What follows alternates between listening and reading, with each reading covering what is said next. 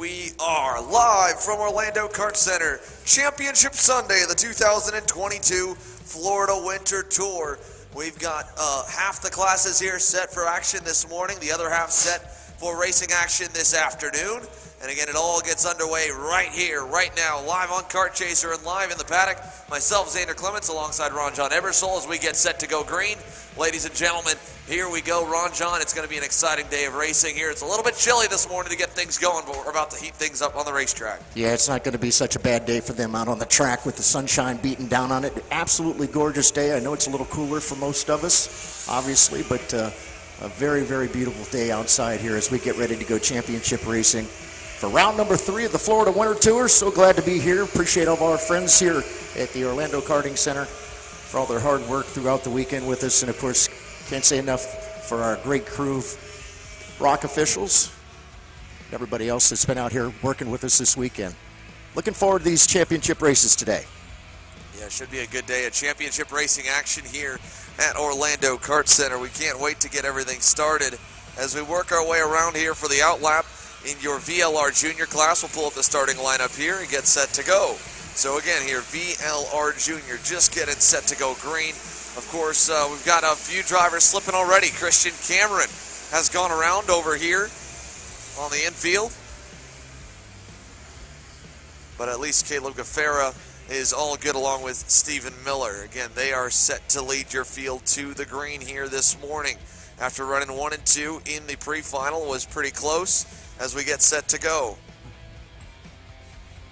They'll make their way down the backstretch to get all formed up nice and early on here in the lap. And we'll pull our leaderboard up here in just a few moments so you can see once we go green here, it is set for a 16-lap final for the Mini, the 206, and the micro classes. For the full-size classes like this one, we'll be going live here for 20 laps for VLR Junior. So again, VLR Junior, 20 laps set the distance here at Orlando Kart Center. Caleb Gaffera, Stephen Miller, Charlie Smith, Jorge Ortiz, Elio Meza, Christian Cameron, Graham Tremmel, Cooper Shipman, and Chris Aitken making their way out of the final corner, down the front straightaway, into the tram lines. And for the first of 5 main events here this morning, it looks good. It is going to be good enough not to get a green. I thought that was a decent one, but it was a bit too spaced out here at the front, Ron John. Yeah, not quite exactly what Bobby wanted to start the race off with. It looked like a couple of guys had kind of cut over there coming through the tram lines. He happened to catch that, made a good decision there, waved it off. They'll send him back around. We'll try it once again. Yeah, we'll send everybody around for another try here. Temperatures right around the low 40 degrees here this morning in Orlando. Everybody's bundled up as if we were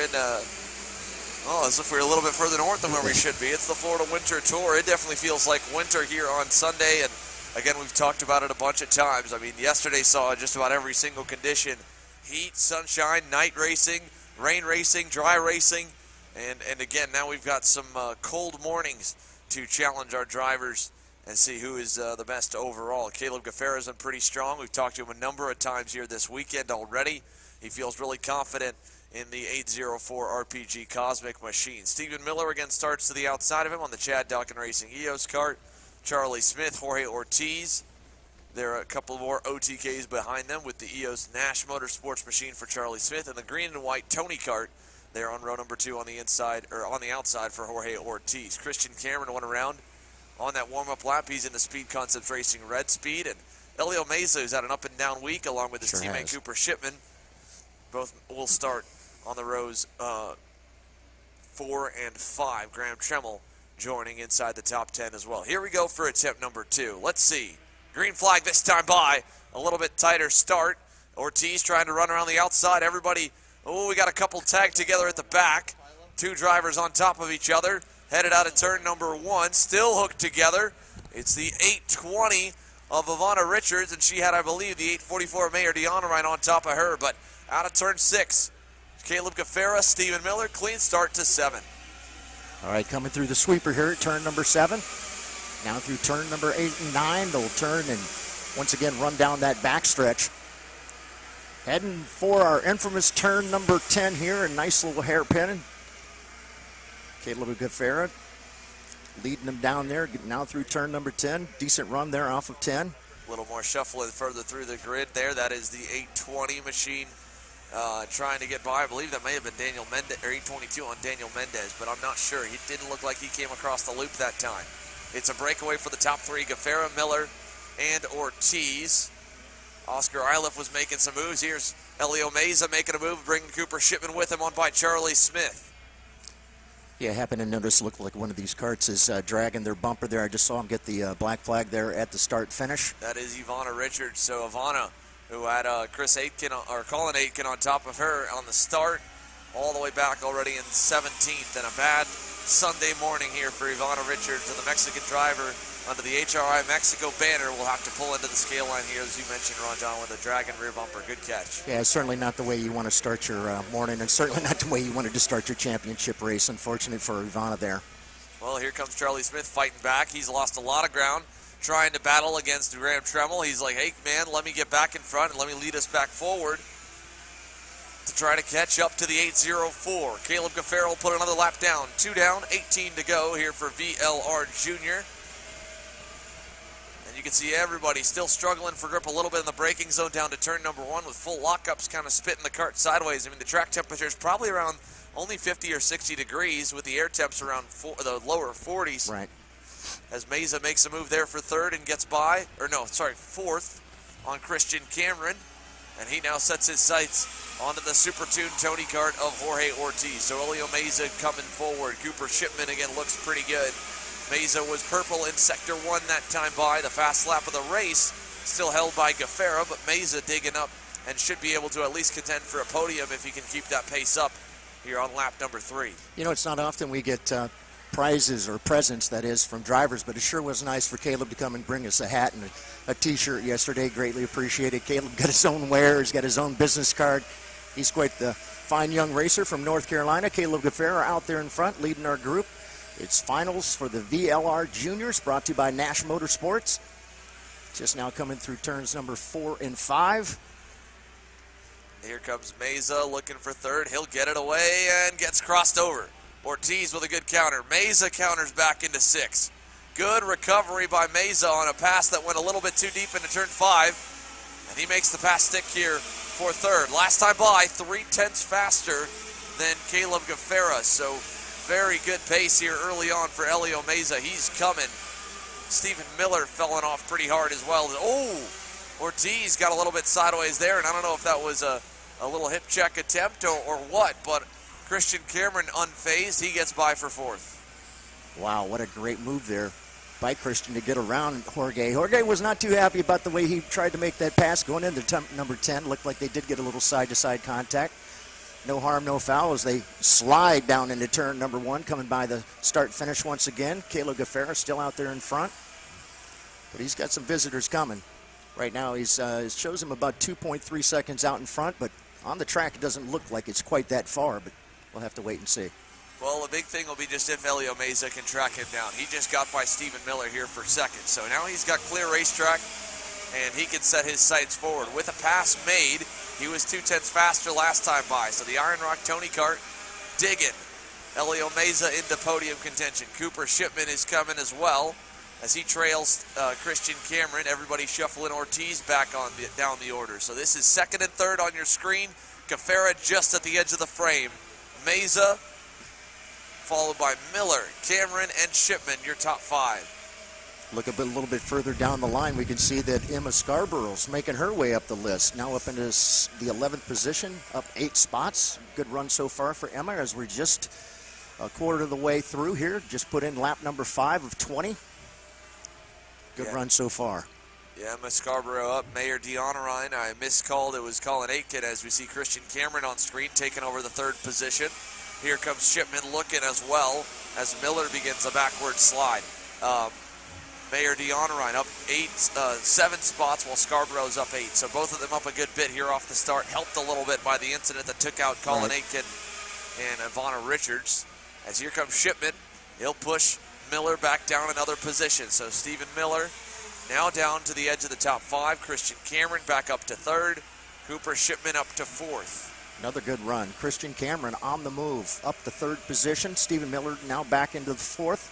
Cooper Shipman, though, on the move as well, up 3 positions, now make it 4. He's into the 4th spot, as you had mentioned.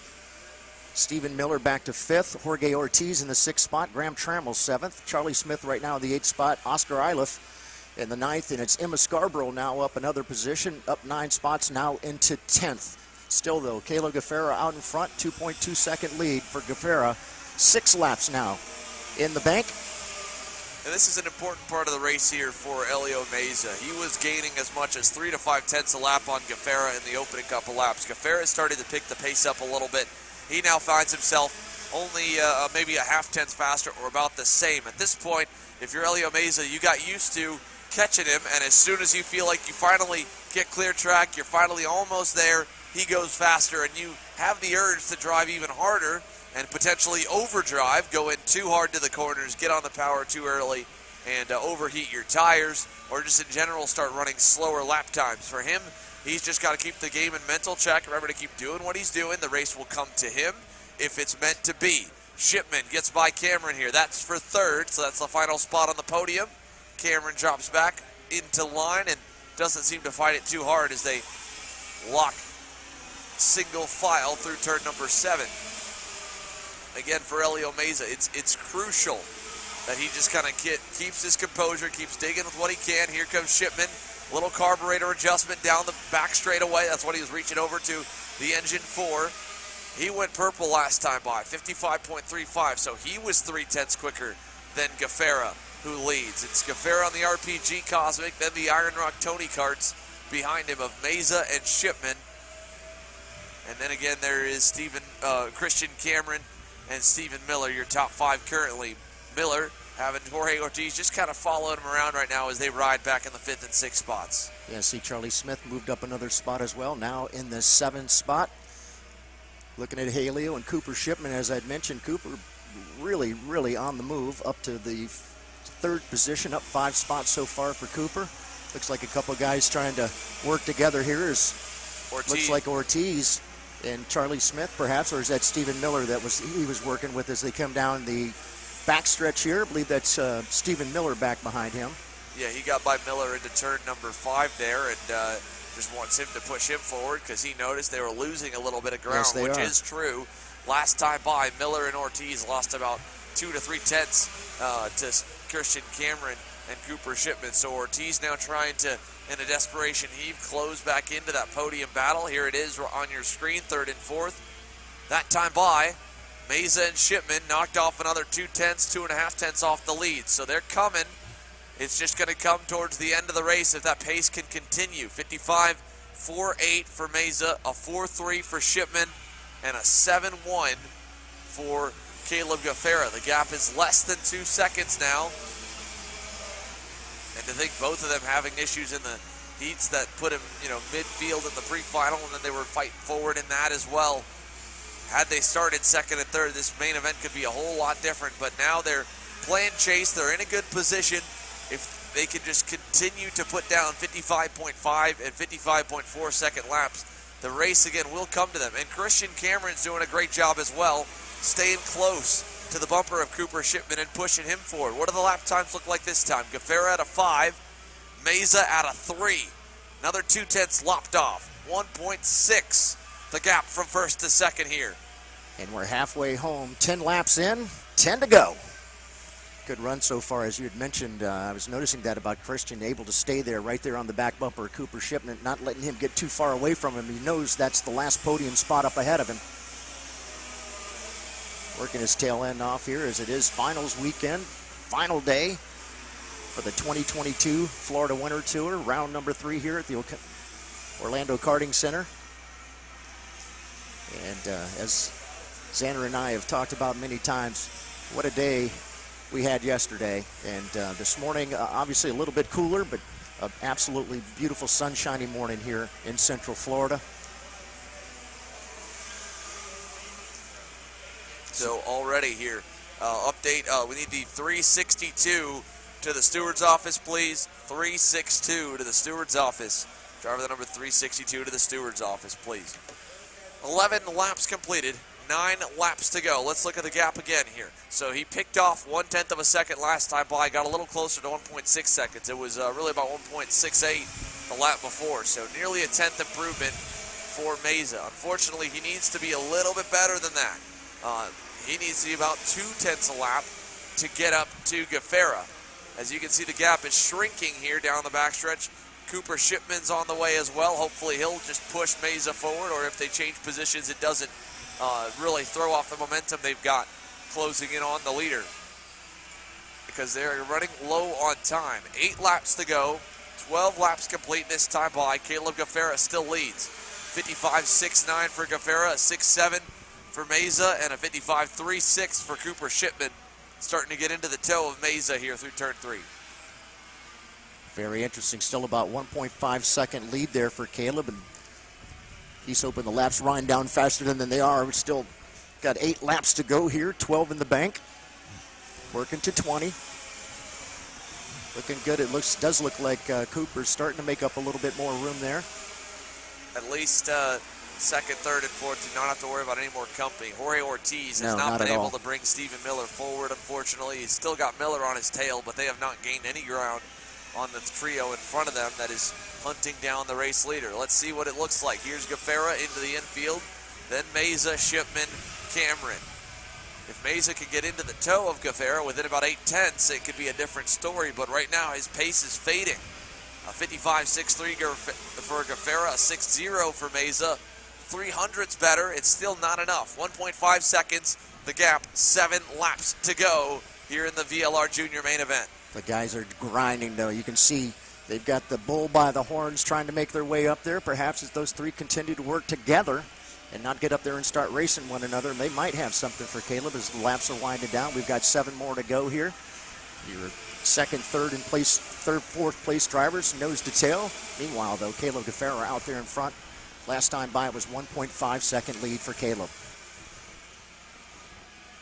Yeah, Caleb Gafera again, last time by 1.5 here. Shipman definitely a little bit quicker than Meza at the moment. They're both still a little quicker than Gafera as Meza exits turn 13. 6 laps to go. Trying to get there, trying to close. It's gotten closer every single lap. Shipman with a little look down the inside, doesn't do it.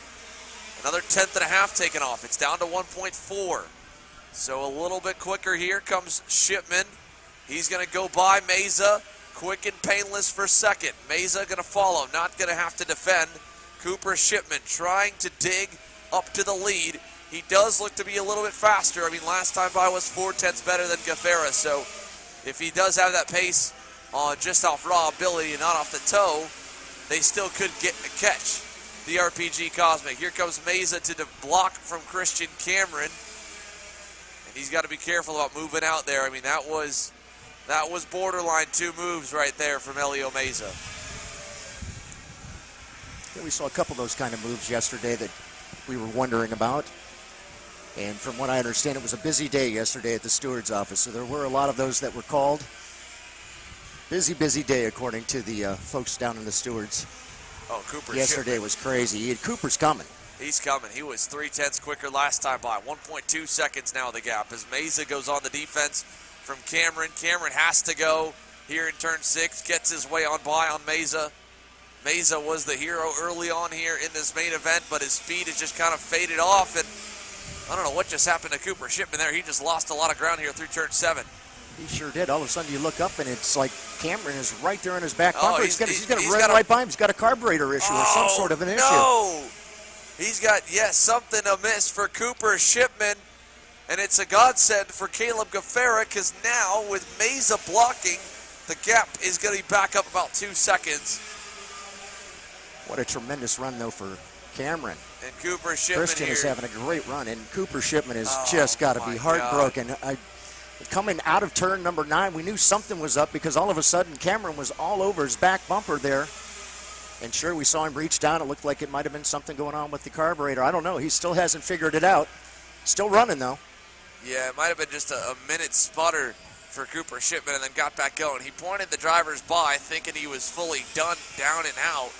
We saw him make a carburetor adjustment earlier in the race here to try to get a little more speed out of it. It brought more speed, and it's just not going too good at the moment. So unfortunate for Cooper Shipman. 4 laps to go. Caleb Gafera still leads. This is the battle for second now between Christian Cameron and the early race hero in Elio Meza. Going to start looking for our VLR Seniors, brought to you by RTD Media. Need them on the grid and ready to roll. You're going to be out next for your final race. 3 laps to go. Christian Cameron, Elio Meza not separating one bit. Now, the last time by, again, they picked back up. If Meza didn't defend, Cameron might have been able to get to the lead. It would have been close. I don't think he was as fast as Cooper Shipman, but they both picked up another 2/10 on Caleb Gaffera that time by. It's unfortunate we got robbed there of a good battle. I'm sure Gaffera's loving it as he heads through turn 7, 8, and 9, just about 2 seconds up the road from those two. Here he comes down the backstretch here. Gaffera has dominated this entire race. He hasn't gotten a lot of airtime because the battles have been all behind him, as we see Shipman at the end of the screen there trying to make another adjustment to the carburetor. 2.5 laps to go here, coming to see the double sticks this time, Ron John. Well, it's more than obvious that that's exactly what Cooper is thinking, that perhaps it's something going on with his carburetor. He keeps reaching down there to the right-hand side, hoping maybe he can make some magic there. Unfortunately for Cooper, not exactly happening for him. They're now just taking the 2 to go. Our very first final of the morning, our VLR Juniors. About to be wrapped, done, and sorted as they exit turn number 6. Christian Cameron pulling away now. Nice exit out of the first 2 hairpins on the racetrack. Opens that gap to 3 car lengths back to Elio Meza here in this battle for the final 2 spots on the podium, 2nd and 3rd. Again, Cameron closing in on Gaffera. He won't get there in time, but he will be able to at least buy himself some insurance to try and get away on that final lap. I think he should be safe for now if that gap will hold. White flag coming this time by. Gaffera the leader. Cameron 2nd. Meza on your screen there in 3rd in the 8:27. 1 to go. All it took was for Caleb to get a good, clean start there in the beginning. Got out there in front. Has managed to maintain about a 2-second lead. Brought it down to about a 1.5-second lead now. Working the last lap here. The final race. For the final leg here of the Florida Winter Tour for 2022, our first champion making his way around the track here. I say champion, just the winner here for this particular race. Here comes Caleb Gaffera getting ready to turn off at turn number 9. Come racing back down towards turn number 10. Just a few more turns to go for the North Carolinian driver, the RPG, Caleb Gaffera. Yeah, he's looking pretty good right now. Elio Meza should be looking pretty good in the championship fight with a 3rd place result. He's been consistent through the heats. Out of the final turn, we'll wait for the points to calculate themselves, but your round 1 winner will also win round 3. Gaffera wins in Orlando. Bam! Gives a big double fist pump there at the start finish. Didn't.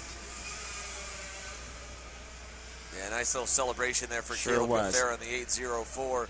Final lap around, Elio Meza throws down a heater. Goes purple, 55.276. And getting a little more heat in the tires and a little more heat in the racetrack. So Caleb Gaffera wins the opening main event of 5 here in the morning. Group 4 still coming your way. VLR Senior presented by RTD Media on deck, where it's been Jeremy Fletcher and Gia Cicero for a good portion of the weekend. Christian Cameron again in 2nd. Elio Meza 3rd. Cooper Shipman hangs on a couple seconds back with some motor issues. Back in the 4th position. Oscar Iliff drives up 8 spots in the final to get to 5th. Jorge Ortiz 6th. Charlie Smith 7th. Stephen Miller ends 8th. Graham Tremble 9th. Emma Scarborough 9 spots up to round the top 10. And so that will do it for main event number 1 here in the morning section of Championship Sunday at the Rock Cup USA Florida Winter Tour finale here for 2022. We're going to send it to commercial break. When we come back, VLR Senior hits the racetrack for their final main event of 2022.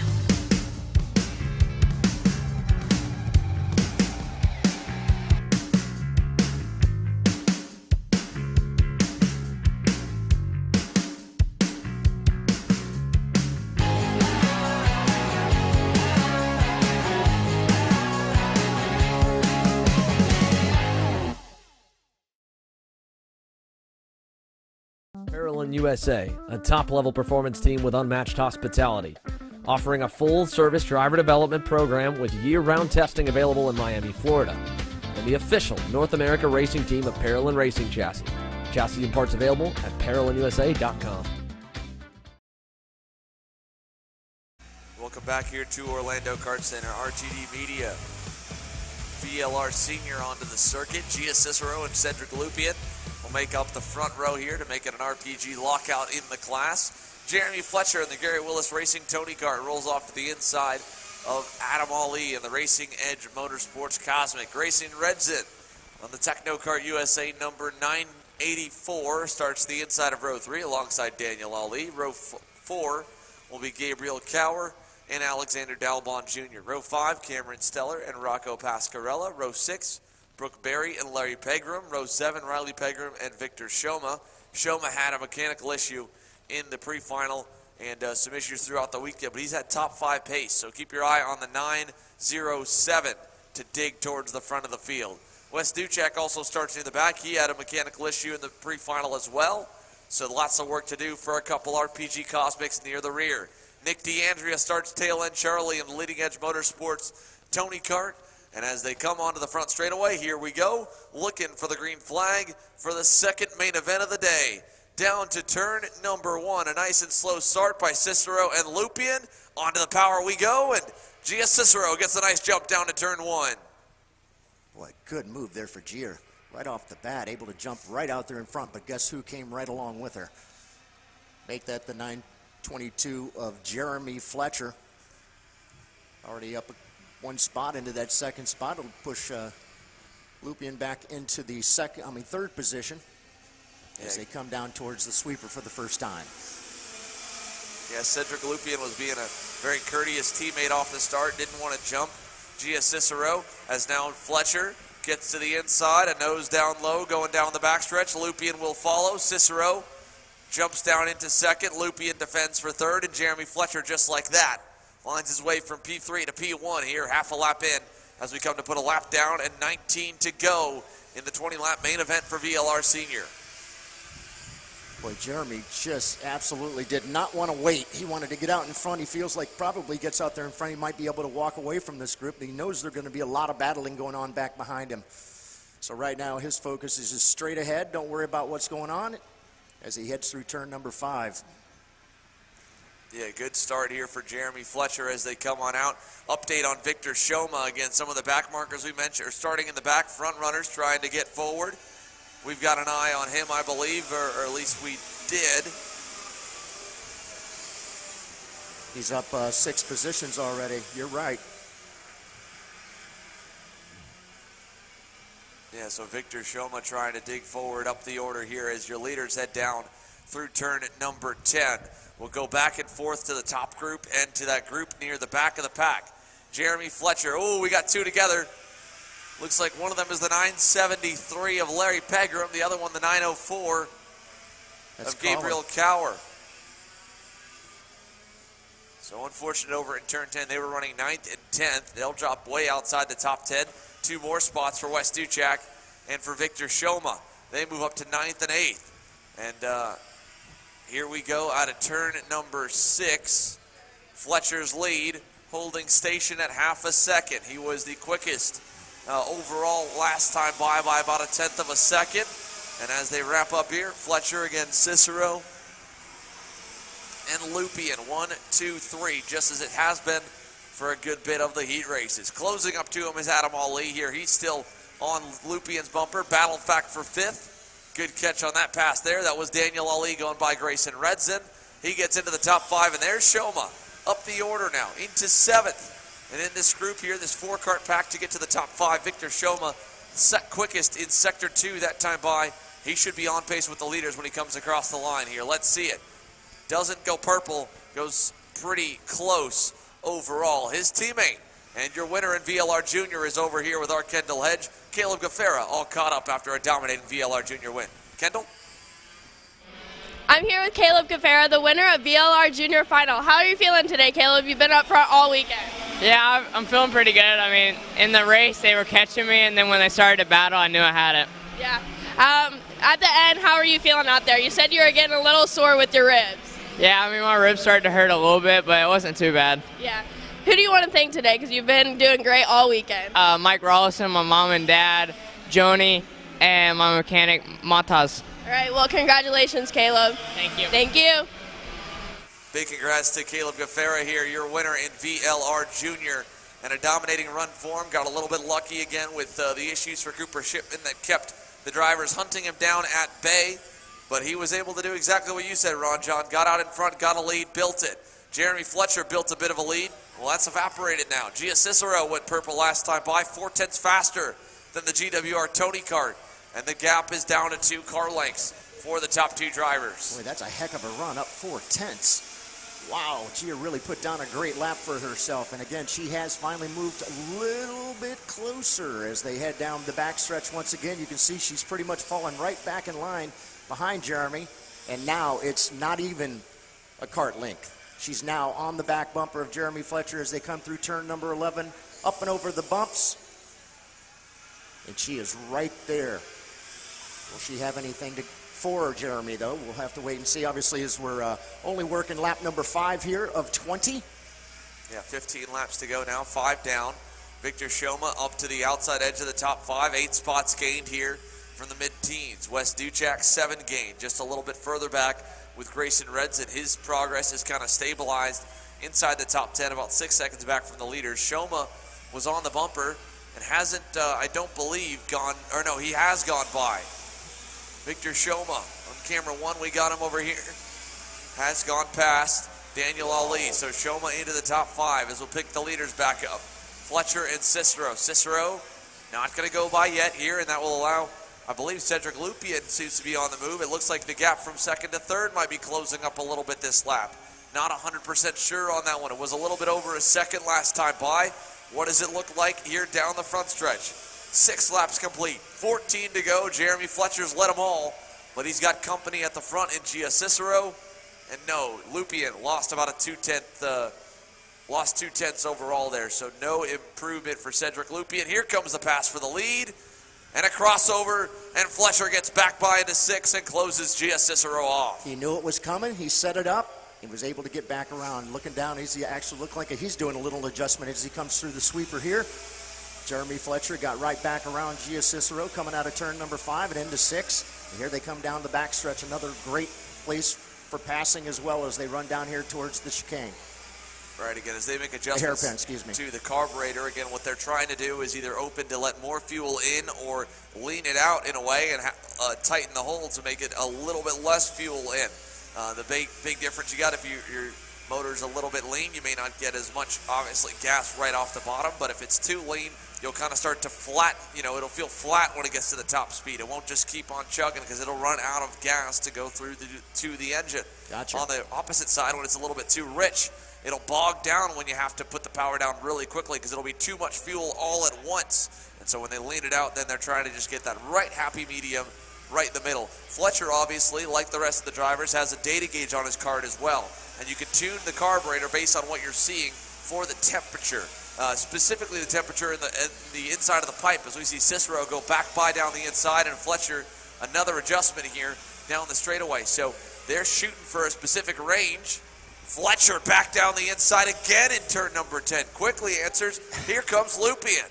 That was a nice little slide job coming into turn number 10 there for Jeremy. Made that little adjustment. I don't know if that just gave them that little extra little kick right there, but able to get right back around Gia Cicero. Here comes Cicero here back. Comes Cicero, yep. Nice move again in turn 1. Fletcher can't cross her over.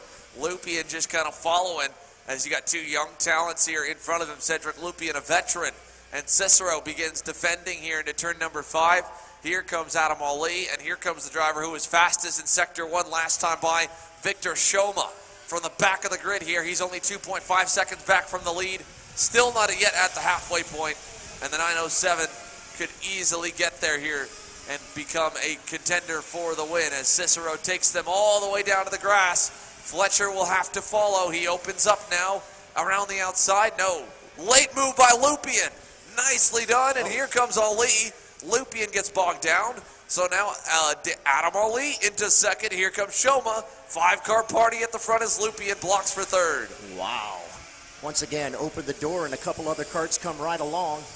Jeremy, though, trying to get back around one of those karts, and I'm sure Fletcher's feeling a little bit teamed up on right now. The Yes, he RPG is, driver of Cedric Lupian blocking him and keeping him from getting to battle with Gia Cicero. So now Adam Ali gets up into second, closes up to turn number 6.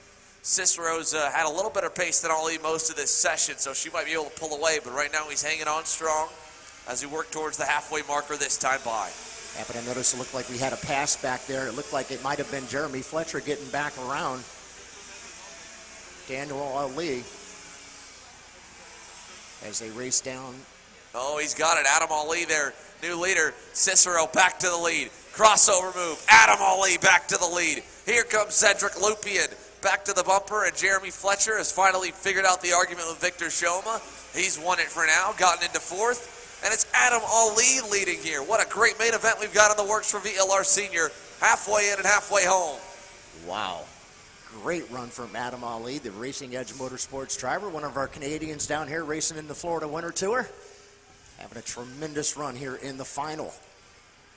Adam Ali there defending on the inside. Cicero to the outside, trying to just open up a little bit, get a bigger run. Cedric Lupian taking a look back. He's managing the gap back to Fletcher, seeing how many more times he can open for the corner before Fletcher gets there and will stuff him, and he'll have to defend. And now they're nose to tail all the way through. Here comes Fletcher down the inside. Cicero signaling to work together. Now she goes to the bottom to block as Fletcher gets to 3rd over Lupian. And Lupian's going to lose the 4th spot as well. And Fletcher with a crossover on everybody. To the outside now to the chicane. He'll get caught out, drops back to 4th. And Cicero gets the bumper caught behind the tire. Gia Cicero gets the right front bumper caught behind the tire as she got behind Adam Ali. And now Gia Cicero, after leading the most laps in the first half of this main event, is done on the outside of turn 13. The new leader is Victor Shoma. He's gotten to the front. It is Jeremy Fletcher back to 2nd. Cedric Lupian 3rd. Ali in the 4th spot. His brother, Daniel Ali, joins in to make it 5 drivers in the lead group again. Wow. 13 position run for Victor Shoma. Wow is right. The RPG driver showing he's got tremendous speed. What a battle going on there amongst Jeremy Fletcher and the RPG drivers as they come racing down to turn number 10 here. Slide job there for Jeremy. Think he's going to get crossed over, though, by Victor Shoma. Nope. Looks like he's going to be able to hang on. Jeremy Fletcher back to the out in front. Here comes Wes Duchek. He'll make it 6 drivers up at the front of the field. Fletcher goes to the bottom to block now into turn number 1. Shoma to the outside. Little look there from Daniel Ali on Cedric Lupian. He doesn't pull the trigger. Adam Ali back to 5th as Fletcher blocks into 5. Shoma deep around the outside. He'll lose 2nd. Lupian gets through. Every single time somebody sets himself up to try to make some pass, somebody ends up passing them. Here they come once again through the sweeper, through turn number 7, heading through 8. Bounce off the curbs here. Quick little shuffle over into turn number 9. Now back down that backstretch. Long run down here to turn number 10. And he'll go down the middle here to block just a little bit. Lupian follows. Good exit for Shoma. He drops a tire. He'll get sideways now as Ali pulls up to him. Both of them, Daniel and Adam, looking into turn 13. Shoma's going to defend a bit. That'll give some gap here to the front as they go side by side for 4th. The Ali brothers going at it along with Wes Duchek. I was perhaps wondering if perhaps the 2 Ali brothers were going to try to work together here now that they've made it up into the top 5. I think they all got caught out there by Shoma dropping a wheel out of turn number 10. That's what started that chain reaction. So Victor Shoma now trying to close back up to the top 2. Jeremy Fletcher and Cedric Lupian. Again, Shoma is up 11 positions. He's been up as high as 13 gained as he's gotten to lead laps here in this main event.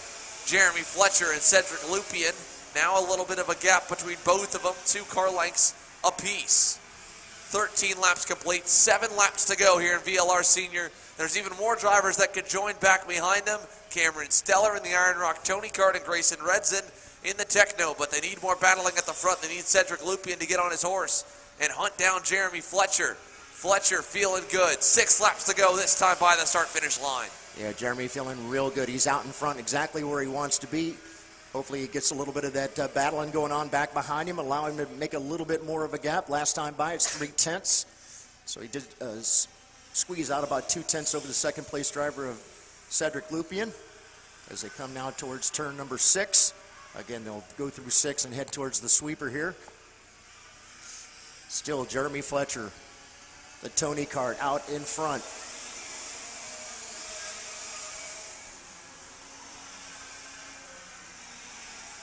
Young man been racing karts for quite a number of years now, Jeremy Fletcher. Great to see him out there leading the RTD Media VLR Seniors. And he's looking to close out a championship here in VLR Senior in dominating fashion. Won both opening rounds, trying to win here at home in Orlando.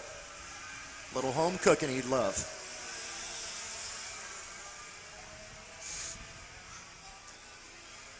Down the front stretch to turns 1 and 2. That time by Cedric Lupien, Victor Shoma.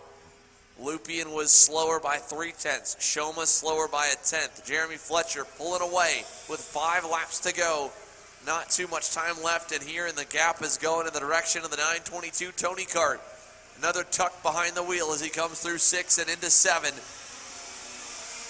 It may just end up being a battle for second, and then this is the battle for 4th, 5th, and 6th between the Ali brothers and Wes Duchek as they've lost touch with Lupien and Shoma. Yeah, the first time in quite a few laps, Jeremy does not have to block or protect or even try and make a move coming into turn number 10. Free and clear there, out over about a half second the last time by. It looks like they maybe have picked up a little bit of that time. We'll see as they come back by as they're getting ready to go down and put 16 laps in the bag. We're working to lap number 20 here for the finals for the VLR Seniors. Just at the end of that frame there was Gabriel Cower. He had just gotten out of his PSL karting Brill Art out the outside of turn number 13, and I don't know what broke on the car, but he threw his hands up in the air in disappointment, whether it was at a driver or just at the situation. Either way, Cower is done. Let's look at last lap. Last lap, Lupien did go a little quicker than Fletcher, so this group of 3 behind the top 3, and then again, Fletcher, Lupien, Shoma, 1, 2, 3. Lupien gaining a little bit, might be gaining a little more this time. Is he? Through the sectors, Lupien slower in sector 1, quicker in sector 2.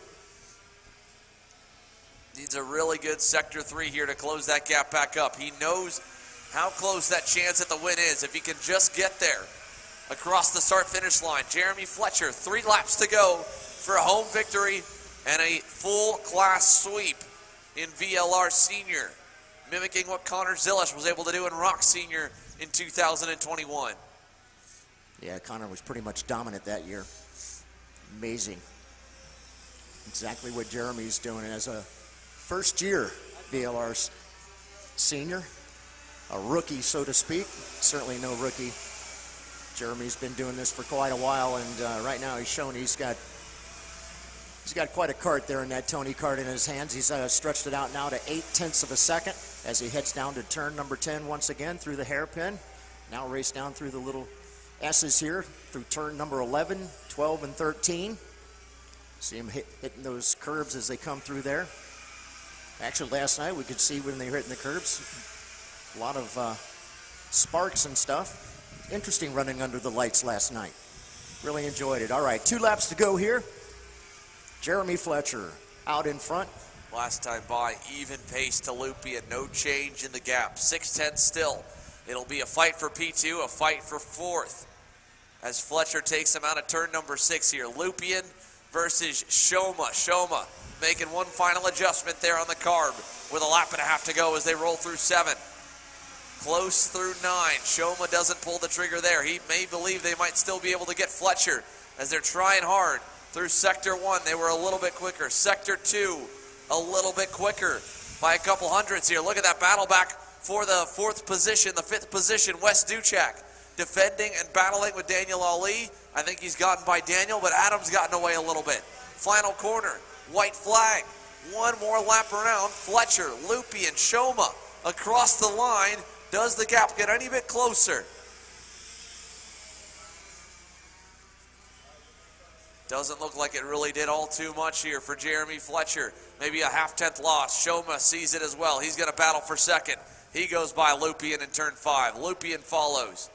They're just going to battle again for the final 2 positions on the podium. The 907 up 12 spots from the back of the grid after a pre-final issue.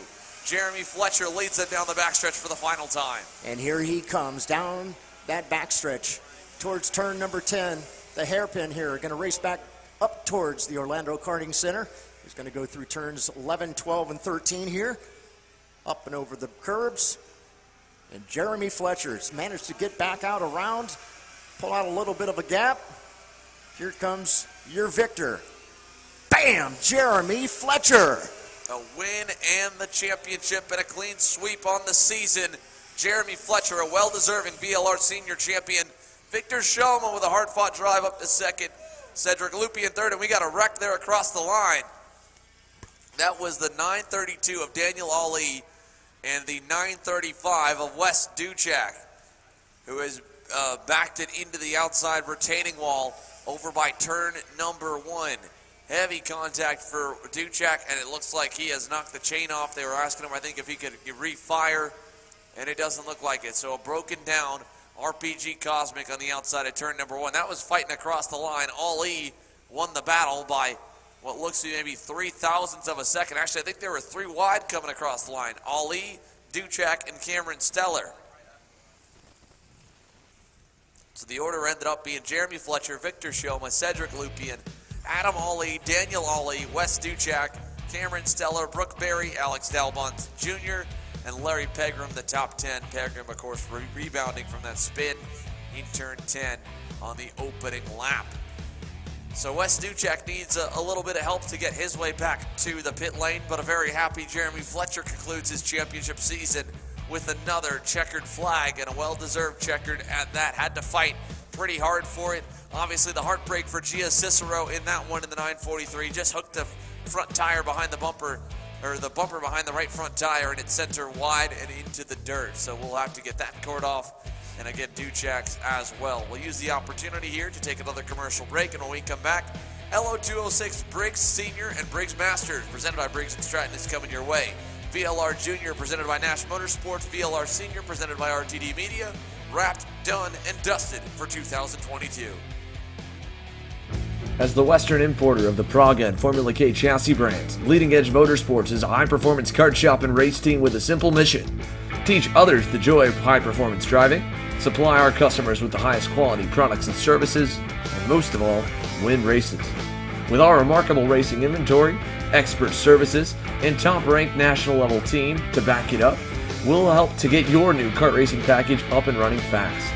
From arrive and drive service to kart preparation and driver coaching to the parts you need to get you back on the racetrack, Leading Edge Motorsports is the industry answer. Are you looking to up your web presence and digital footprint? Here at Novice Web, we help businesses elevate their value through custom software development, responsive website design, e-commerce, and AL/ML services. Our customer-focused engineers have over 10 years of experience. Let Novice Web design your first online impression. Overdrive Motorsports is more than just another full-service kart shop. Beyond our excellent service and more than 20 years of experience, we also offer a number of aftermarket parts and upgrades, such as our own proprietary pedal kit and the only aftermarket rock shifter mount in North America. Check us out online at odkarts.com. Here at the Pete's Racing Development Tent, we've got Greg Campos' 206 Senior chassis and his father Marcelo Campos' 206 Master chassis. The only difference here from the 206 Senior to the 206 Masters is the difference in minimum weight. 365 pounds with the driver for your 206 Senior class. That means your driver weight needs to be at least about $180 or under. The 206 Master class, 390. The motors are very simple: 206cc, a 4-cycle motor instead of a typical 2-stroke engine, and a pull cord to start it, and a red push button here to kill it. All in one, air-cooled engine with a fan right here, and a short pipe on the exhaust.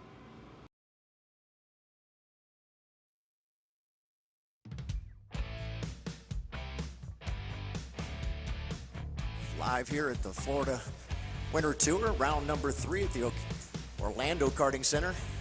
So used to seeing the OKC and thinking about Ocala, but Orlando today. Beautiful sunshiny Central Florida. Round number 3 is underway. A couple of finals already in the bank. Getting ready to roll out our L206s here momentarily. Briggs & Stratton drivers should be making their way over onto the grid and ready to roll out. Again, congratulations to Jeremy Fletcher, Caleb Gaffera, a couple of our winners already this morning in the VLR Juniors in the VLR Seniors. And again, up next will be our L206s. Just waiting for a little bit of house cleaning to be done here. Get a couple of carts up off the track and back into the... Well, we're just going to get them off the track, that's for sure. Still got one more to go. Looks like he's going to be able to get that cart up off, and then we'll get them back here into the pits and out of the way, and we'll get finals racing with our L206s here momentarily.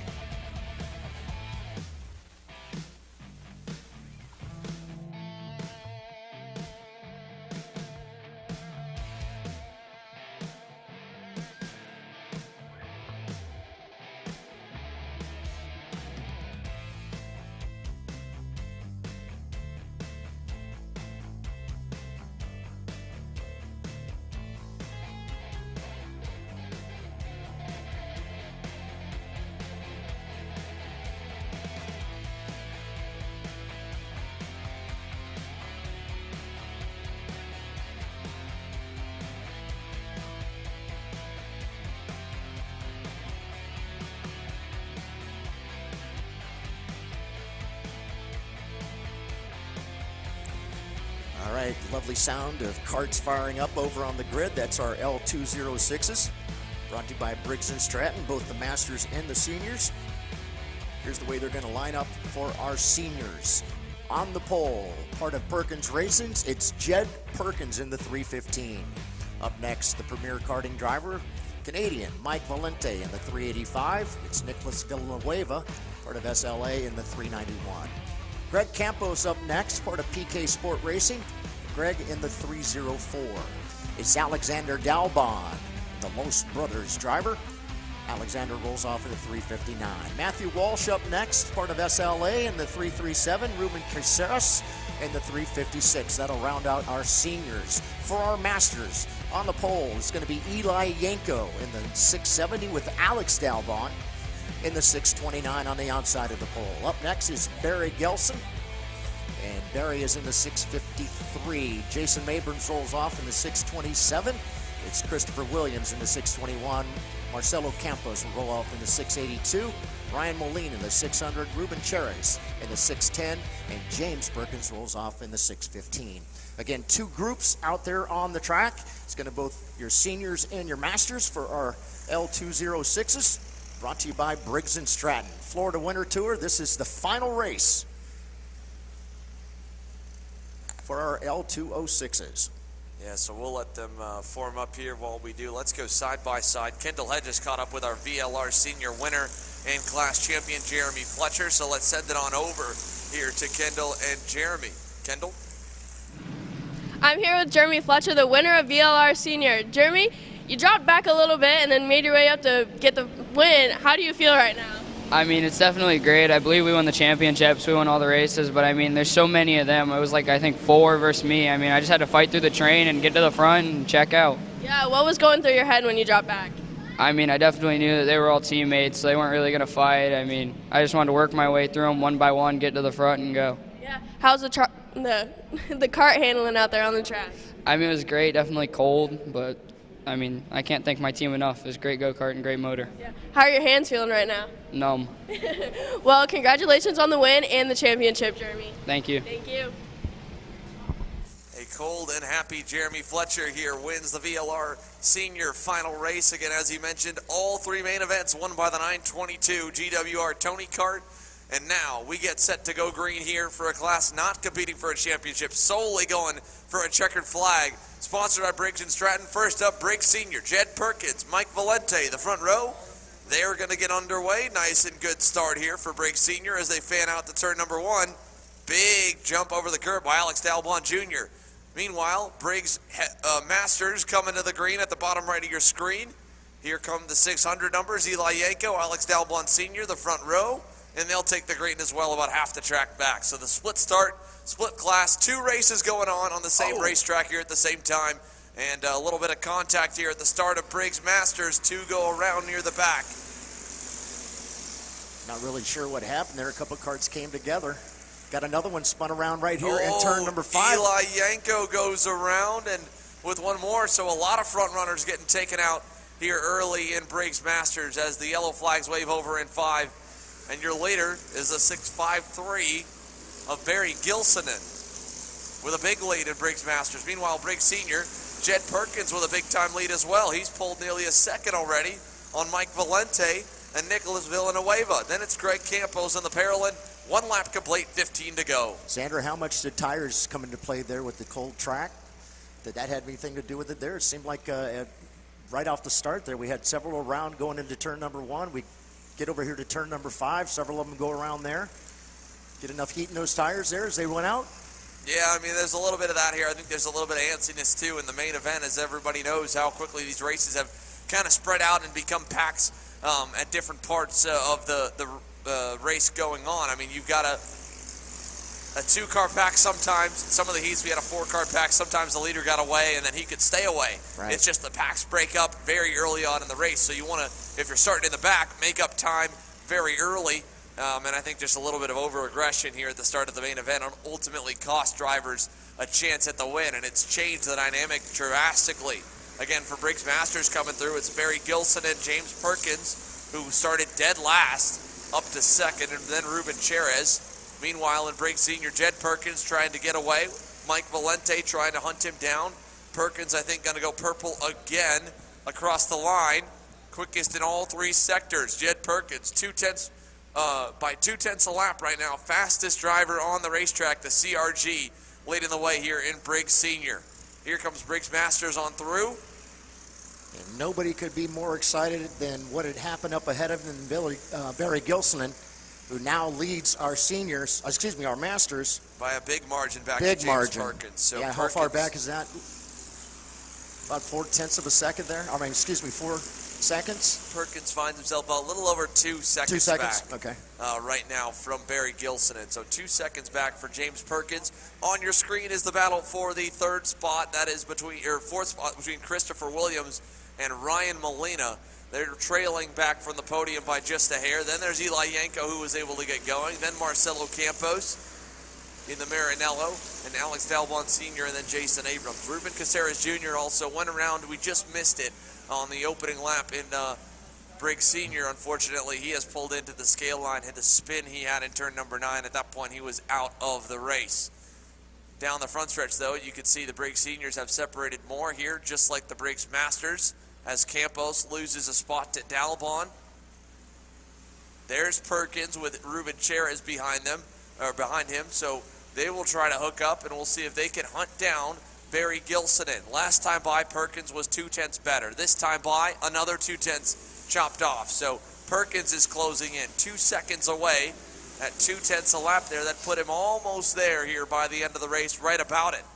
Really with 3 laps complete, 13 to go, and about 10 or 11 laps they'd arrive at the doorstep of Barry. So we could have a really good fight on our hands here at Briggs Heavy. On the opposite end of the spectrum, Briggs Senior having a great battle further back there, as you can see Alex Dalbon and Matt Walsh going at it, and Greg Campos now getting caught out. Nico Villanueva gets by. Looks like one of the carts is dragging a bumper back in this particular group here, Xander. As he comes by, you can see it hanging off the back rear. Oh, yeah, that's Matthew Walsh.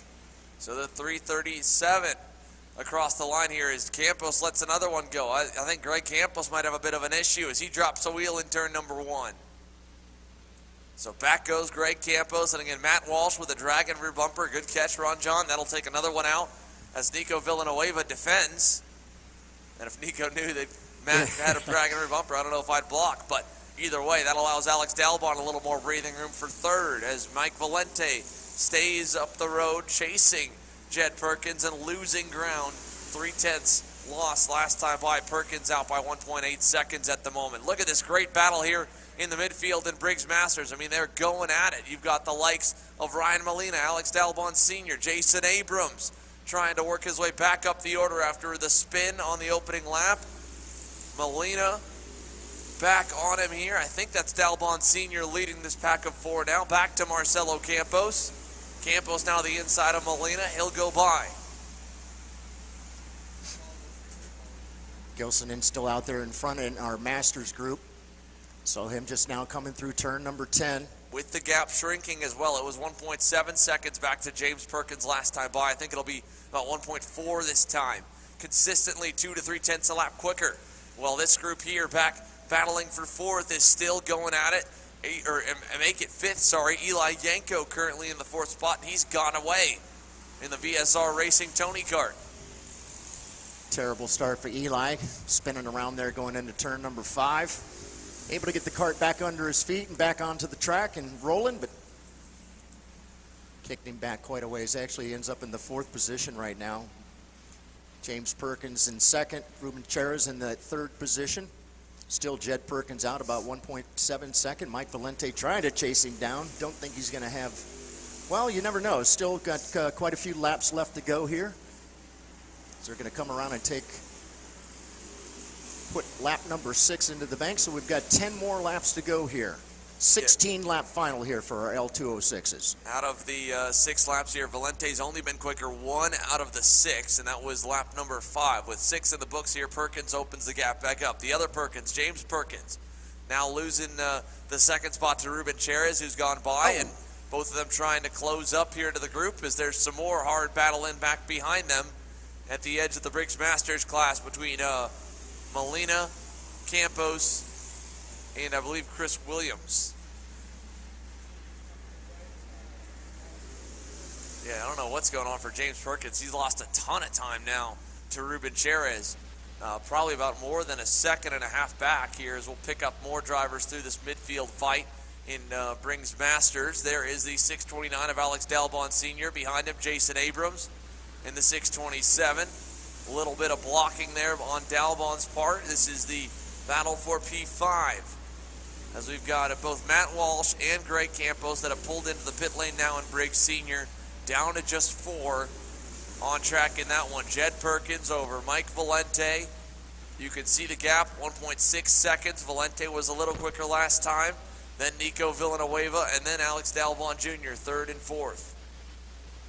Pass back again for the Masters class, and it's getting a little bit dicey there. Jason Abrams tried to hang on the outside, got put in the dirt a little bit by the 629 machine of Alex Dalbon Senior. Right there. Yeah, James Perkins with a problem. He is smoking out the back of that number 615 Margay, and he was hunting down the race leader. James Perkins going to pull off to the infield here, and unfortunately that will end his hopes of both a podium, which was set, and a race win. So a rough ending here to the main event for James Perkins, unfortunately. His son, Jed Perkins, at least is leading in Briggs Senior. And again, this tight battle here between Alex Dalbon Senior and Jason Abrams rages on, and now it's going to be battling for the 4th spot. As it runs, we've now got Gilsonen, Cheras, Yanko, your current provisional podium, then Dalbon Senior and Jason Abrams. Boy, those two are really going at it for sure, and starting to get closer for Barry Gilson, and Ruben Cheras is making his way up there. Looking for him to come out of turn number 10 there. Heading towards 11 and 12, still battling as they come through 11 and 12. Meanwhile, James Perkins not too happy out there on the track, unfortunately unable to continue. All right, looking at our leader just now coming through turn number 10 once again. That is Jed Perkins out there, our senior driver. Yeah, Jed Perkins here, Mike Valente back behind, 1.6 seconds. No change in the gap. 9 laps to be complete this time by as Perkins goes across the line. Back to this battle here again for Briggs Masters. You can see James Perkins in the infield there. He's done. Alex Dalbon Senior battling for 4th with Jason Abrams. They've had a good fight all race long. They've really been battling one another, but it looks like we possibly have a shot here for Cheras catching there onto the back end of Gilsonen. Yeah, we'll pull that one up here in a moment. This is, again, Abrams still digging on them. Nico Villanueva and Alex Dalbon was the other shot, but like you mentioned, battle coming here for the lead in Briggs Masters. Ruben Cheras is only about a half second back now. James Perkins continues to lead. Here is the battle for the lead in Briggs Masters. You've got Barry Gilsonen, who got away early due to all the carnage behind him, and looking for the lead. Cheras got it. Turn 5. Ruben Cheras to the lead, and now having to defend a little bit into 6. He protects nicely. And on lap 10, Ruben Cherez here with 5.5 laps to go, leads in Orlando. Looks like Barry's going to try and not let Rubens get too far out in front of him. Maybe just run there behind him. Maybe have a move for him going down into turn number 10. Never be able to tell as they head down out of turn number 9 and again racing down that backstretch. Heading for turn number 10. Looks to the inside. Perhaps we're going to have another change for the lead. It's going to be Barry Gilsonen going back. I say that, and it looks like Ruben Cherez is going to try the over and under. Now they come up to the turns 11 and 12 through the bumps. Gilsonen back in front.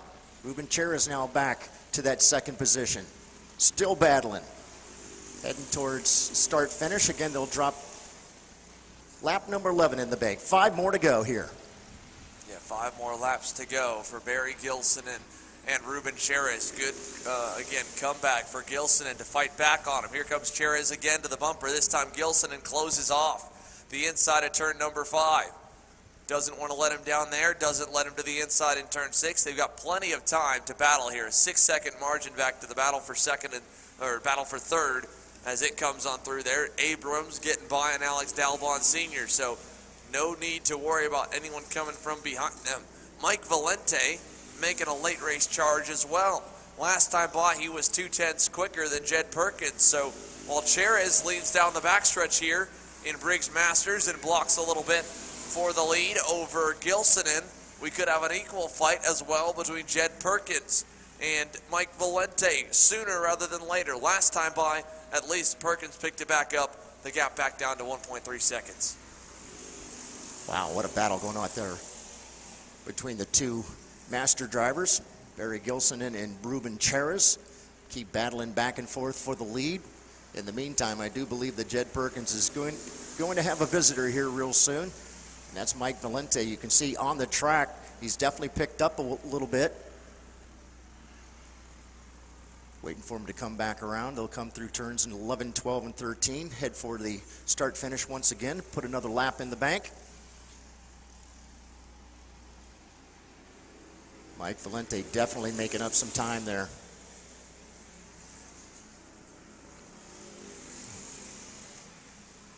It was actually Valente that went purple through sections 2 and 3. Ends up with a purple lap down to a 1 second lead, so he's picked up several tenths for sure. Valente's brought that gap down from what was nearly 1.7 seconds for most of the race down to a second here. 1 lap he'll kind of go neutral, 1 lap he'll gain a little bit more on Jed Perkins.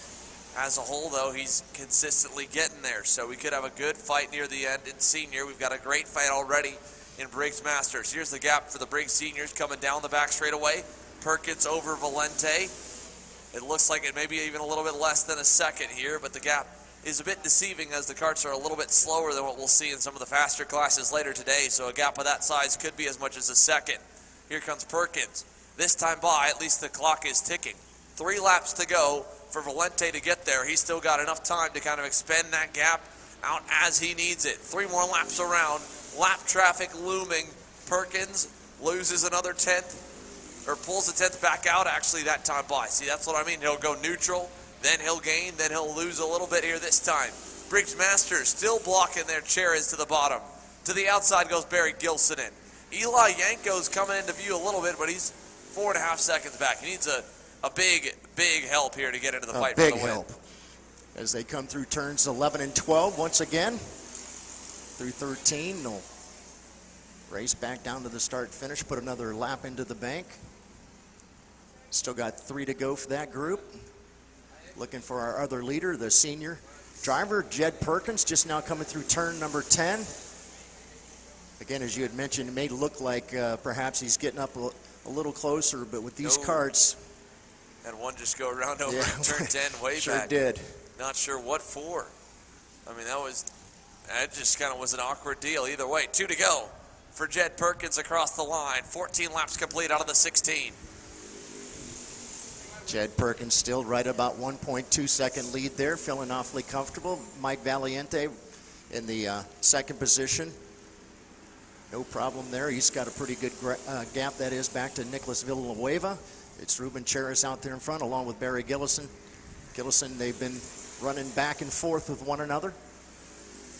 Still working hard over here as they come through turns 11, 12, and 13. Yeah, Briggs Master is going to be a good fight to the finish. Cherez has opened the cup margin to about 2 car lengths here. 2 laps to go for them while Perkins leads the Briggs Senior fight down the back straightaway. Here he goes into turn number 10. Mike Valente behind him, trying to close. The Canadian has just not been close enough. 2 to go here for the rest of the field. Your Briggs Seniors will come out of turn number 13. They'll come down the front stretch to take the 2 to go, while the leaders in Briggs Masters are headed a little bit further back. Here comes the white flag. 1 to go for Jed Perkins and Mike Valente over to 1 and 2. Can't help but notice Daddy Perkins out there watching Jed come around. He knows his son is out there in front, racing for the victory. Yeah, at this point here, you know, the nerves come back more probably for James Perkins Exactly. than it has all race, because, you know, at least when he's on track, he doesn't really know where his son may be. Maybe he can monitor him every other corner, but he's watching his every move right now as they come down to turn 7. Half a lap to go in Briggs Senior. Nice and easy. Perkins is lead, holding at 9/10 back to Valente with half a lap to go. We do have a Kart up there in front of him. Don't know if that'll be any sort of an issue for Jed Perkins. He's looking. He's already porting at that driver up ahead of him to get out of the way. He's coming. He knows Valente is right there as well. That's Marcelo Campos. He pulls out of the way. Very nice by Marcelo. Good buddies off the racetrack. Oh, he tried to point him by. Nothing he he couldn't could get do. there. No. It won't work, or it won't matter. Perkins still survives, and Jed Perkins will win the Briggs Senior main event here in Orlando. Bam! Mike Valente finishes in second. Where's our Briggs Masters? Here they come to the sweeper. Ruben Cherez versus Barry Gilsonen. Turn 9 for the final time. Half a lap to go as they come down the back straightaway. We'll pick them up here in just a moment. Here they come. Cherez not having to worry a ton from the pressure. Gilsonen pulls into it with a cart length. He needs a big run in a final corner dash. Cherez knows it as well. To turn 11, 12, 13. No dive bomb coming. Can he cross him over? That'll be the only Don't shot. think so. Not enough. Ruben Cherez drives back from nearly a 2.5-second deficit to win in Briggs Masters. Bam! Good run there for Ruben Cherez. Congratulations. But Barry Gilsonen almost able to get back up there and catch him there at the line. Eli Yanko ends up in the 3rd spot. Jason Abrams in 4th. Alex Dalbon, that is, ends up in the 5th position. Yeah, So congratulations to those folks. All right. Briggs and Stratton, Seniors and Masters, great run there. Always a great battle amongst these drivers. Yeah, the pack racing that happens all the way through. One driver that had was the biggest benefactor probably of the pack racing in VLR Senior was Victor Shoma. Made up 12 positions, 13 positions at one point to the lead from the back of the pack. He's caught up now with our Kendall Hedge. I'm here with Victor Shimoa, who went 2nd in VLR Senior in the final. You wrecked out in the pre-final. How'd you get all the way up to the front? Well, so yesterday we had a rough day with 2 DNFs. I knew I had pace, so today when we warm up, I felt good. Go-kart was feeling good. Everything was good. We just put down all the work we've been doing throughout the week. We were pretty fast throughout the final. I just tried to take it easy in the first couple laps, try to avoid all the crashes and the bad things that could happen. And we proved it on track. I don't think we got much to say. Yeah. So normally when you're at the track, you're not driving. What are you doing? I usually work for RPG as a mechanic, and I help with data sometimes. This time they gave me the opportunity to be driving again nearly 5 years after I've been behind the wheel. And it's awesome. I'm really happy for the opportunity. Big shout out to the whole team, and thanks again for the amazing opportunity I had this week. Yeah, so who do you all want to thank for this weekend? I know you just thanked RPG, but is there anybody else? Obviously RPG at first, God, my girlfriend at home, and everybody who's been supporting me, Tiago. I'll for sure forget some of the names, but everybody knows who's been on my side, and I'm really thankful for it. Yes, well, congratulations, Victor. Thank you. Thank you. Hard-fought podium here for Victor Shoma. A P2 run, P3 run, all the way through onto the box to get some hardware, and again at points, 1st, 2nd, 3rd, 4th, 5th. He was all throughout that entire big pack race in VLR Senior, battling for the win with an incredible drive from the back of the grid. As mentioned, getting behind the wheel for the first time in a couple of years. Normally finds himself here at the racetrack staying busy for RPG, but got to get behind the wheel and prove that he still got it. So I'm sure that felt pretty good. Very happy. What a great return for him to be able to get out here and run and actually put himself up on the podium. Congratulations to Victor, and what a run it was. From all the way to the back to the front, congratulations. Well, with that taken care of now, again, we are getting set to move towards the mini rockers and then your Master Shifter ROK division.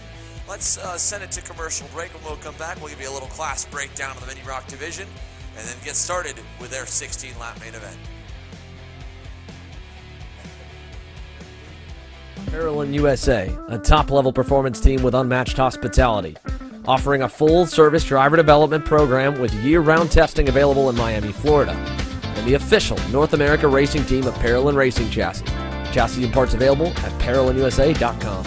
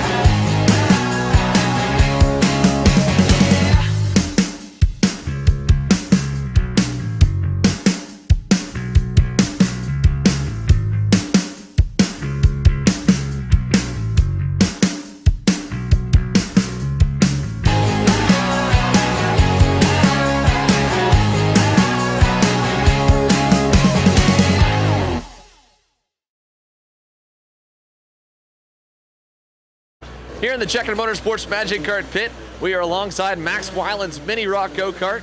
And to give you a bit of an idea of what these karts are, they're very similar, in fact the same exact chassis and tire breakdown and compound as the Micro ROKs. The only difference, they do not have a restrictor in the exhaust pipe. So again, these guys unrestricted, get the full about 10 horsepower of their 60cc air-cooled engine, and just like the Micro ROKs, just like every other single-speed ROK class, they do have an onboard starter right here with a push-button system off the battery. Allows you to fire up the go-kart with the push of a button.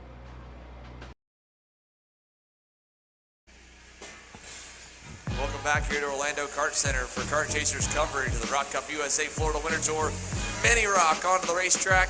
And a 30-plus driver field is getting set to take the green flag. Asher Rockstein and Max Christie make up the front row in the Speed Lab Racing Engines Mini ROK division. Salvador De La Vecchia and Oliver Weldon make up row 2. Kai Johnson and Martin Ramirez, row 3.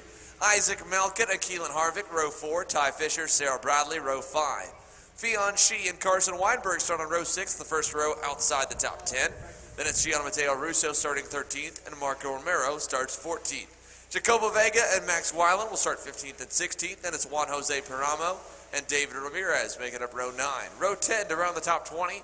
It'll be the Speed Concepts Racing CRG of Race Beckman and the RPG Cosmic of Lillian Scarborough. Luis Humana Sanchez and Javier Chaparro start on row number 11. Then it's Matthew Roach and Devin Waltz on row 12. Gabby Gadera, Guillermo Bobe, row 13. Antoine Lemieux and Matt Gadera, row 14. Ethan Sky Manuchek and Diego Morales, row 15 and row 16. Gabriel Balog and Sebastian Rice. So, 32 drivers on the grid. Max Christie, Asher Rockstein, we talked to both of them after their great battle for the win in the pre-final. Christie left the door open in the final corner of the session and allowed Rockstein to get down the inside on him. Now they get set to go green here for the main event. Into the tram lines, looking pretty good. Across the line, Rockstein, Christie, we're green for the Mini ROK final race of the season. Boy, what a great start there. Everybody clean and green going through turns number 1, 2, and 3, heading through 4, now down into 5. Look at that, Kai Johnson digging on the inside. He's going to get by, I believe, Christie. He falls back to 4th. Good start for De La Vecchia up into 2nd. So it's Rockstein, De La Vecchia, Johnson, Christie, and Oliver Weldon, your top 5 with Isaac Malkett, trying to make it a 6-driver group here at the end of the first lap. Boy, look at these youngsters come ripping here through turn number 8, up and over the curbs, back down the back stretch now for the first time. They're Looks digging like we're here. gonna, looks like we're gonna have a change of lead right there. De La Vecchia goes through. Johnson goes by. Asher Oxtein back to third. So De La Vecchia leads your field into the infield chicane. And Salvador De La Vecchia from third on the grid will lead lap number 1. And a 6-driver, nearly 15-driver Mini ROK lead pack down to the first corner. Here we go for fourth. Oliver Weldon going to take Isaac Malka down the inside and get clear on Max Christie in the 139 Burrell Art. And here comes Kai Johnson, Kai Man to the lead in turn 5. Boy, sure didn't take Kai very long to get up there. Started out 5th, already up to the point. Kick Salvador De La Vecchia back down into that 2nd position. Asher Oxtein, though, still hanging on into that 3rd. Interesting, I'm used to seeing Asher in a Bennett. See, now he's in a Tony Kart. Yeah, Asher Oxtein here with the move to Super Tune USA, not kind of late into 2021, about midway through the year. Oh, we got contact just on the screen. The 103 or 103 machine of Ty Fisher was side by side with another driver coming into turn number 10 and pounded the wall and got spun around. And now Ty will fall outside the top 10 all the way to the end of the train. Going to lose about 20 spots there. Unfortunate for the TB Kart driver for Speed Concepts Racing. Yeah, he's still falling down the list there. Yeah, he'll come across the line somewhere 30th or 31st. Unfortunate incident there, but look at that. Overall, Ty Johnson went purple the last time by. Yep, quickest in a couple different sectors through the field, though. Johnson leads De La Vecchia, and then Weldon got by Asher Oxtein, so he moves up into 3rd. 5-driver break up front. Johnson, De La Vecchia, Weldon, Oxtein, Malka as they go side by side for 6th, or 7th actually. Weinberg going by on Keelan Harvick, I believe. Max Christie in the 6th spot, got back around them both. He fell back behind Harvick for a moment, all the way to 7th. So the PSL karting Burrell Art driver starting to get his elbows up a little bit. 3 laps complete, 13 to go. Kai Johnson leads through turn 1. All right, Kai now bringing him through turns number 3 and 4, heading for turn number 5. Make that hard turn there through the infield section of the track. Of course, Salvador De La Vecchia right there behind him. The San Antonio racing driver. Salvador in the 116. Started in the 3rd spot and then managed to make himself up into the 2nd spot. But what a great run so far. Again, 5 positions now, or make it 4 positions now for Kai Johnson as he remains there out in front, allowing the guys back behind him to continue to battle. Hopefully be able to stretch it out just a little bit as he comes out of turn number 10, heading for turns 11 and 12. Go up and over those bumps. Down through 13 now. Your leader racing back down towards the start finish. Put another lap in the bank. As we are doing 16 laps here for our Speed Lab Racing Micro Rockers.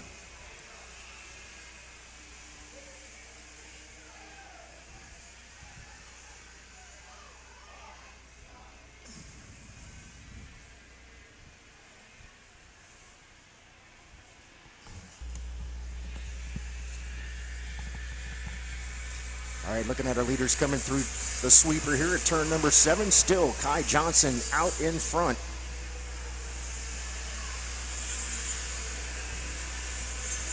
Kai's starting to stretch it out just a little bit. Looking out on the track, looks like there's about 6 or 7 kart links back to the 2nd place driver. As they come racing up towards turns 11 and 12. Here comes Kai Johnson through 11 and 12. Looks like that's now Oliver Weldon up into that 2nd position. So now it's Oliver Weldon 2nd, Salvador De La Vecchia back into 3rd, Asher Oxtein 4th, Carson Weinberg on the move, now up 7 positions, put Carson now into the 5th spot. That'll bump Isaac Malquit back down into 6th, Max Christie right now in 7th, Keelan Harvick 8th. It's Sarah Bradley, good run so far for Sarah, now in the 9th position. Marco Romero up 4 spots right now in 10th. But it's Kai Johnson out in front. About a 0.6 of a second lead there for Kai as he comes through turns number 8 and 9. Getting ready to once again go back down that long backstretch. Long run down the backstretch here at Orlando Karting Center. Yep, Kai Johnson's lead, 6/10 back last time by. I think, though, Oliver Weldon's closing back in on him. He's cut the gap down a little bit into the infield chicane. So Johnson, Weldon, De La Vecchia, then Asher Rockstein in the 4th spot, then Carson Weinberg, as you've been calling. Gianmatteo Russo right now looking pretty quick this lap. He's up a couple spots. Quickest in Sector 1, quickest in Sector 2, quickest in Sector 3. That lap was Max Christie, but purple lap time for Gianmatteo Russo, who has had an up-and-down weekend, but overall, he's had a lot of good pace and has been in the lead group numerous times, and that shows you how quickly things can kind of go good or bad in the Mini ROK class. You got drivers that are down in 13th and 14th with a pace to win. And all the more impressive here to add that the 157 of Kai Johnson, only 9 years old, leads the way here in the division over Oliver Weldon in the JC Karting Lando Kart. Salvador De La Vecchia that time by, pretty decent in the 1st sector here, trying to lead Hochstein's group back forward. Pass for 7th. Sarah Bradley goes by Isaac Malkich. She'll move up another position. 3 gains so far for the Paralympic driver from Florida. Yeah, good run so far for Sarah. But boy, what a run for Kai. Great job so far. Out there about, well, actually cut into his lead just a little bit, dropping back down to 0.3 of a second. Looks like Oliver is definitely on the move. Yeah, Oliver Weldon that time. Again, a 2/10 improvement. Looking for more here as De La Vecchia gets passed by Augstein and Weinberg in 5. Salvador back to 5th. We'll see if Asher Augstein can bring them back to the leaders. They're only 6 to 7 tenths back from Oliver Weldon, maybe about a second now, but they could easily get back up there, especially if Weldon quickly goes by on Kai Johnson. So what will he do when he gets to the bumper? He's almost there. 1 car length back, headed to turn 10 here as we approach the halfway marker. 8 laps complete this time by, 8 laps to go. Thought for sure he was going to set him up for that move going into 10. Thought better of it, tucked back behind Kai. Oliver right there off the back bumper, about a kart length between the two as they go racing back down to 13, heading for the start finish once again. We'll get a real good idea as exactly how close they have gotten. It's probably about down to about 0.2 of a second there as they came back by the start finish. Oliver looking down to the inside, looks like as they head down towards 5. Nope, thinks better of that as well. Tucks right back in behind Kai Johnson. Boy, good run there out of 6 as he heads down towards the sweeper here at turn number 7.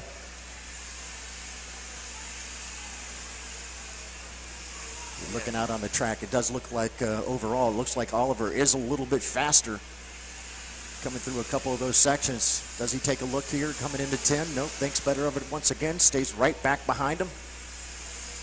Yeah, here they go through 8 laps complete. 8 laps to go, make it 7 laps to go this time by Kai Johnson. Oliver Weldon again 1st and 2nd with a 2nd lead back to Augstein and Weinberg's group. Weinberg 3rd, Augstein 4th in the line, De La Vecchia still 5th, Max Christie 6th. Christie that time by, gained a little bit on him. On Augstein and De La Vecchia, he stayed about even to Weinberg. Weinberg lost a 0.5 tenth to the leaders. Here comes Weldon for the lead in 6. Oliver Weldon to the lead now over Kai Johnson with 7 laps to go. What an absolutely beautiful move there by the 2nd place driver of Oliver Weldon. Got him there coming out of turn number 5, going towards turn number 6. I think perhaps Kai was maybe protecting just a little bit. Oliver able to get around him. Will Kai try and get back around him as he heads towards 10? Nope, he'll stay right there, tucked in behind him in that 2nd spot. Oliver takes a quick look over his shoulder. He knows that Kai is right there. And don't look now, Carson Weinberg is on the way. The Speed Concepts Racing CRG has distanced himself this lap from Salvador De La Vecchia and Asher Augstein as they passed for 4th. Where does Weinberg stack up on lap times? He goes 1/10 of a second quicker than Weldon. 7 tenths back from the lead now here for the number 111 of Carson Weinberg. 6 laps to go as they come out of turn number 5. He could mix things up a little bit. Kai Johnson trying to stay patient, trying to push Oliver Weldon. He's managing the gap behind him, just kind of taking a look as he can at the gap. And as they head through 6, 7, 8, over to turn 9, down the back straightaway here. 5.5 laps to go. Oliver Weldon continues to lead over Kai Johnson, trying to keep Carson Weinberg away, but he's going to close up through turn number 10. We're going to send it over here and go side by side as Kendall Hedges caught up with our Briggs & Stratton Senior winner, Jed Perkins, and keep you guys posted on the battle for the lead here in Mini Rock. 5 laps to go this time by. Kendall? I'm here with Jed Perkins, who swept the weekend in LO206 Senior. How does it feel to wrap up the weekend with the win? Feels great. That was a super intense final. I knew Mike was super low on tire pressure. But yeah, it was good to come away with the win. It was a long weekend, but pretty happy. How's the kart handling out there for you? The kart was great. I thought I was a little bit lower in tire pressure than I originally set them, but the track got a lot of heat from morning warm-up. But thank you to Marshall Martin and Team LSR. It's my second time on the kart, and it was on rails all weekend. All right, well, congratulations, Jed. Thank you. Big congrats, of course, here to Jed Perkins. And, we joked that, with his father James winning the heat race on Friday and Jed coming second, the dad could hold it over. Well, Right. Dad broke down. Jed won today. Right. Jed can hold it over Dad on the way back home. 4 laps to go, this time by the start-finish line. 12 laps to be completed. Oliver Weldon continues to lead over Kai Johnson. The gap to Carson Weinberg opened up just a smidge this time by. A 1/10 of a second advantage for them. They opened from 7/10 back to 8. So Johnson, again, managing the gap, trying to keep Oliver Weldon away from the rest of the group. So it's just a 2-car fight between the both of them for the race win and no one else involved. Carson Weinberg just hoping that they open the door to let him in and let him make it a 3-driver party here. 3 laps to go at the line next time by. Oliver Weldon in the Hot Wheels JC Karting Lando Norris kart continues to lead here in Mini Rock, and again, a class that has seen so many different faces at the front of the field. Ron John, always entertaining. Always entertaining. One of my favorite groups, obviously. I love watching the youngsters race. Just their overall natural abilities along with their racecraft. Pretty doggone amazing when you realize these kids are as young as they are. Probably, obviously, never driven a car before, but boy, they sure can handle these karts. Brave, fearless, and fast. And again, the best part of it, many of them go out, and as soon as this checkered flag will fly, about 5 minutes later, you'll catch them playing soccer or football or baseball or, tag in the pit area, finding a grass patch to have some fun and beat kids. And it's hard to remember that because they do look, as you mentioned, like professional race car drivers. Painted helmets, proper karts, custom suits. Yep. They fit in, and they drive really, really well. They've been trained well. These are the best kids in the country going at it in the 8 to 12 8-year-old bracket. But at the end of the day, they're still kids, and they want to have fun here, and they get to enjoy a pretty cool lifestyle being part of this traveling circus that we call the National Circuit of racing back-to-back across weeks across the country. Right now, they're about to battle in the final 2 laps here that we're going to see for the 2022 mini divisions stops at Orlando Kart Center. Many of them here last week, including the likes of Oliver Weldon, Kai Johnson, and Carson Weinberg. Down the start-finish line straight, Bobby Radavoy gives them the double sticks, lets them know it's go time. How long does Kai Johnson wait? Right now, he isn't even close enough. 2 car lengths, 2 back into turn number 5. Yeah, I was going to say, it looked like Oliver's actually gotten a little bit of a gap there over Kai.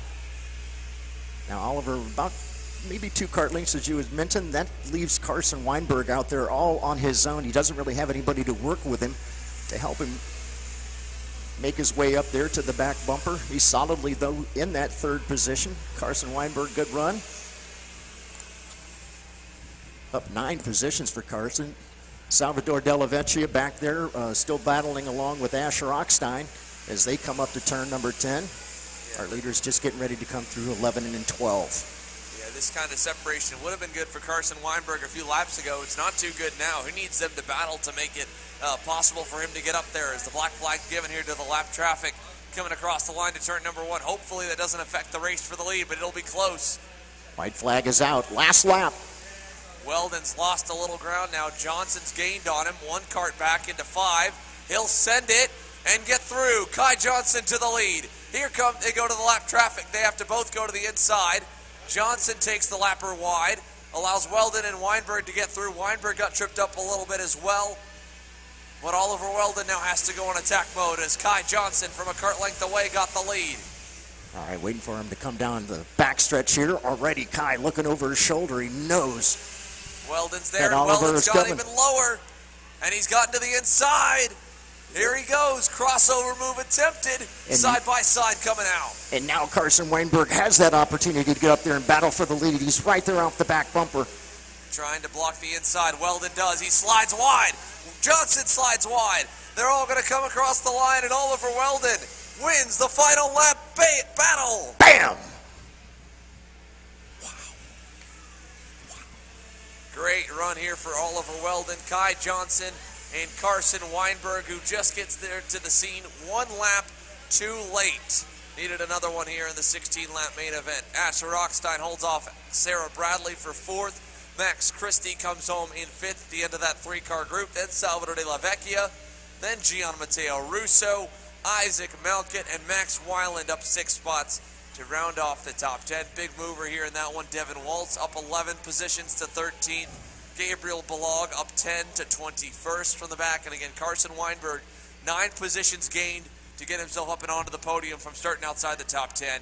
An impressive drive here for the Speed Concepts Racing CRG. He ends up behind Kai Johnson in the PSA Check Energy, the Privateer, and then Oliver Weldon in the JC Karting Hot Wheels Lando Norris kart. So that wraps your Mini ROK class up for the season. And that points championship will come down to the wire because there have been so many different faces battling for the win. PSL Karting Mini ROK all wrapped, PSL Karting Master Shifter ROK on deck. Speed Lab Racing Engines Mini ROK all wrapped. And so we've got one more main event here due for this morning, and it is PSL Karting Master Shifter ROK.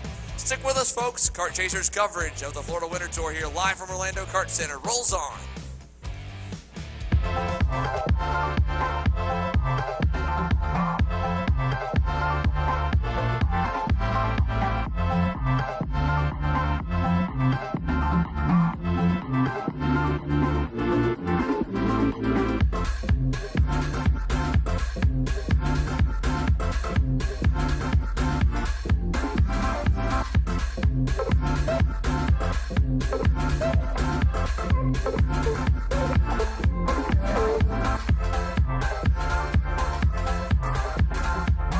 I'm Billy Vincent, owner of MPG Motorsports. What we do at MPG is we try to keep it a nice, fun family atmosphere, try to combine sort of the bigger things and of the bigger teams and the professionalism down with sort of some of the fun, sort of family-oriented atmosphere. We try to not only develop drivers, but also the parents and the families for just in knowledge in general in motorsports. It all starts in karting. What we try to do is try to help the drivers, the moms, the dads understand the sport of motorsports in general, not just karting, but what it takes to get all the way up through. Whether you end up wanting to be a driver or a mechanic or an engineer, you know, we can help you with that, and that's what we're here for. If you're interested in joining us at MPG, our home base is at Whiteland Raceway Park in Indianapolis, and you can contact us at info@willpowerkart.com, and one of our great people will reach out to you, and we'll try to put the best program together. So we're over here in the PSL karting pit at championship point leader Jordan Musser's ROK Shifter Masterpiece. His Braille art here, very similar setup to a ROK Shifter. The only difference for this division from the standard ROK Shifter class is the higher minimum age and a higher minimum weight, allowing the veterans who got to go to work on Monday to still get to pound some 6-speed 125cc gearbox action. They've got front brakes here, so 4-wheel braking. They've got an adjuster here so they can adjust the bias from the front to the rear live underneath his knee. They've got the clutch lever here over here on the left-hand side of the steering wheel. Their shifter over here on the right-hand side, the pull back to shift up, to push forward to shift down. Then, of course, same thing as the 125cc single-speed classes. You've got a radiator here on the left, and then water hoses here on the back with a water pump belt that pumps the water through the system to keep your engine nice and cool. The ROK Shifter motors punch somewhere around that 40 horsepower mark, and again, 6 total gears in the gearbox package. A lot of shifting here around Orlando Kart Center. Welcome back here to Orlando Kart Center. One of our KC team members on your screen there, Sean Merkel, found himself a nose cone on the racetrack. He's walking that off. Someone may want that one back, but it's a sunny, beautiful day here, and if you saw it on pictures, well, you'd think you'd want to be here, but let me tell you, it's still a little bit windy and a little bit chilly. We're just starting to get warmed up where at least the first layer of jackets are coming off for everybody. At minimum, though, the racing has been good, if not great, in that Mini ROK main event. A good battle to the end as we normally get to see for that class. Master Shifter ROK has seen Jordan Musser dominant. Rennie Martinelli got close yesterday in the pre-final. He's starting to find a little more pace And even as well, Daniel Debos wasn't terribly far off the pack. So the good news for both of them that they're kind of inching closer to the PSL Karting VLR driver. The bad news, they still were not close enough to pass him. And now things change here as they get a new set of tires for the main event. So a brand new set of tires, again, can change things just a little bit, make it where you see some setups work a little better or a little bit worse, because they were running on 5-sessional tires in the pre-final. They go out, they qualify, they run 4 or 5 laps, then they ran a couple 10-lap heat races, couple 12-lap heat races, then the 12-lap pre-final. So after 3 rounds of heats, a pre-final, a qualifying session, that's what they were on yesterday. So they already had 4 heat cycles on the tires by the time they went out for the pre-final. Here today, they go out on a brand new set of stickers. So the first few laps are a little bit sketchy. Lap 4, lap 5, maybe even a little bit earlier on, end up being right at the peak where they're going to be really, really good. And you're trying to just set your tire pressure to kind of make that last or hit that peak a little bit later in the session, because you got a full 20-lap main event here for Master Shifter ROK as they come into the staging lanes and into the tram line. Jordan Musser again on the inside of the front row. Renee Martinelli on the outside. Then it's going to be Daniel Debos, followed by Mundi Lawyer, Juan Unagaro, and Nico Ronde, row 3. Born Van Tak and Vicky Bryan, row 4. Farshad Bagari, Hugh Templeman, row 5. Luis Gautier and Hernando Sanchez, row 6. Francesco Masallo, Marciano Santos, Corey Matthews, Zoli Sewell, Patrick Otto Madsen, Cole Mathewson. 2 ANSA Motorsports drivers got taken out in turn 1. Keep an eye on the 599 and the 533 to dig from the back of the field. You can see them just at the edge of the shot there with the helmets all the way at the back. And then behind them should be Joseph Catania, but he is not clocked in yet here onto the grid, so maybe down to 18. Let's see, green flag, and we got more contact again. Multiple drivers making side-to-side contact, and we got one in the wall. Hard contact there in turn number 1. That's, I believe, Vicky Bryan potentially into the wall in the 526. We got problems here for the 532. That is one of the FKs. Hernando Sanchez is off as well as a DR. That is Marciano Santos out in turn number 5. So a bunch of bent axles and heavily bent machinery as everyone fanned out on the start that time. Musser, Martinelli, and Debos get away cleanly. From there, it's just chaos. Thought perhaps Debo's going to look to the inside going into turn number 11, but yes, what a crazy beginning lap here for our ROK Master shifters. But look what has already happened. Jordan Musser He's getting already, away. Yep, starting to get away. He jumps out there, went purple through a couple of these sessions, ends up with a purple lap, pulled it out already 0.8 of a second. Hopefully Renee can recover a little bit. Take his time. They got 20 laps out here for their final. But Jordan Musser, as we've mentioned over and over again, his consistency, his ability to put the cart exactly where it needs to be. He's just been absolutely flawless with it. Now, he's only raced 2 legs of the Florida Winter Tour with us. But it's been a strong couple of legs, that's for sure. All right, just now coming through turns 11 and 12, now through 13. Getting ready to put the second lap into the bank. 2 of 20 now. Yeah, 2 laps down, 18 laps to go. Going by quickly already here with Jordan Musser just pounding him out. That time by, though, Renee Martinelli started to look a little bit better. He was quicker than Musser in Sector 2 and Sector 3.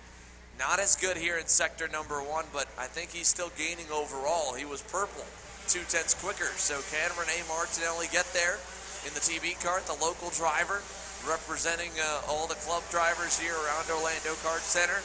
Daniel Debos behind him, again, still not making up too much ground, but not losing too much to the drivers back further down the order. As Juan Unagaro, big time gains here this lap. He's looking pretty quick also. Let's see the gap this time by for first to second. It was 0.7 of a second last time by. This time by the stripe, Musser clocks a 52.65. Martinelli a 52.39. So 0.2 gained by Martinelli from last time by. I happened to notice, Xander, that I saw Jordan reach down, make another little adjustment there on his cart as he was coming down the front stretch there, down into turn number 1. Yeah, they've Martinelli has actually picked up quite a bit on him. Yeah, we're in the 100cc class. They've got the needles on the carburetors, so they'll reach with their right hand to kind of make an adjustment. In the shifter class, they'll reach down below their left knee to make a brake bias adjustment to dial either more or less front brake in, as mentioned right before he went green. And then on top of that, you may see them choke even the airbox to kind of flood it with fuel. That's their way of kind of getting a little bit of a richer fuel load coming out of the corners. Rene Martinelli tried to give him everything he has, Xander. Look, he's right there on his back bumper. Purple last time by. Yes. Rene Martinelli, fastest on the racetrack, 52.005. 3/10 back from Musser, so he's keeping him honest. He's got to get close enough where he can make a dive on him, though. He's kind of rubber banding a little bit, closing in the center of the corner, losing a little bit on exit as Musser backs up the turns. 4 laps complete, 15.5 laps to go as they rocket down the back straightaway. I think that's the first time I've seen Jordan kind of take a peek over his shoulder, and he knows Rene has actually made up that ground and is right there on his back bumper as they turn through turns 11 and 12 and into 13. Rene Martinelli, as you said, keeping him honest. Jordan Musser, though, puts another lap in the bank. Quarter of the way home. 5 down, 15 to go. Yeah, 5 down, 15 laps to go, as you mentioned here. Jordan Musser. Rene Martinelli, 1 car length separated here. He's close again. He goes even quicker the time before. He just can't seem to time the run in a good passing zone to try and go by the race leader. He hasn't been close enough, I think, or fast in the right parts of the racetrack to make a move on him, even if the pace looks a little bit better right now. Looking further back down the order, Cole Matthewson's up 10 spots already into the 8th spot. Here he is on your screen. Great drive forward for Matthewson.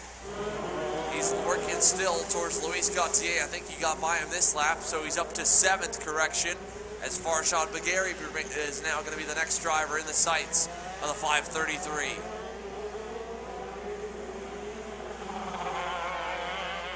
Once again, noticing that Jordan is just able to keep that little bit of a lead there, about 2/10 at the start-finish once again. Rene Martinelli working really hard.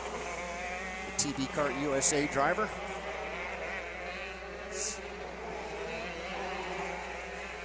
Here they come through the infield sweeper, Musser and Martinelli. 14 laps to go. Once again, Martinelli just can't get the run timed right. Gets close, fades back. Now he's lost a little bit of ground as of the last time by the start-finish line. And Musser hitting his best strides of the race here right as we get towards the halfway point. It'll be 7 laps complete. 13 to go here in ROK Master Shifter, presented by PSL Karting, this time by the start-finish line. All right, one more down. 13 to go. Catch back up and look at Juan Unigaro still hanging on to the 4th spot. Nico Rondette in the 5th.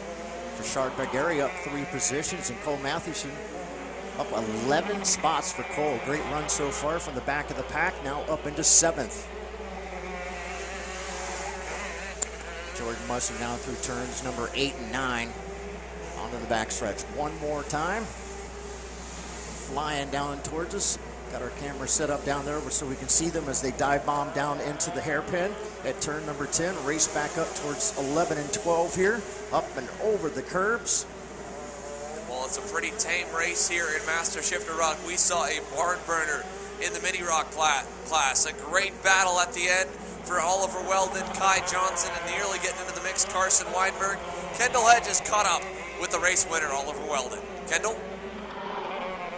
I'm here with Oliver Weldon, the winner of ROK Mini. Oliver, you had pace all weekend. How does it finally feel to get the checkered flag today? Feels good. We were struggling on the motor a bit in the first few heats, but we figured out what the problem was, and we did good, and we won.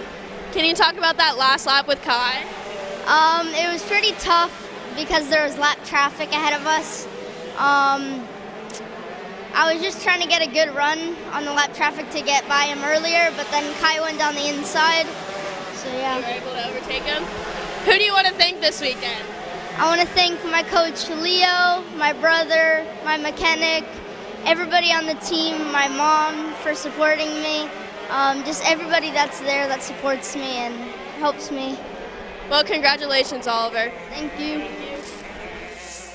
Very happy and grateful. Oliver Weldon, your Mini ROK Round 3 winner, and a big congrats here to him and the Lando Norris Kart for JC Karting team.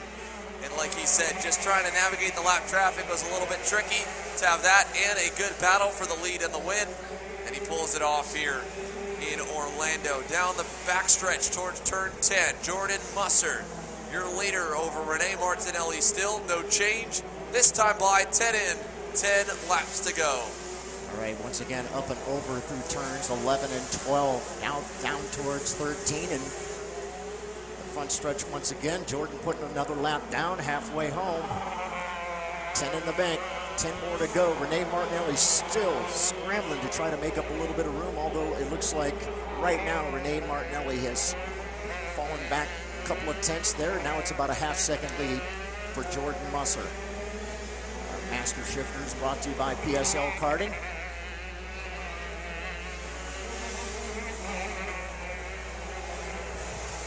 Jordan, once again, it's that consistent lap after lap consistency starting to allow him to pull out just a little bit.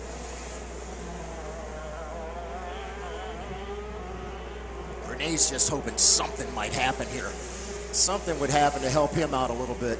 He would love that. Yeah, he just can't seem to get around it. Musser's not really putting the wheel wrong, not making any mistakes.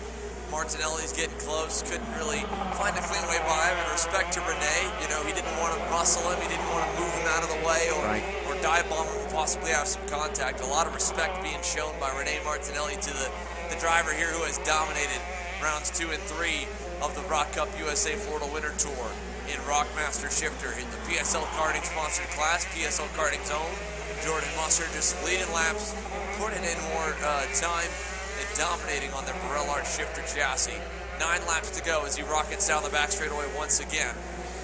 Keeping an update here on Cole Matthewson. He's up 11 spots as he works towards Farshad Bagheri, about a second and a half back from Farshad.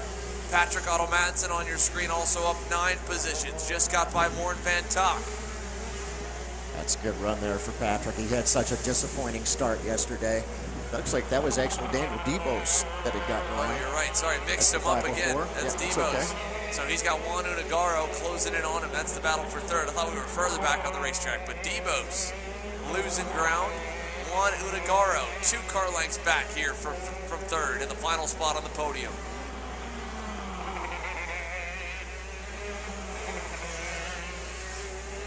ROK Shifter Master again making their way through turn 7, turn 8.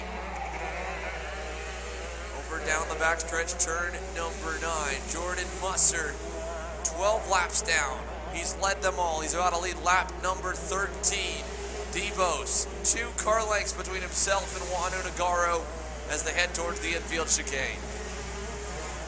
Once again, quite a battle going on there between Debos and Unagaro. In the meantime, there goes our leader back by the start finish. 13 laps now in the bank.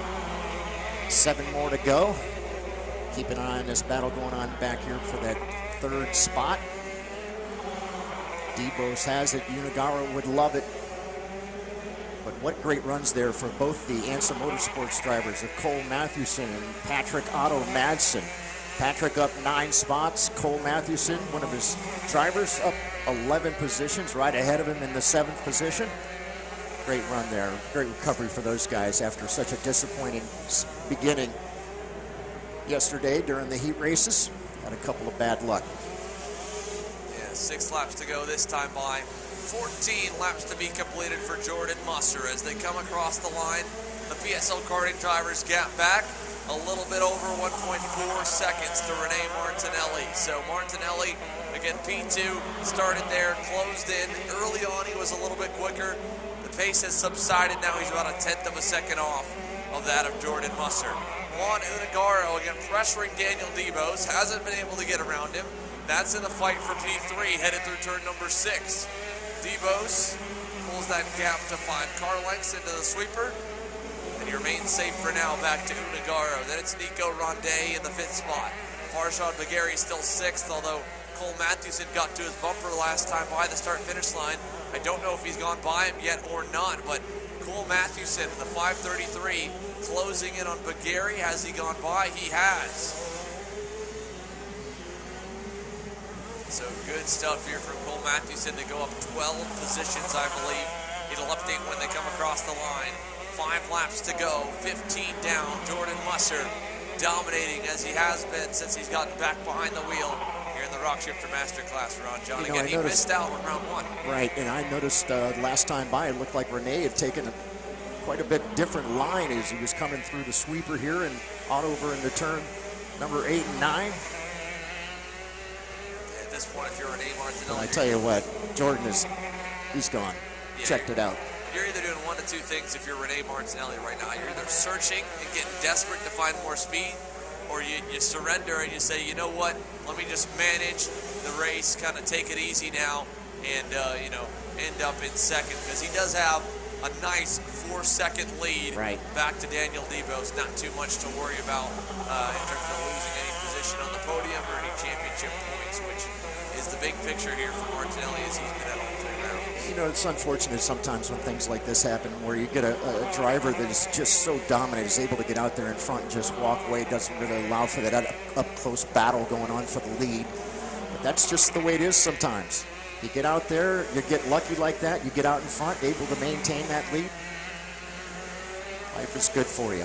Yeah, all the credit in the world to Jordan Musser. I mean, he's making it look easy here. Right. And making it look like he really is head and shoulders above the rest of the drivers in the class, which, if you go off his performance, he has been. I mean, he has won every single session that he has been in when it comes to dry, just standard condition racing. I mean, he's put a clinic on. He's putting a clinic on again today. And across the line, he's got 3 more laps here to close out the winter tour with another flag-to-flag victory here for the number 516. Jordan Musser out of Texas driver. Been doing this for quite a number of years. One of the things I do love about Jordan, and it's something I mentioned to a lot of the kids just watching, he's so consistent, he's very steady in his cart. Head doesn't move around a whole lot. Hardly ever see him ever really look over his shoulder. But right now it looks like he's just got his head down. He knows he's just trying to continue to lap after lap, be extremely consistent, put the cart exactly where it needs to be. He was working on things here as the yellow flags wave for an issue over in the final couple corners, it looks like. Got one driver off. That is the TB cart of, I believe, Zoli Sewell. No, maybe Corey Matthews, one of the two. Indeed, Zoli Sewell in the 557. Able to get refired, 1 lap down. Looks like they were hung up there on the curbing. They got beached for a moment. Sure did. Either way, got the 2 to go. Lap and a half remaining for Jordan Musser. Once again, Jordan coming ripping past us here in the turn number 7 and then now into turn number 8. Jordan going to end up coming back down that back stretch. Here comes your leader down towards turn number 10. Nice little hairpin, swings out wide, reaches up to the shifter, makes a little shift up and over the curbs once again. Yeah, nice and easy here. Cruising nice and easy. To the line. White flag in the air. 1 lap to go in the Florida Winter Tour season for the Master Shifter ROK division. Jordan Musser's led all 19 so far in the main event. His gap back to Martinelli, 3 seconds. 3 seconds back to Debos. Then Unagaro, then Nico Ronday, then Cole Matthewson, driving up 12 positions to get to 6th here as he closes on his ANSA teammate in Ronday. He won't get there in time, unfortunately, but a close run nonetheless as Musser exits the final turn, or final time through 9, heads towards sector 3 for the final time as well. For the first time, I see him take a quick look around and realizes he's all out there on his own, doesn't need to do anything special, just get the cart back around and across the start-finish line. Take the victory. The 516, the PSL kart driver in that Burrell arc, gonna raise his hands up. Bam! Jordan Musser. Flag-to-flag victory for Jordan once again. That will do it for the Master Shifter ROK class here, presented by PSL Karting. Jordan Musser, Renee Martinelli, Debos, Unagaro, Ronday, the top 5. Matthewson 6th. Farshad Bagheri 7th. Patrick Otto-Madsen 8th. Morn Van Tak finishes 9th. Over Francesco Vassallo. There goes Van Tak across the line. And Francesco Vassallo should be the next driver to come across there. Sign of respect for Martinelli and Musser as they pull into the scale line we'll leave the stream up here, but go on our lunch break, and then we will come back with main events at 12, I believe. We come back with main events around, when do we come back? Around 12:45? Yeah, 12:45 p.m. we are set to come back here with main events if there are no delays. So main events again coming up, ROK Senior, followed by ROK Masters, ROK Micro, ROK Junior, VLR Master, and Pro ROK Shifter. Again, that all comes after the lunch break. So we're going to go quiet on the air and come back at 12:45 p.m. Eastern with the main events. Warm-up sessions for the main start at noon.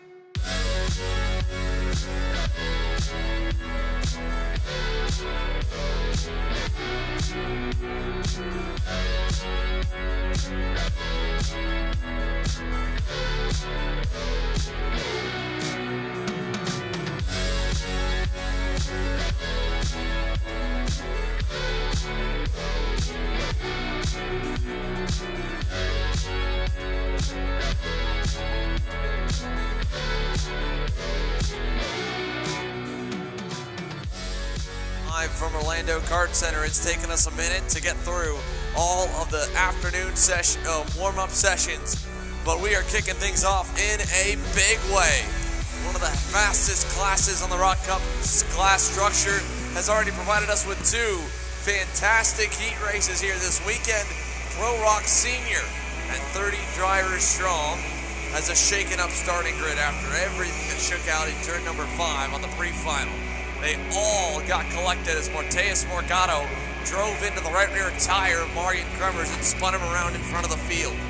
With that, they both rebounded back to 5th and 6th on the grid, although Morgado actually going to start 4th, Kremers in 5th after all the penalties were assessed. Patrick Woods-Toth is going to get to start on the pole. He got out away from the wreck with a nice early lead and was able to hold that over Jeremy Fletcher, who will line up alongside him. Row 2 will be Nolan Bauer down on the inside. Again, he was able to hang on to 3rd and stay on the coattails of Fletcher for most of the pre-final, with Morgado in 4th, Kremers in 5th. Jack Jeffers, the Speed Concepts Racing rookie, drove up a number of positions in the pre-final, along with Diego Ramos to finish 6th and 7th. Blake Nash rolls off 8th. Cameron Weinberg rolls off in 9th, and Justin White in the U-Race Kartworks Comp Kart rounds the top 10. Again, 30 drivers strong. Pro Senior ROK coming out of the final corner. 20 laps on the boards here. Your 2 fastest drivers on the field this weekend start 4th and 5th, so you'll definitely see some passing, some racing, and probably some defending. Let's see how they look into the tram lines for attempt number 1. Woods-Toth has them at a crawl. He looks over, checks Fletcher. Fletcher checks him.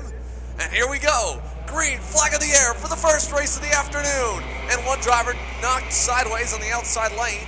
Able to keep going here as the field goes through turn 3 and down to turn number 5. Around the outside, Marian Kremers tries to stuff it on Nolan Bauer. He can't, but he's been able to get by Mateus Morgado. Now he goes on Bauer for 3rd. Diego Ramos trying to come with him. Not able to get by. Ramos falls back in line. Bauer to 5th. And it's Patrick Woods-Toth. Actually, Bauer to 4th. We got problems here. Couple, the Orsolone driver of Mateus Oliveira is out, and one more. Heavy damage to the left front tie rod of the Orsolone Tony Kart as Patrick Woods-Toth takes them through turn number 10. Contact back at the edge of the 10 there. Morgado, Ramos, and Bauer all kind of coming together. Bauer gets shuffled to the end of the group, and it's a 3-driver breakaway here at the end of lap 1. Ramos in 4th, Morgado 5th. Weinberg in 6th here, Ron John. I was kind of wondering if we'd see a little battle going on there between Morgado and Ramos as they managed to work their way up the leaderboard. And Diego, I saw those two actually conversing as they were getting ready to get into the kart earlier before they went out for practice. Looked like it was actually getting a little crazy between the two of them. They looked like they were bumping, banging on one another just like they're doing out on the course. But nonetheless, have to wait and see how things shake out throughout the rest of the race here. We're going 20 laps here for the final of our seniors. Right now we're looking at our leaders as they're racing back down the back stretch towards turn number 10. Still no change there with Patrick Woods-Toth and Jeremy Fletcher. Yeah, but he does have a visitor, and it looks like Marian Kremers is on his way. Yeah, Marian Kremers latched on at the end of the first lap here, but they really haven't been too much slower than I might say. Diego Ramos and Mateus Morgado are definitely on the way, but it's a long one as well here. 20 laps, the main event in Orlando. It's plenty of time to see some comers and some goers. Here's a comer to the inside. Jeremy Fletcher gets by on Patrick Woods-Toth, blocks into turn number 6. That'll back them up to Kremers. And Jeremy Fletcher, hometown hero here, leads the way in turn 7. Already one win today in the VLR Senior class. I couldn't help noticing it must be Fletcher's house now, is what I heard. So yeah, what a great run earlier for Jeremy, and here he once again at the point, out in front as they head down into turn number 10. Kremers looks like he's going to be able to get around Toth as they come out to 10. And so indeed, Marian Kremers takes over the 2nd spot. Patrick Woods-Toth back to 3rd. You know, and I know he really wants a victory here. He wants a championship victory here in the United States for Marian Kremers. Right now in the 2nd position, has worked his way up. And closing in towards Fletcher. It's unfortunate here, Kremers won't really be able to see much of the championship outside of a major penalty for Mateus Morgado. It is all but locked up for the 362. The Brazilian getting set to head over to Europe and fly to Italy, I believe, on Tuesday for his KC2 campaign, as they work their way through 7, 8, and 9 here. Again, a little bit of separation for Fletcher, a little bit for Kremers as Woods-Toth gets passed by Ramos into turn 9. So Diego Ramos moves up. Woods-Toth goes on the defense. Morgado says, well, not defensive enough. I'm going to go by still. And he gets by Woods-Toth into turn number 10. So Patrick Woods-Toth back to 5th. Another really nice pass there by Morgado. As we saw, Toth had kind of tried to give him a little bit of room, perhaps, maybe block a little bit going into number 10, but Morgado went right back around him anyway. Good move there from Mateus as he moves now into that 4th position. Yeah, solid move for Mateus Morgado. So now out of turn number 5, long line of go-karts here going all the way to the edge with Nolan Bauer at the end of the train. Blake Nash leads the next group. He's back in the 8th spot, or 9th spot with Evan Hagberg behind him. So 8 drivers strong up front right now in Pro ROK Senior. Jeremy Fletcher, Marian Kremers, Diego Ramos, Mateus Morgado. We'll see if Morgado and Kremers, they talked about all the respect they had for each other on Friday, and then they get into it on track on Saturday. I don't know if that respect will still be there here in the final. We'll have to wait and see. Fletcher leads them once again through the infield chicane. 5 laps complete, 15 laps to go. Jeremy Fletcher at Tony Kart once again, feeling really strong in his hands as he goes past the start-finish line once again. No change there still. Fletcher, Kremers, Ramos, Morgado, Toth. Jack Jeffers remains in that 6th spot. Cameron Weinberg now in 7th, up a couple spots for Cameron. Although it's been a tough race so far for Nolan Bauer, it's dropped him back down into the 8th spot. Blake Nash in 9th, and Evan Hagberg right now up 5 positions into the 10th spot. But what a run now as well, looking at Gianluca Savaglio. Savaglio up 15 spots right now, sitting in the 13th position. So a good run so far for him. Yeah, Gianluca Savaglio able to make it up quite a bit, still with plenty of time to get more. We're only 5 laps in, coming to put 6 down this time by, as you see everyone launches the curbs there in the infield section.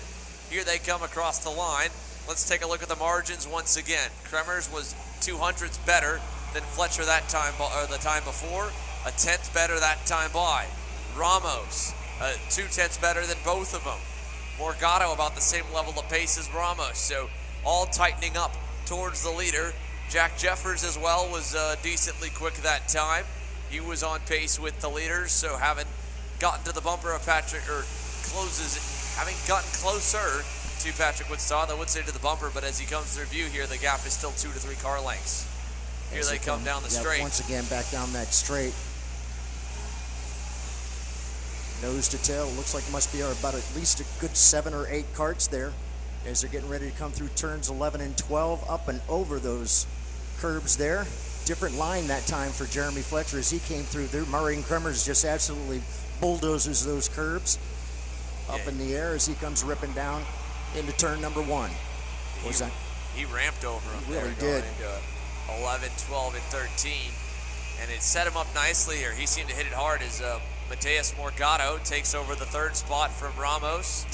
Ramos, a little shimmy, looks back for the position in 6, doesn't pull the trigger as Morgado covered it off nicely, but Mateus Morgado, your championship point leader, and right now, as it sits, provisional champ, moves into P3, and they battle behind him here as Woods Toth takes a look on Ramos into 10. Doesn't do it. Here he comes. Late move on the brakes for Patrick Woods Toth, and he sends Ramos back 2 spots. He gets by, Weinberg gets by, Jack Jeffers can't get through, and now Cameron Weinberg goes by on Woods Toth, so he'll pick 2 up, and that's going to give a bigger gap here to the top 3. That was interesting watching that particular development. It looked like perhaps Jack was going to be able to make the pass as well. That door slammed on him pretty good as they were heading towards turn number 11 there, as they were heading towards those curbs as well. Again, Jeremy Fletcher just not even a kart link out in front of Marian Kremers. As they come back down, we've got 8 laps, working lap number 9 now. Just now through turns number 8 and 9, heading for the backstretch once again. With that long run down there, we've had a pass. Marian Kremers has gotten around Jeremy Fletcher. Must have been coming out of 9 and onto the backstretch, able to get out there in front. Now, Marian Kremers out in front. Yeah, and that Burrell Elkhart. Nice pass here. Marian Kremers loves passing back over in turn number 9. So another one down for the 327. Morgado trying to get up to him here. He wants to close out with a full sweep of the main events in the Winter Tour. Kremers stronger than he's been. Fletcher stronger than he's been all season as well. Morgado not going to dive bomb into turn number 5, but he's close. Does he go into 6? Yes, he does. Mateus Morgado gets closer to Marian Kremers as the gap opens to 4 car lengths. What a great move there from Mateus. Get around him there going into 6. Immediately he's already started tapping the back of his helmet. Come on, get back up behind me and let's push up to the front here. I want to get around Marians as they come racing down into turn number 10 once again. And already look at that gap. Closed up quite a bit. Just coming down the back stretch through those curbs there, through 11 and 12, now to 13. And back down past the start finish. Going to pick up the halfway flags this time. Halfway home in the finals for our seniors. Yeah, Mateus Morgado definitely looks to be the strongest car on the racetrack right now. He was a 10th quicker than Marian Kremers with the pass completed last time by. So as they come out of turn number 5 here, he'll cut it down to 2 car lengths. Kremers a little bit defensive through 6, not bad. And here they come into 7 with a 2 car length gap between the pair. Jeremy Fletcher now becomes the driver in the Catbird seat in 3rd. Cameron Weinberg on the way. Last time by, Weinberg was on pace with Morgado and a 10th quicker than Kremers. So the Speed Concepts Racing CRG driver, the rookie in 4th. In fact, it's 2 rookies, 3 and 4 with Fletcher, of course. Marian takes a quick look over his shoulder and sees that Mateus Morgado's right there on his back bumper. These two have been going at it all weekend as well as Diego Ramos.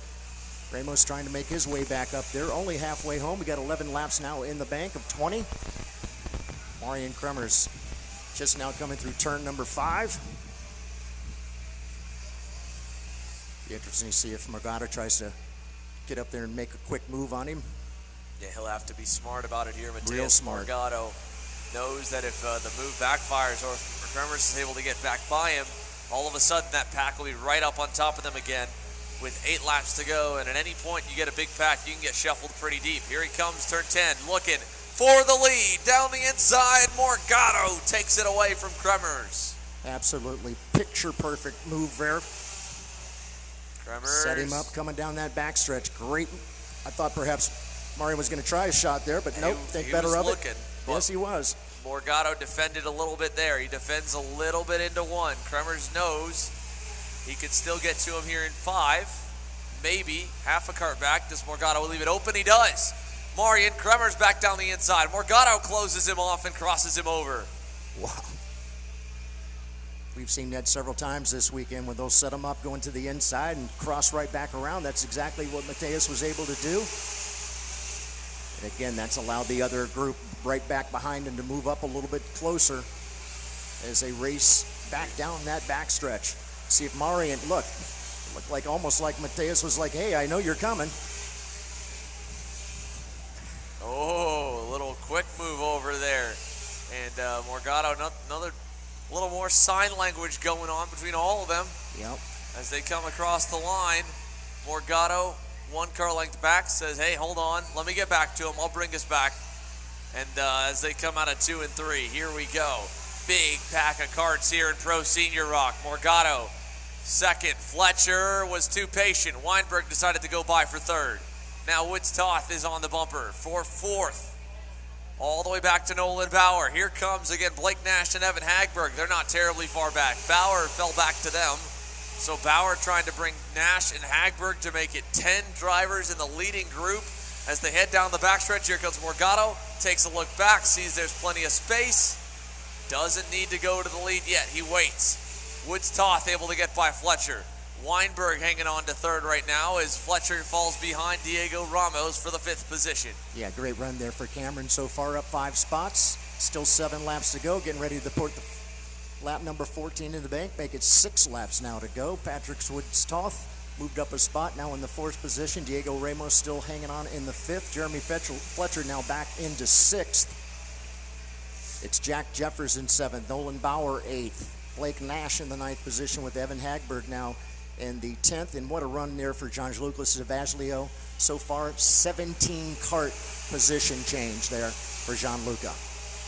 Yeah, Gianluca Zavaglio looking for the top 10. He's about 5 seconds back from getting there as Evan Hagberg is pretty far back, I believe. It's Nolan Bauer and Blake Nash trying to catch these guys up front. Kremers still leads over Morgado. Time running out now here in Pro Senior ROK. 5 laps to go this time by.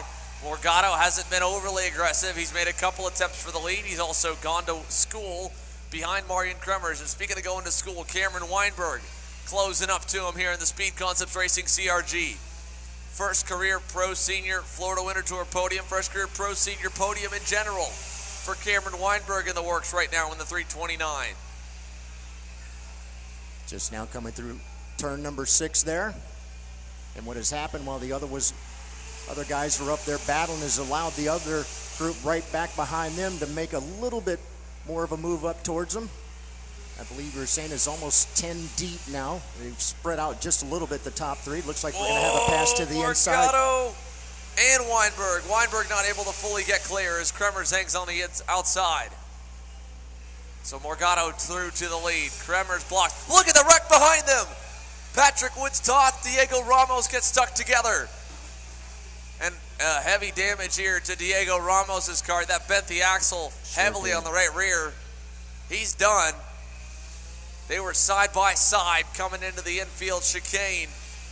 And now Patrick Woods-Toth is out as Ramos pulls into the scale line. A frustrated Diego Ramos here. Here come the leaders out of 6. So Cameron Weinberg able to fully get clear on Marian Kremers, and now he goes to work on Mateus Morgado here with 4 laps to go. That ended up helping out Jack Jeffers quite a bit. Jumped Jack up all the way into the 4th position once again as they run down towards turn number 10.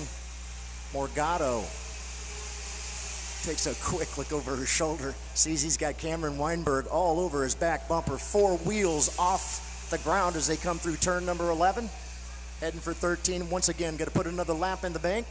3 to go. Yeah, Weinberg saw Morgado looking back. He said, no, just focus forward. I don't know. Sometimes drivers will use that bluff and say, yeah, buddy, I'll push you, and then they pass him. What does Weinberg do? Well, he won't dive bomb him here in 5. He's kind of being patient there in 2nd. It might bite him because Marian Kremers has found the afterburners. He's closing back up. Weinberg knows it. High pressure situation here for the senior rookie against 2 world level drivers headed through turn number 9. Once again, he looks over his shoulder heading down the back stretch, heading towards 10. Nobody quite close enough to try to make a move on him. Thought perhaps maybe Marian might have tried to make a move on Cameron. Thinks better of it as well. Jumps back into line, but boy, they sure are pounding those curbs coming through 11 and 12. Great to see. We get such a great shot there on the screen of the karts coming over the bumps, getting the 2 to go there at the start finish. 2 more laps here for our seniors. Not a lot of good bottom end power for Cameron Weinberg, but a lot of top speed. Here he goes. New leader. Cameron Weinberg gets by, and Kremers forces his way up as well as Morgado drops back to 3rd. So great move, great timing by Cameron Weinberg. Here he goes on the defense now as Morgado looks back, manages the gap to Jeffers, and Weinberg defends over through turn number 9. We'll pick them up when they come out of 9 right here down the back straightaway. Weinberg tries to block low. Kremers trying to get there. Kremers gets to the inside and locks up and goes a little bit wide, and they're all going to cross him up. Kremers falls back to 4th. Weinberg, your leader. Morgado and Jeffers now 2nd and 3rd. How about that move by Jack Jeffers? He saw him slide up high, realized he was going to have an opportunity. He took it. Now up into 3rd position for Jack Jeffers. Great run. Cameron Weinberg driving like a veteran right now. Can he hang on here through 1 and 2? Little pushing and shoving as Morgado remains back in 2nd. Jack Jeffers still 3rd. Jeffers on Morgado. Weinberg gets to open up. Here comes Kremers on Morgado. He gets to 2nd. Weinberg's going to get away. Kremers through 6 here as Morgado gets back by Jeffers, and now Marian Kremers looking for a Hail Mary here on Cameron Weinberg. 4 car lengths back with half a lap to go. What a race in the works here for the rookie. Here they come down the backstretch. Once again, Kremers head down. Is he going to have anything for him? Trying to get there. Mateus Morgado on defense mode fully here from Jack Jeffers and company. But Cameron Weinberg has never won a senior national before. He never podiumed a senior national before. That changes today. Cameron Weinberg wins the finale of the Winter Tour. Bam! And on the final lap there, Jack Jeffers gets together with Morgado, and it's a first national level 125 senior podium for Blake Nash. Wow. Boy, Blake came out of absolutely nowhere. Great run there for Blake Nash. And barring any penalties here, Mateus Morgado should be your 2022 Florida Winter Tour Pro Senior ROK champion. He sweeps the American Winter National titles on the East Coast.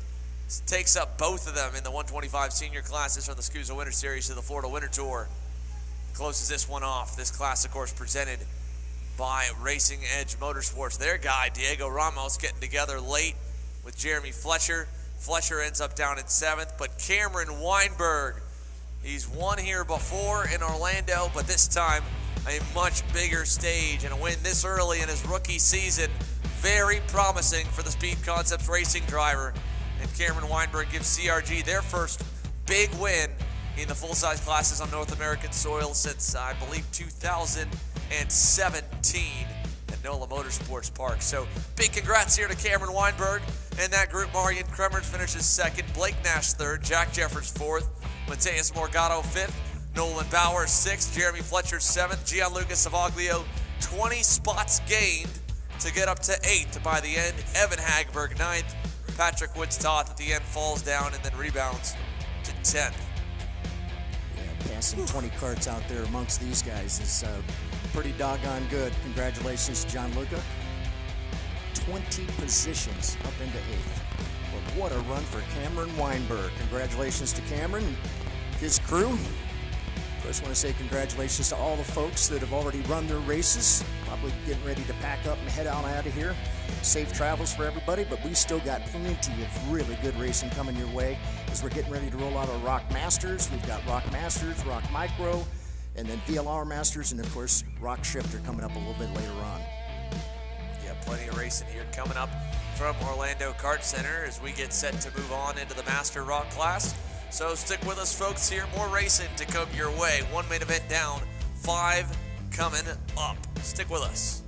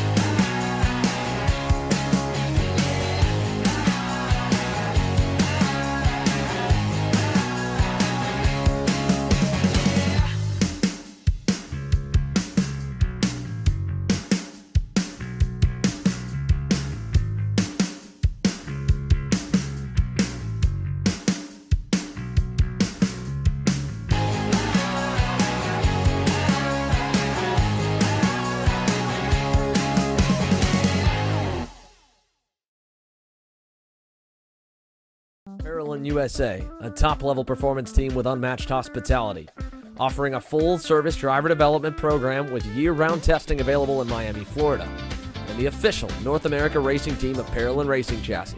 Chassis and parts available at ParalleLUSA.com.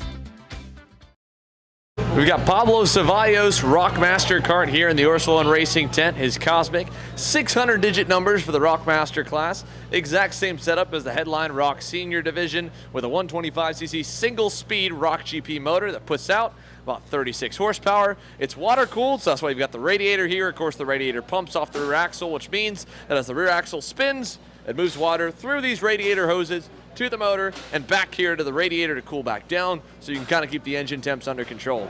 It's got an onboard battery here for an onboard electric starter, and the brakes, again, just like all the other single-speed classes, on the rear axle only. So that means all the front tires here continue to go. When you slam the pedal, the rear end will step out. So these guys, there's a lot of finesse going on, and obviously a lot of momentum racing in a single-speed division.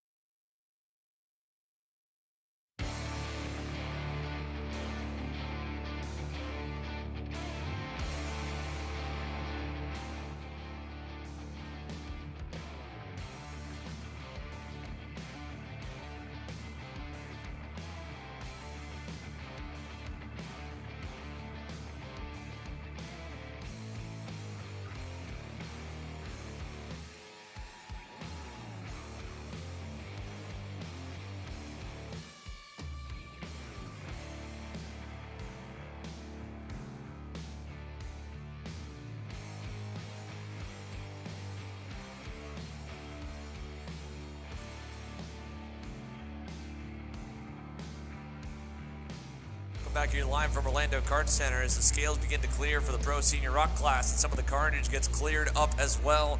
We have a first-time Pro National winner here in the senior classes. Cameron Weinberg is with Jenna. Cameron?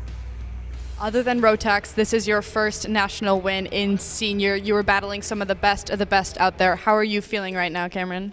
Feel good. I mean, there's pretty hard competition out there. A lot of laps, a pretty abrasive track. Made some good moves, pretty much used my head the whole time and just kept it there. We're so happy for you. Who do you want to thank for helping you out this weekend? First, Speed Concepts for all the help.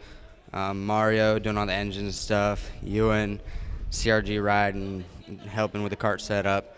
My dad, mom, everybody, Obama, everybody that just came into play. Thank you so much, Cameron. Great job.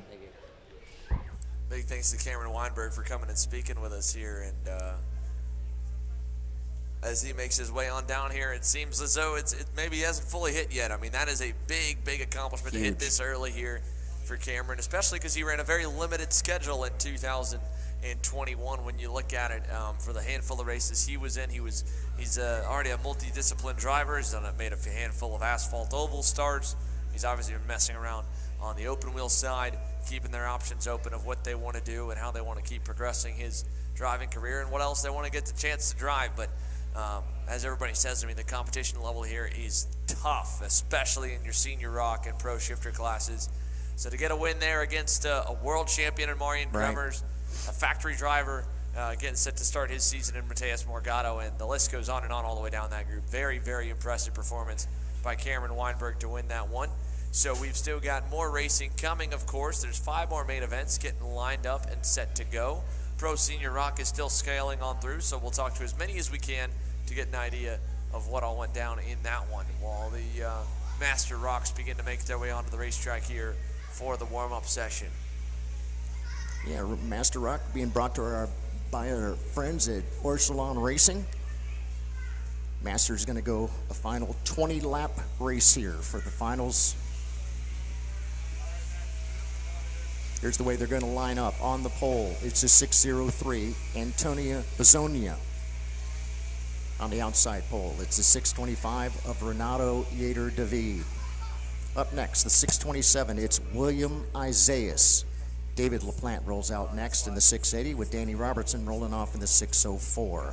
Up next, it's a 618 of Danilo Ramallo. Mike Jones up next in the 664. Rob Meyer rolls off in the 614. Scotty Roberts in the 628. Adriano Pizzonia in the 633. Scott Parapolati in the 602. Pablo Savalas rolls off in the 630. Selvalain Columbi rolls off in the 687. And then it's Kim Carapolati in the 605 and John Stanishew in the 669. Again, going 20 laps here. Our Masters brought to you by Orsalon Racing. A couple of Orsalon Racing drivers up on the front row. Antonio Pizzonia and Renato Yater David. Antonio Pizzonia here, like many, jumping over the curbing here. He was struggling with a little bit of rib issues as Fabio Orsalon came over and let me know before we got going. So he is muscling through the pain right now, trying to get going green. We got a few more Pro Senior ROK interviews we're going to get to here once we get underway with this one and drop the green flag on it. So if they can go green this time by, we'll send it over a lap in. If we have to wave it around, we will go directly to them. We'll wait on our front row to see if that green will come. Pizzonia and Renato David make it an all Orsalon Racing front row here in the Master ROK class, presented by Orsalon Racing. So the team-sponsored group has 2 team drivers on the front row, and here we go, green flag in the air. We're racing down to turn number 1. Everyone jumping up and over the curbing here in Master ROK. A clean start early here for Antonio Pizzonia. Good start for David LaPlante, I believe, from the outside, has gone through into second, if I'm not mistaken, and they're battling for second hard through turn 6. Lots of drivers going wide in the midsection of that group and giving Pizzonia a healthy lead here through turn number 7. He'll lead down the backstretch here for lap number 1, and we will go side by side as Jenna Tommy's caught up with Marian Kremers, our second place finisher here in Pro Senior ROK. Jenna? Our second place in Senior ROK, Marian Kremers. Marian, how did you navigate that field? We saw you leading, we saw you a few positions back. What happened in that race? Yeah, it was a strange race for me because I'm in it for the championship. So I just wanted to get to the first position as quick as possible. And once I got around Jeremy, I decided to back the field up a little bit because I needed Mateus to have a bad race and be involved in some kind of incident for any chance of the championship, especially after what he did to me yesterday. So I just backed it up a little bit, tried to get everybody involved in a big fight, but nobody really wanted to fight except Cameron, which fair play to him, he did a very good job. Won the race cleanly, and yeah, so he did a very good job. I tried to play games, and it didn't work out the way I wanted to, but I can say that I raced cleanly, I didn't take anybody out, so I think that's something to be proud of. Yeah, you and Cameron both raced really well. In situations like what happened yesterday, how do you maintain your reputation, not wanting to retaliate or do anything back? I think I've got a couple of years on these guys, so it's a little bit of the maturity thing, I think. Yeah, that's the main thing. Just I don't want that bad reputation because I feel like I'm a clean driver as most of these guys are, but yeah, when in need of the championship, some guys, it gets to them, and yeah, I didn't let it get to me this time. Well, good for you. Who do you want to thank this weekend?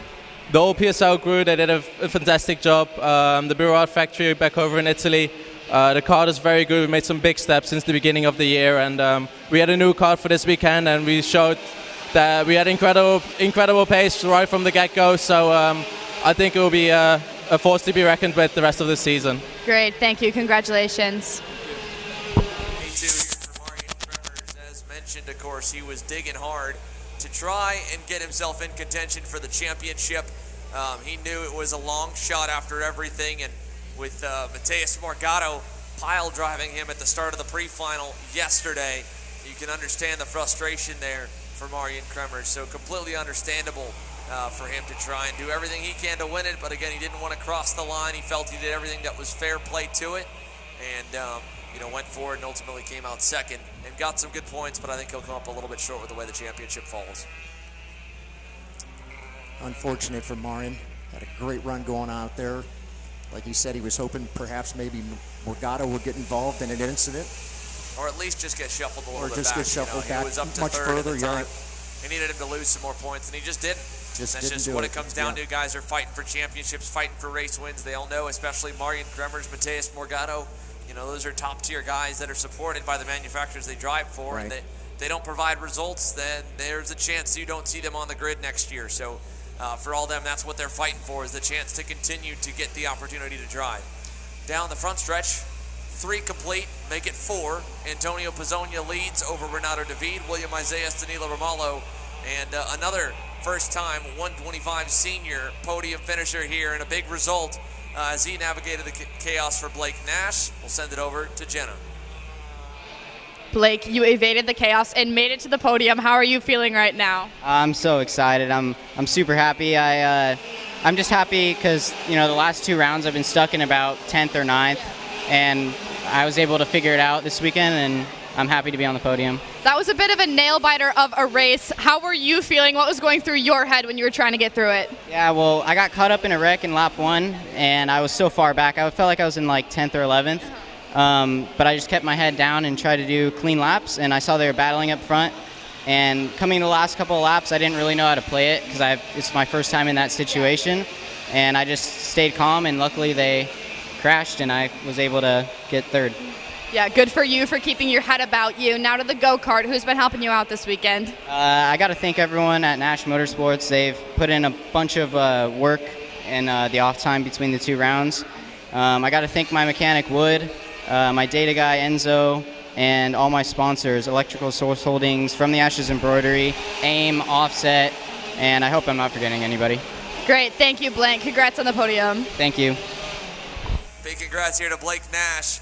And again, a podium result here, his first, I'm sure, of many. We saw him dominate in a bunch of 100cc competition throughout last year, making the jump to the 125 Pro class. It's obviously a steep step up in speed. You get some more talent and more drivers that can win than what you get. He may have been only racing 4 or 5 in the 100cc class. He mentioned he was back in 10th or 11th, ended up getting to 3rd, and that's what you can kind of see a little bit more of with more drivers that have the ability and, of course, the equipment to run up front and contend for wins. We've got 3 guys contending for a win right now here in Master ROK.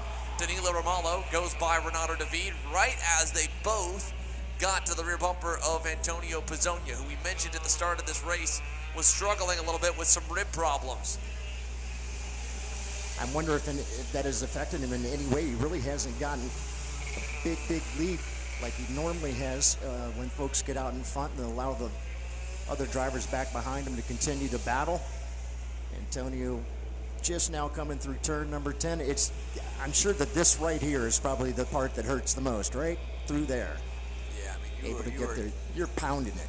You feel everything. Again, a Kart doesn't have any suspension. That's the biggest thing. So, when you see them come through that infield chicane, I mean, they have to launch over those curbs. And as they go through turns 1 and 2 here, you can see again the rest of the racetrack pretty normal. Danilo Romalo clipping the curb there in 3. That's kind of optional for them, but you have to, if you want to be fast, you have to get some air time in the final couple corners. And when you land, I mean, you feel it. It's just a plastic seat. Some of these guys may run a little bit of padding. Almost everybody will run a rib protector, which is a piece of plastic, a plastic kind of Velcroed piece together that you can wear over your shoulders. And oh man, big contact over there in turns 8 and 9. You called it out, Ron John. What did we just see? I think Pizzonia and Romalo ended up with Pizzonia on top of Romalo, and now he's way back down the order. And now Renato David and William Isaias are battling for the lead. I could see that it looked like they'd gotten awfully close to one another there coming out of turn number 8. By the time they made it over to 9, they had come together, dropped them back now. Meantime, Renato David has dropped out in front. There goes William Isaias right there as well. Those two have certainly had a battle throughout the Florida Winter Tour, as well as Danilo Romalo. Romalo dropped back to 3rd now as they come through turn number 5. Yeah, I mean, if you go all the way back there down to the, obviously, first round of the championship, Renato David with that sick slide job move on William Isaias for the win in Pompano Beach. Then we go back. You said Isaias was able to get him back, and he did in a little bit in St. Petersburg. And, of course, Romalo stepped his game up in St. Pete as well and joined the duo. And then here this weekend, Antonio Pizzonia was up in the mix, and now is down, scored currently in the 5th spot. Still in the mix here, 2.4 seconds back if they battle enough here out front. But Renato David's starting to get away a little bit. 2 car length cushion back to Isaias as they exit turn 13, with Scott Roberts moving up into the top 5. He's up 5 spots already to 4th, and 1.3 seconds back from the lead. Great run there for Scott as well. Somebody who's obviously had a very disappointing Florida Winter Tour. He's had so many bad breaks happen to him. It's unfortunate, but right now he's having a really good run. As you had mentioned, up 5 positions. Right now sitting in that 4th spot. Hoping perhaps that maybe Renato and William and Danilo will get together and maybe he'll end up there on the top spot. So again, Scotty Roberts, the 628, trying to make his way back up under the back bumper of the 3rd place driver of Danilo Romalo. Just now coming through 10. Renato David kind of takes a quick look over his shoulder as they come through the S's once again through turns 11 and 12, now through 13. Make a little bend there and head down the front stretch, go back by the start finish once again, and we've got the halfway flags. We're halfway home here in the final race on the final day of the Florida Winter Tour here for our Master Rockers. Brought to you by Orsilon Racing, and it's one of the Orsilon drivers out in front right now. It looks like perhaps Romalo has gotten around William Isaias. That's going to push William back down into the 3rd spot now. Through the sweeper here, turn number 7, now to turns 8 and 9. Back onto the backstretch once again. Long run, quickly. Renato David takes a quick look over his shoulder. See how far back somebody is, and that's Danilo Romalo right there. Again, just now coming through turns 11 and 12. As they pound the curbs coming through there. As we had mentioned, it's not only that they don't have any suspension, there's no pads and no seats either.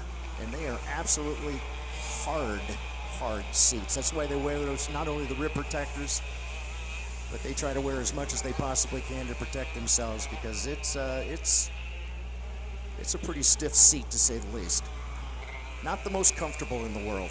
No, it's not meant for comfort. It's just not meant at to all. ultimately be the fastest possible combination on the racetrack. And as they work their way through, 9 laps complete, or 9 laps to go, coming to 8 to go this time. David Romalo, Isaias, David and Romalo were identical in lap times last time by. No change overall. Trying to see if they can get any bit closer to give us some more fireworks here in the Master ROK class, because we saw a good little bit of battling there. Obviously, Pizzonia wants nothing more than to see them battle up front. It'll allow him to get back up there. He's been the fastest driver on the racetrack the last few laps around. However, last time by, fastest overall, give the honor to Romalo, 54.405. He goes quickest in the session. Then David behind him. Then Isaias, third quickest and third on the racetrack. Scott Roberts lost a little bit of ground up. And Antonio Pizzonia lost about a half-tenth to tenth of a second to the lead. But he has already carved off a couple tenths. A little bit of passing up front, and Pizzonia will find himself in the mix. All right, here they come down to turn number 10 again. Danilo not just quite close enough. Again, Renato takes a peek over his shoulder, see where the second place driver is, and he's right there. I mean, you're talking four-wheel launch right there in 11, Ron John. Oof. I don't know. I'm just thinking that's got to hurt. Does it? Does it hurt, Xander? It when hurts. you guys do that? No, it hurts. It definitely does. I was wondering about that because I see these guys pounding these curbs in, and a couple times I see them kind of miss them. I'm wondering if it's like, oh, that one hurt the last time, avoided a little bit. Yeah, we've had a change in the lead there as yes, we've been joking about the pain. Danilo Romalo bringing the pain. He gets up to the top spot over Renato David. But yeah, back to what you were asking. I mean, you know, when you hit the curb and you hit it perfectly, where you've kind of got the curb centered over the frame, and the frame's not kind of at an angle. You got the wheel straight. It doesn't really hurt that bad. You just kind of launch in the air and you scrape the bottom with the seat. When you hit it a little more awkwardly, it can be a little more painful. The way Romalo's hitting that left-handed curb, honestly, actually doesn't look that bad because he's kind of straight over it. You see all four wheels jump in the air. Yeah. It might feel a little awkward when he lands, but he's got the wheel straight. You'll notice that the quickest drivers are able to do that when they're kind of getting knocked sideways when they go over the curbing. Maybe a little more awkward, but Romalo doing a great job keeping the wheel straight right before, or getting the wheel back straight right before he jumps, and that's what's allowed him to both get to the lead and stay there right now, because the gap is opening just a little bit back to David with 5.5 laps to go. Danilo Romalo 5 car lengths out in front as they exit turn 9. All right, Romalo himself kind of peeking over his shoulder as he comes ripping down into turn number 10. Again, that hairpin. They'll race back up towards the karting center. They'll come through turns 11 and 12 here, up and over the curbs as they head towards 13. Now through 13, and once again, they'll race down and put lap number 15 in the bank. 5 to go here for our Master. Yeah, 5 to go for Master ROK. Final time here in Orlando for the season. They've had probably the most entertaining races of the 3 rounds here in Orlando, I would say. I think it's definitely a bit of a more competitive field. At minimum, they've all got a few more laps around this racetrack, and it's been more of an equalizer than the street courses. The street courses seem to kind of spread them out. The racing wasn't as good. But here at Orlando Kart Center, the racing's been great, even in the Master ROK class. It's really only the Master, Shifter ROK, and a handful of other divisions like VLR Master that have suffered a little bit and haven't seen as much passing as some of our other classes here. While we see Isaias trying to make a move there on David. Can't do it out of 10. He certainly took a look, didn't he, as he was coming out of 10? Thought maybe he was going to be able to get around him. Not going to happen as they race back by the start finish once again. Now 16 laps in, 4 more to go here. Renato and William Isaias battling for that second and third position there. Danilo Romalo's hoping they continue to battle back behind him, allows him to sneak out just a little bit, almost about 5/10 of a second lead now. You look at it on the track, and it looks like actually Renato made a little bit of a gain there coming out of turns numbers 5 and 6, now through the sweeper. Once again, they'll turn off a 9 here and run all the way down our backstretch. No change there. Romalo's still out in front. Renato Yater David kind of sits up in his cart and takes a look over his shoulder, up and over the bumps there through 11 and 12. Here through 13 once again. 3 laps to go this time by. The margin back to David. It opened up a 10th a lap before, a 10th and a half this lap. 6/10 now. Danilo Romalo starting to pull away. Hasn't been the most dominant Kart all weekend. Really hasn't been the guy to pick, I think, for the win. Outside of if you just watched our broadcast from last week where he was utterly dominant and was truly dominant in the Master class on the MG tires of the U.S. Pro Kart Series. Now he goes to the Levanto tires of the ROK Cup Winter Tour. A little bit of a change. However, it has left him unfazed on Sundays because Danilo Romalo is the fastest driver on the track right now by at minimum 1/10 of a second, if not 2. Renato David, William Isaias, Antonio Pizzonia, all they can do is watch as this Brazilian driving for the Canadian outfit, the Racing Edge Motorsports Cosmic Group, puts 18 laps in the books. 2 laps to go in the Orsolon Racing Master ROK Championship. Renato David and William Isaias fighting for the last points here today. I think David may have been leading the championship coming in. I'm not 100% on it. But Isaias obviously still digging hard to get to second. Antonio Pizzonia looking to play spoiler on both of them. Back in the 4th spot while Romalo is running away. A lap and a half left now, Ron John. Wow. What a great run now so far for Danilo. Taking a look at Renato David and William Isaias. Those two have been battling throughout the Florida Winter Tour. Right now they sit in 2nd and 3rd position. In the meantime, it does look like Antonio Pizzonia is making a little bit of headway here, but only 2 laps left. Going to come around and pick up the white flag this time by. Here comes your leader through turn number 13. Once again onto the front stretch. Heading for the start finish. White flag is out. Last trip around the Orlando Karting Center layout here for Danilo Romalo. Here they come through turn number 5. Final time around. Over to 6. Romalo looking good. Nice line. A second gap. The cushion is more than enough here to hang just an easy final lap together.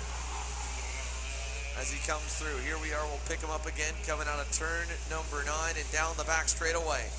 Romalo towards turn number 10, back to David, Isaias, Pizzonia, and Roberts, the top 5. And the Brazilian will pop the curbs one final time, one more jump just for fun. As he comes out of 13 and 14, Danilo Romalo works his way through and wins the ROK Master main event here on Sunday. Bam!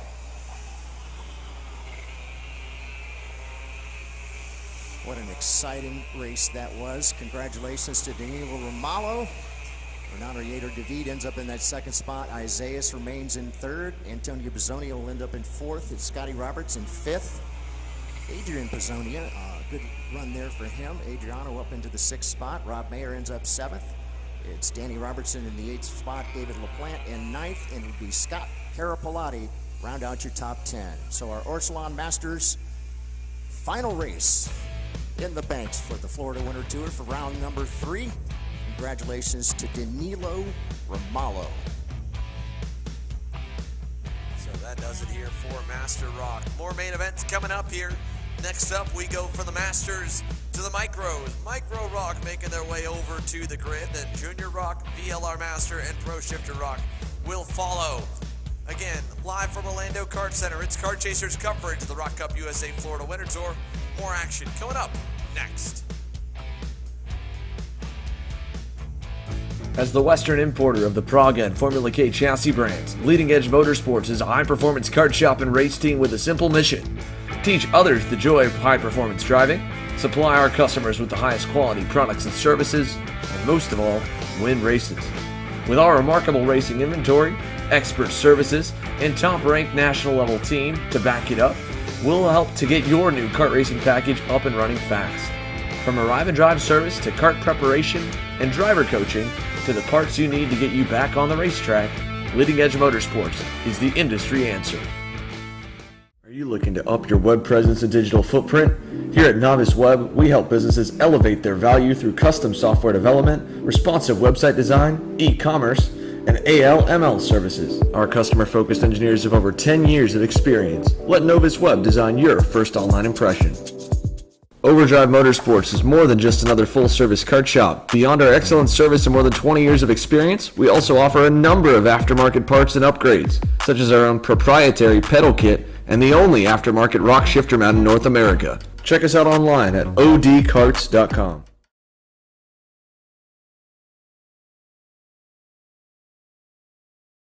The youngest class here for the ROK Cup USA Florida Winter Tour is the ROK Micro class, 7 to 10 years old. Double-digit numbers, the only class that runs the double digits, and they run a 60cc power plant with just about 8 to 9 horsepower. The big difference from it up to the ROK Mini class, the next age group up at 8 to 12 years old, is that these guys run a restrictor just inside the exhaust and run about 15 to 20 pounds lighter at the minimum weight.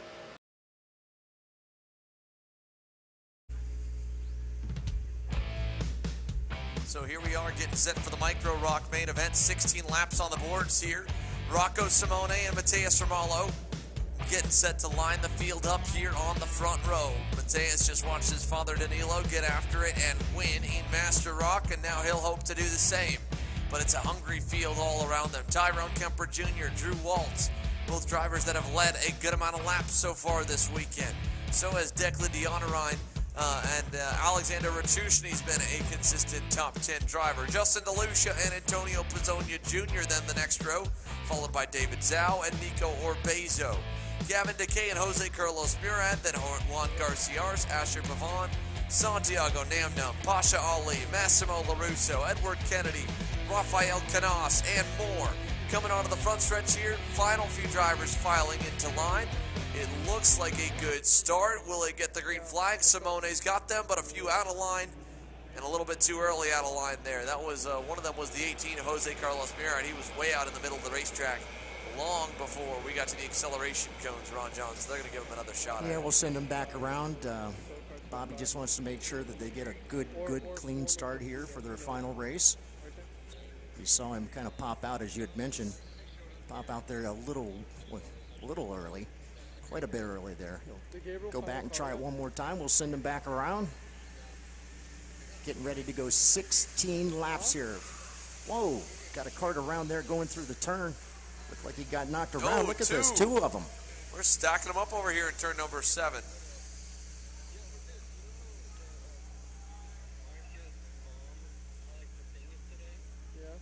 One of them's the number 68. Looks like his bumper may be dragging there just a little bit. Meantime, I see the drivers making their way towards turn number 10.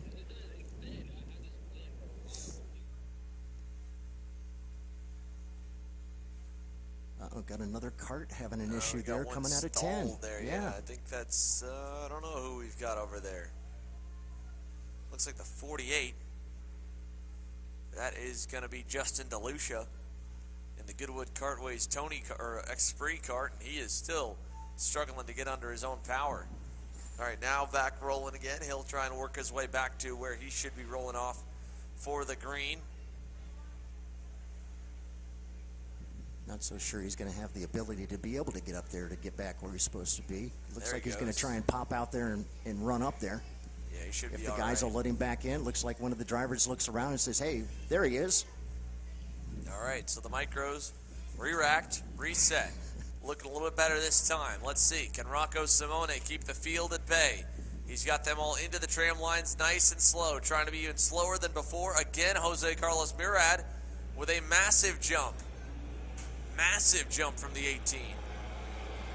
I'm not sure what exactly he's thinking or being coached at all. That right there didn't make a whole lot of sense.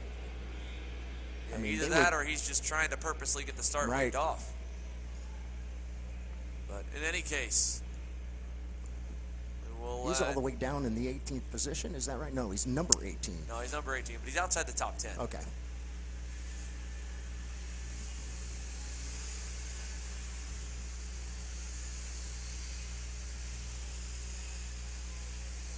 All right, so once again, we'll send him back around. Our Mosport Karting Center micro rockers.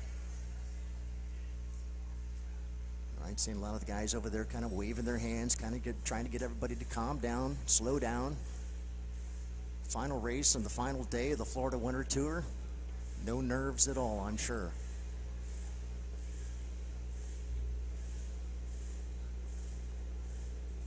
Once again, taking their time. Again, Kart has the same exact issue coming through turn number 10. Oh yeah, DeLucia there in the 48 DeLucia. again stalls. Just This time he got refired a little bit earlier, so he'll be able to get back into his spot here quicker. You'll see him on the side of your screen there in the 48. Pull back up into his lane. So everyone lines back up here, and if we could just keep the midfield together, I'm sure Rocco Simone and Matthias Romolo, the reason they're slowing down to a crawl is the natural instinct for the young kids is if they don't see why the starts are getting waved off, but they see that they don't get the green, they're thinking, all right, well, I didn't go slow enough, so I need to go slower. And that's what Rocco Simone, the Canadian, is trying to do, is bring it down even slower than before. But really the pace was fine with the starts prior to this one. The big issue was the drivers behind them not behaving and being a little bit too impatient. So Simone is trying to bring them almost to a halt here. Nice and slow. Now that'll kind of open them back up here as we get set to go green. Looking a little bit better this time, coming towards the start box. Oh no, they're going to stop them. They're going to stop them all. Yeah, oh, they are pointing one driver. They're sending one to the rear. They're sending a specific driver to the rear of the field, and I think it looked like they were motioning at the 18 of Jose Carlos I believe it Murad. was, yeah. I do believe they're trying to get him to go to the back of the pack. So they're going to pull him out of line and tell him, hey, bud, you've been trying to jump the start one too many times. And so Jose Carlos Murad is going to get sent to the tail of the field. So now they're going to wave the field on by. And the ROK official going to tell everyone to go all the way around the 18.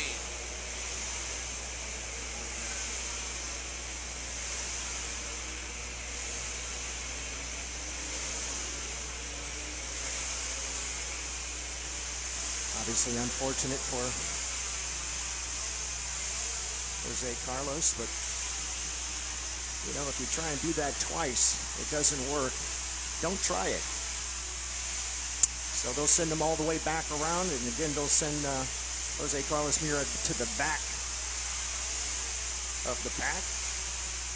We're going to go 16 laps here. Micro racing.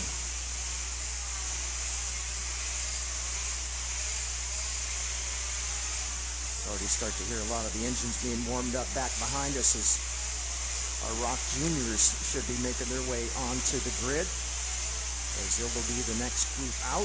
Right now, though, it's your Mosport Karting Center Micros. Here we got that cool drone shot. I'm sure that's Andre Martin's personal drone. Track owner here at Orlando Kart Center. He's trying to get himself some cool footage, as he should. I mean, they have worked, again, tirelessly for a month and a half, both on prep and then operating two major national events. And then to bring this track back to that national stage, not only does it require a lot of prep and pre-race work, but there's a lot of cleanup after. I mean, as much as we like to hold ourselves to a high standard, there's normally a couple dumpsters worth of trash that gets left in the paddock area at the end of one of these weekends. So I know that the guys at Orlando.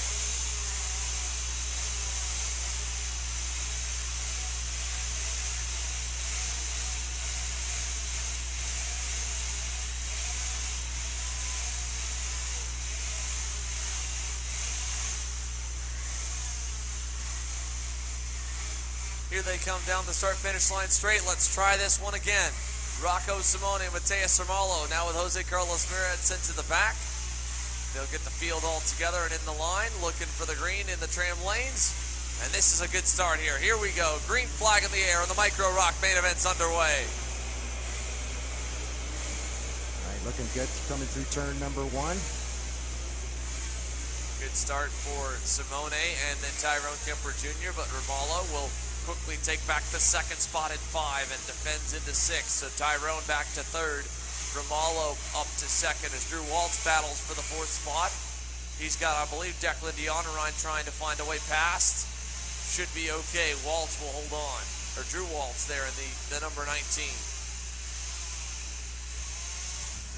All right, waiting for our micros to come down the back stretch once again. Here they come into turn number 10. You're right, that's a nice look at that drone as it's sitting there. I hope that's Andre's personal drone. If not, whoever owns that drone is going to get digitally shot down here in probably about 30 seconds. But in any case here, as they come out of turn number 13, Rocco Simone, Mateus Romalo, Tyrone Kemper Jr. lead your field down the front stretch. 1, 2, 3 with a nice gap to Drew Waltz in the 19. About a second. Then it's Antonio Pizzonia Jr. up a couple positions. Alexander Ratushny 6th. David Zhao in 7th. Here comes Kemper Jr. back for 2nd on Romalo. He'll take the spot away through 5. I think Romalo thought about actually going back around Tyrone there, going into 6. Now they'll come through the sweeper here, turn number 7. Tyrone Kemper Jr. making his way up onto the back bumper there of Rocco Simone. As they come out of turn number 9, now racing down to turn number 10, down this long back stretch. See a lot of them as they come down here, they'll tuck their head down to try to get just a little bit more aerodynamic as they come back down that back stretch. These kids just now coming through turns 11 and 12. Rocco Simone still out there in front. And down the front straightaway here, Kemper Jr. glued to the rear bumper. So he obviously didn't want to work with Mateus Romalo. He might want to work with Rocco Simone by the looks of things. Does Tyrone Jr. pull to the inside into 5? He does not. So Tyrone Kemper Jr. hooked up here with Rocco Simone as they try to pull away. We got yellow flags waving over in turn 3. That's back behind, way behind your leaders, just off camera. So 1 and 2, nose to tail, 3 laps is what we're working on right now out of 16. Plenty of time left here as we're on main event number 3 of 6 this afternoon. Micro ROK currently on the racetrack. Your Junior ROKs on grid, then it'll be VLR Master and then Pro ROK Shifter. Drew Waltz under fire. There goes Antonio Pizzonia Jr. down the inside. That was at the end of the frame here while the top 3 enter the infield chicane. Battle back for the 4th spot, now 5th spot. As we watch them come onto the front stretch here, Pizzonia Jr. Waltz lost the 5th position as well to David Zhao. So Zhao and Pizzonia Jr. up 4 positions apiece to 4th and 5th. Waltz back to 6th. Declan Dionerine back to 7th. Alexander Ratushny is 8th. Gavin Decay and then Santiago Namnum's up 5 spots so far. Ooh, the leaders have just changed while we went back for a moment. Tyrone Kemper Jr. now to the lead. Simone back to 3rd as Romalo also takes the spot away. Obviously making a pass there, coming through 5 and 6. Tyrone Kemper Jr. now out in front, the Kart Republic driver, one of our New Orleans club racers. Here Great to see Romalo. him. Looks like Romalo's gotten right back around him. They're going into 10. Rocco Simone will tuck in right behind Tyrone Kemper Jr. Just now coming through the S's. Turns 11 and 12, now through 13. Race down to put another lap into the bank. Got 12 laps to go now. 12 laps to go here, 4 laps complete. Mateus Romalo, the new leader, as they head for turn number 5. Here comes Tyrone Kemper Jr. back on Romalo. He'll go by into 5, and so Tyrone Jr. back to the lead. Romalo back in 6. A quick answer. Slides a little bit wide. Kemper Jr. now trying to cross him over. Is not going to get clear, and Romalo holds the lead through 7. We have seen that many a time this weekend when they do the crossover move on him, able to get back. But in the meantime, we got to keep an eye as they come racing down this backstretch. Already you can see that Tyrone Kemper Jr. is all over the back bumper there of Romalo. Thinks better of it. Remains in line. The top 3 just trying to stretch themselves out.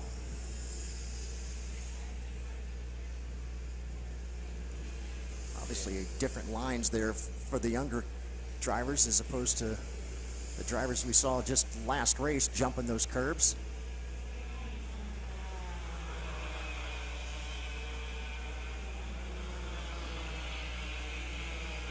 Again, your top 3 nose to tail.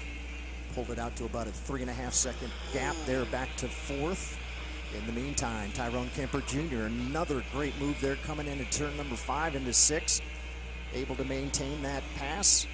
It'll still leave Rocco Simone right there in that 3rd position. Yeah, they touched wheels going into turn number 5 that time. I got a little bit worried for Tyrone Jr. and Mateus Romalo, but no harm, no foul. Here they come down the backstretch here, Romalo. Going to pull out to the inside. Simone going to push him through. And Kemper Jr. drops to third. So Mateus Ramallo back to the lead with Simone's help this time into second. Yeah, I think that's exactly what Rocco was hoping was going to happen, is somebody to open up the door and allow him back in. Tyrone did, and 2 karts went right on by. And as we say that, there goes Rocco Simone, going to dive down to the inside, take back the lead.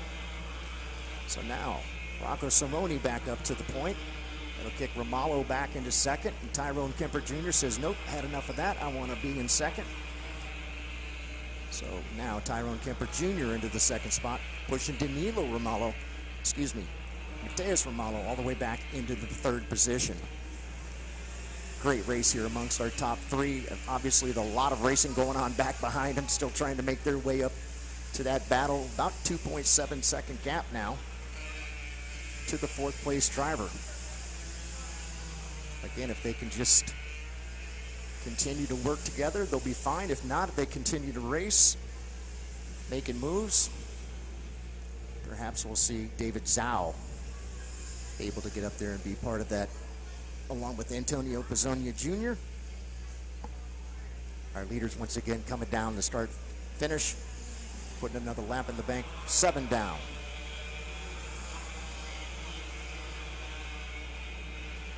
Does look like perhaps the top 3 are working together. As I say that, now we've got another pass for the first position. That'll be Tyrone Kemper Jr. coming out of turn number 5. Rocco Simone able to hang on and remain there in second. Danilo, I keep saying Danilo. That's Pops. Junior. It's Junior. Couple juniors out there, basically. Yes, indeed. So here they come out of 9.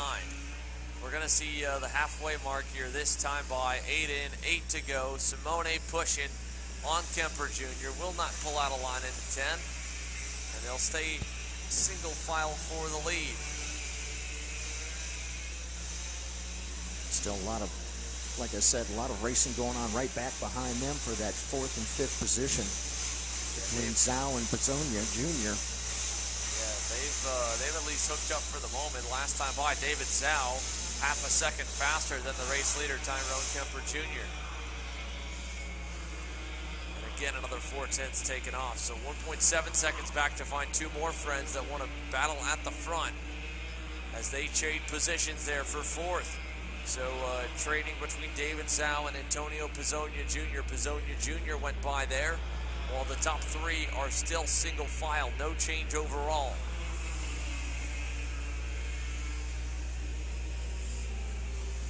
I think back to the beginning of the Florida Winter Tour, back all the way to Pompano Beach, and the big victory that Tyrone Kemper Jr. was able to pull off.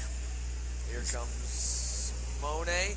Simone once again, turn number 10. It's been the spot for these guys. Although turn number 5 and 6 right there has also been another passing spot for them as they come out of turn number 13. Looks like perhaps David Zhao and Pizzonia Jr. are actually starting to make up a little bit more of that gap. Yeah, they made up a good bit the laps prior. They didn't make up anything that time by as they were battling themselves. But we'll see this time if they can hook back up again and start to make some more headway. For Simone, Kemper Jr. and Ramallo, again, this racing so far has been really clean. Lots of respect between all 3 drivers. A good example being led by the youngest division here with the Micro Rocks as Simone takes them behind the wall to turn number 9 on lap number 10. Again, love that shot as they come racing down the backstretch, heading towards turn number 10. Again, nobody gets out of line there. Going to just remain all 3 of them nose to tail. Kind of take a peek over the 3rd driver's shoulder there, and you can see you've got a couple of drivers trying to make their way up. Again, our drivers just now going back by the start finish again. Drop another lap in the bank. 10 to go. Excuse me, 10 down, 6 to go. Yeah, 10 laps in the books. Tyrone Kemper Jr. is kind of settled in now behind Rocco Simone. Mateus Ramallo as well, back in 3rd. No passing in the last few laps here for the top 3 drivers. They've just worked on keeping their gap. It's 1.5 seconds right now back to David Zhao, who was a 1/10 of a second slower that time. Actually, correction, 1.8 seconds. 1.5 is just from Zhao up to third. So that's more than enough as we got problems over here. Spin for the number 38 of Nico Salazar. He'll get back going. No problem. 5 laps to go this time by the stripe, Ron John. Yeah, had no problems there as they came down once again down that backstretch. No changes. Simone still out in front. Tyrone Kemper Jr. right there. Takes a look perhaps to the inside. Looks like Romalo wants to go along with him. The two of them changed places. Now it's Tyrone Kemper Jr. to the point. Matthias Romalo ends up in second. That's going to put Simone back now into the third spot. So what a battle going on here amongst our top three. In the meantime, though, you can see that's allowed David Zhao to get a little bit closer there. Yeah, that time by, Zhao and Pizzonia picked their pace back up. They were 3/10 back quicker, or 2 to 3/10 back quicker than the leaders. That pass will help them. A 1.5 seconds away. They just need a few more passes here, just like that one. Will they get one into 10? Here comes Matheus Romalo down the inside on Kemper Jr. So another change in position is exactly what the doctor ordered for Antonio Pizzonia Jr. and David Zhao. Zhao running fourth, leading the two up. Here they come to the final chicane. 4 laps to go, this time by in Micro ROK. Looks like Rocco Simone was going to take a look to the outside going into the little short chute as they run down into turn number 1. Thought better of it, tucks in right behind Romalo. Rocco Simone right there. Again, that probably stretched it out to about, looks like about 9/10 of a second. Back to that 4th place driver. Don't believe that's true on the track, but it certainly was at the start finish when they came back by. If you look on the track, you can see he's actually made up quite a bit of ground. Probably about 5 to 6 karts back behind him. As I say that, you can see it's probably even less than that as they go towards turn number 9 and back down the backstretch once again. And here they come towards turn number 10. You can see that both Zhao and Pizzonia Jr. now are getting a little bit of drafting help off the top 3. So that'll allow it to be a 5-driver grouping, coming to see 3 to go this time by. 3 laps to go in the Micro ROK season in the Florida Winter Tour. A number of different drivers all trying to contend for the championship. A bunch of them in that lead pack right there across the line. 3 more big ones here for Matheus Romalo. Tyrone Kemper Jr. on the bumper through 2. Over to turn number 3 now. Does he pull out when they go through 4 and into 5? Let's see. Looking inside. New leader Tyrone Kemper Jr. He does.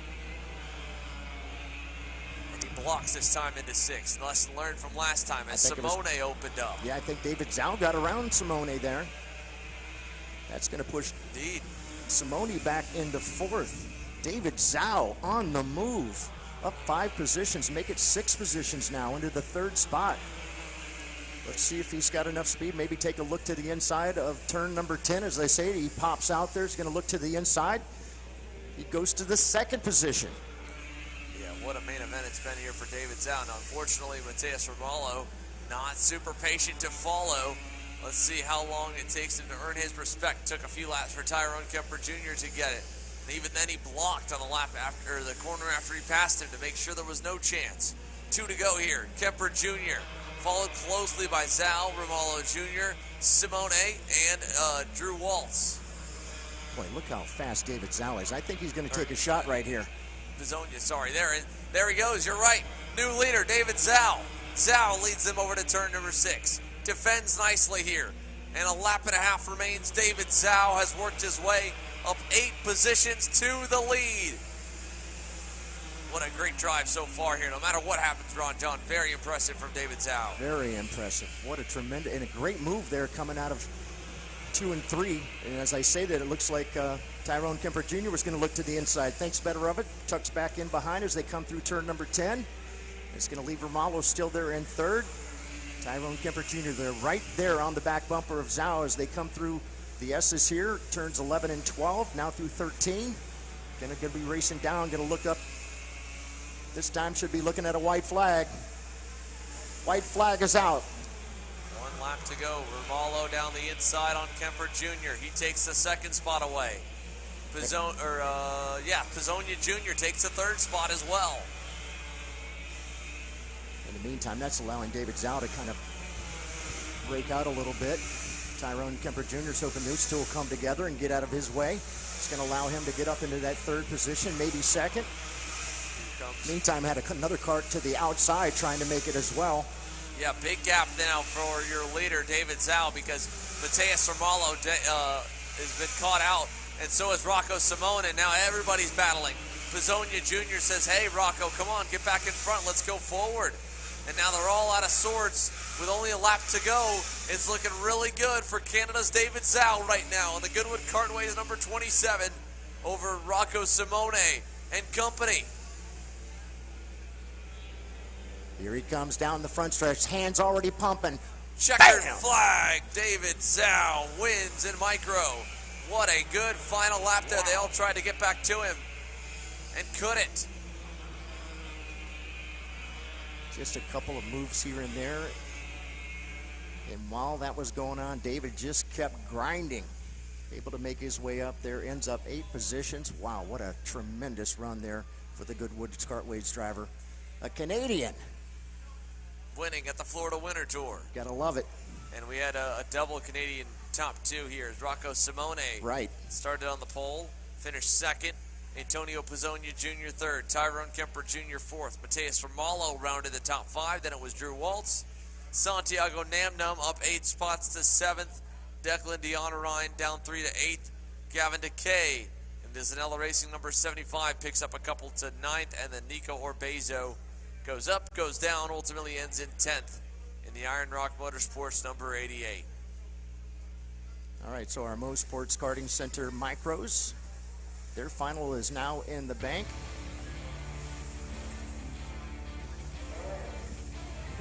And so we'll be coming back here in just a moment. More racing action in Junior ROK up next here. 3 finals down in the afternoon, 3 coming your way. Parolin USA, a top-level performance team with unmatched hospitality, offering a full-service driver development program with year-round testing available in Miami, Florida, and the official North America racing team of Parolin Racing Chassis. Chassis and parts available at ParolinUSA.com.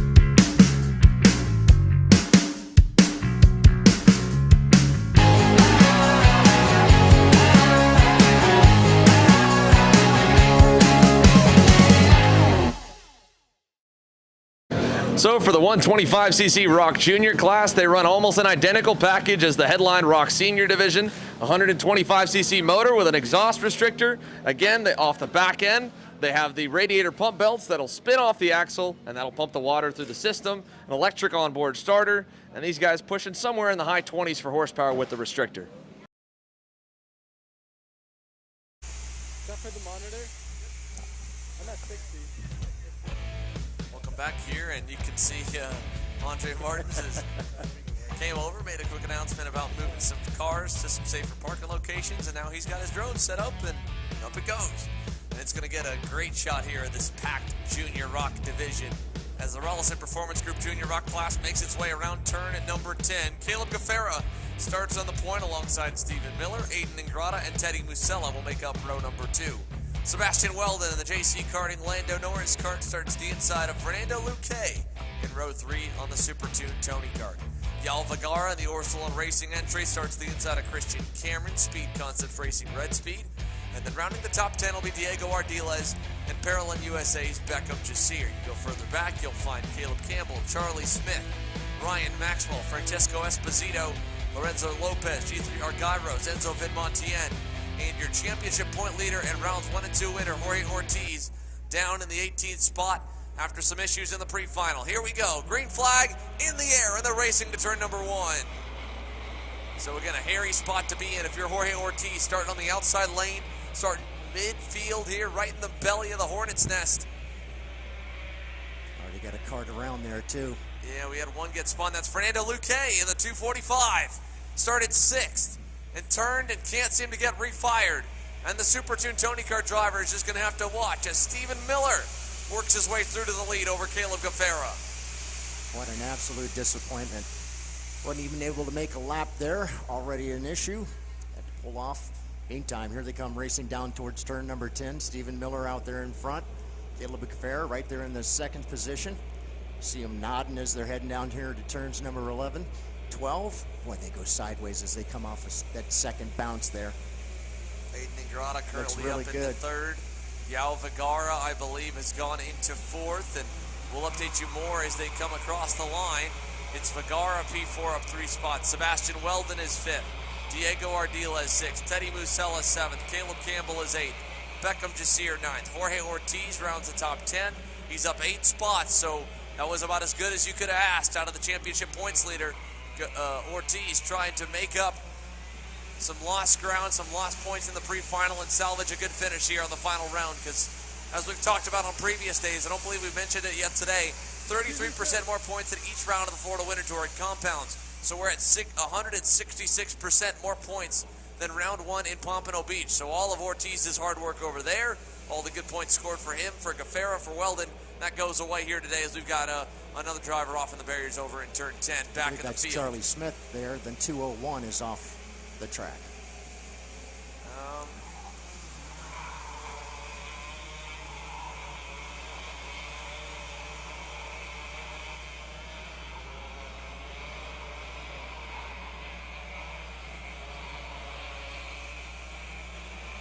I was Nolan Hoffreicher in the 208. Yeah. 208? Yeah, Charlie Smith aboard the Nash Motorsports EOS car. Did get lose a few spots here. He's down in 17th, but he's going all good. Stephen Miller and Caleb Gaffera working lap number 3 here with a nice and healthy gap as they battle behind him. Ingrata trying to get away. He gets by Yao Vergara.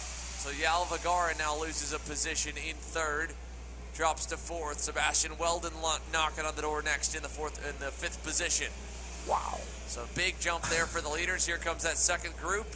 Ingrata trying to lead it up to the top 2. It's already about a 2-second margin forward. So big gap here for Stephen Miller and Caleb Gaffera to start this 20-lap main event. 17 laps to go, and it's a 2.5-second margin to Ingrata. Stephen Miller working hard, already dropping his head every chance he can get to try to make up just a little bit of ground. Stay out there in front of Caleb Gaffera. I believe that's Sebastian Weldon there just coming out of turn number 5. Yeah, he was able to shuffle Vergara back. He's brought Teddy Musella with him. So Yao Vergara just drops back 2 more spots as Weldon tries to latch on to Aiden Ingrata, and Vergara in the back of the screen is fighting more. And here he comes down the inside. So all kinds of shuffling going on at the outside edge of the top 10. Here's Vergara tries to hang on. So Musella gets by Weldon. And look at that heavy contact. Ortiz up and over the curbing, trying to get by Vergara, and he can't. Jorge Ortiz, will he go in turn 1? He will, and there goes the 2-1-0. Oh, it's still side by side. I thought we were going to have contact, and Vergara pounds the wall. The barriers on the inside of 3, kind of blocking drivers from taking too much curbing. He slammed one of them. And look at that here, folks. Jorge Ortiz leads them out of turn 6. Wasn't really sure exactly what he hit over there, but he sure nailed it. Well, let's take a look back up front. To come back around. And let's pick up where our leaders are here. So out of turn number 10, there's Stephen Miller. There's Caleb Gaffera. They are hoping for the same fate as this kid we're about to switch to. Rocco Simone is with Jenna Tommy after a big-time run here in the Micro ROK class. Jenna? Rocco Simone, our Micro ROK champion. Rocco, how are you feeling right now? I'm feeling great. How was that race for you? Can you walk me through it? Well, at the beginning I was leading, and then Tyrone started to push me. Then I went down to 3rd at a bit at one point of the race, and then I got back up to 2nd, and then I took the lead. and then I didn't really run away with it, but then we started to push it to try to get away from third. Are you going to do anything to celebrate your championship? I don't know yet. You should ask your mom. I'm sure she's got something nice for you. Who do you want to thank this weekend? I want to thank Alessandro DeTulio, Yannick, BN Engines, and the Paralyn Racing team. Thank you so much, Rocco. Congratulations.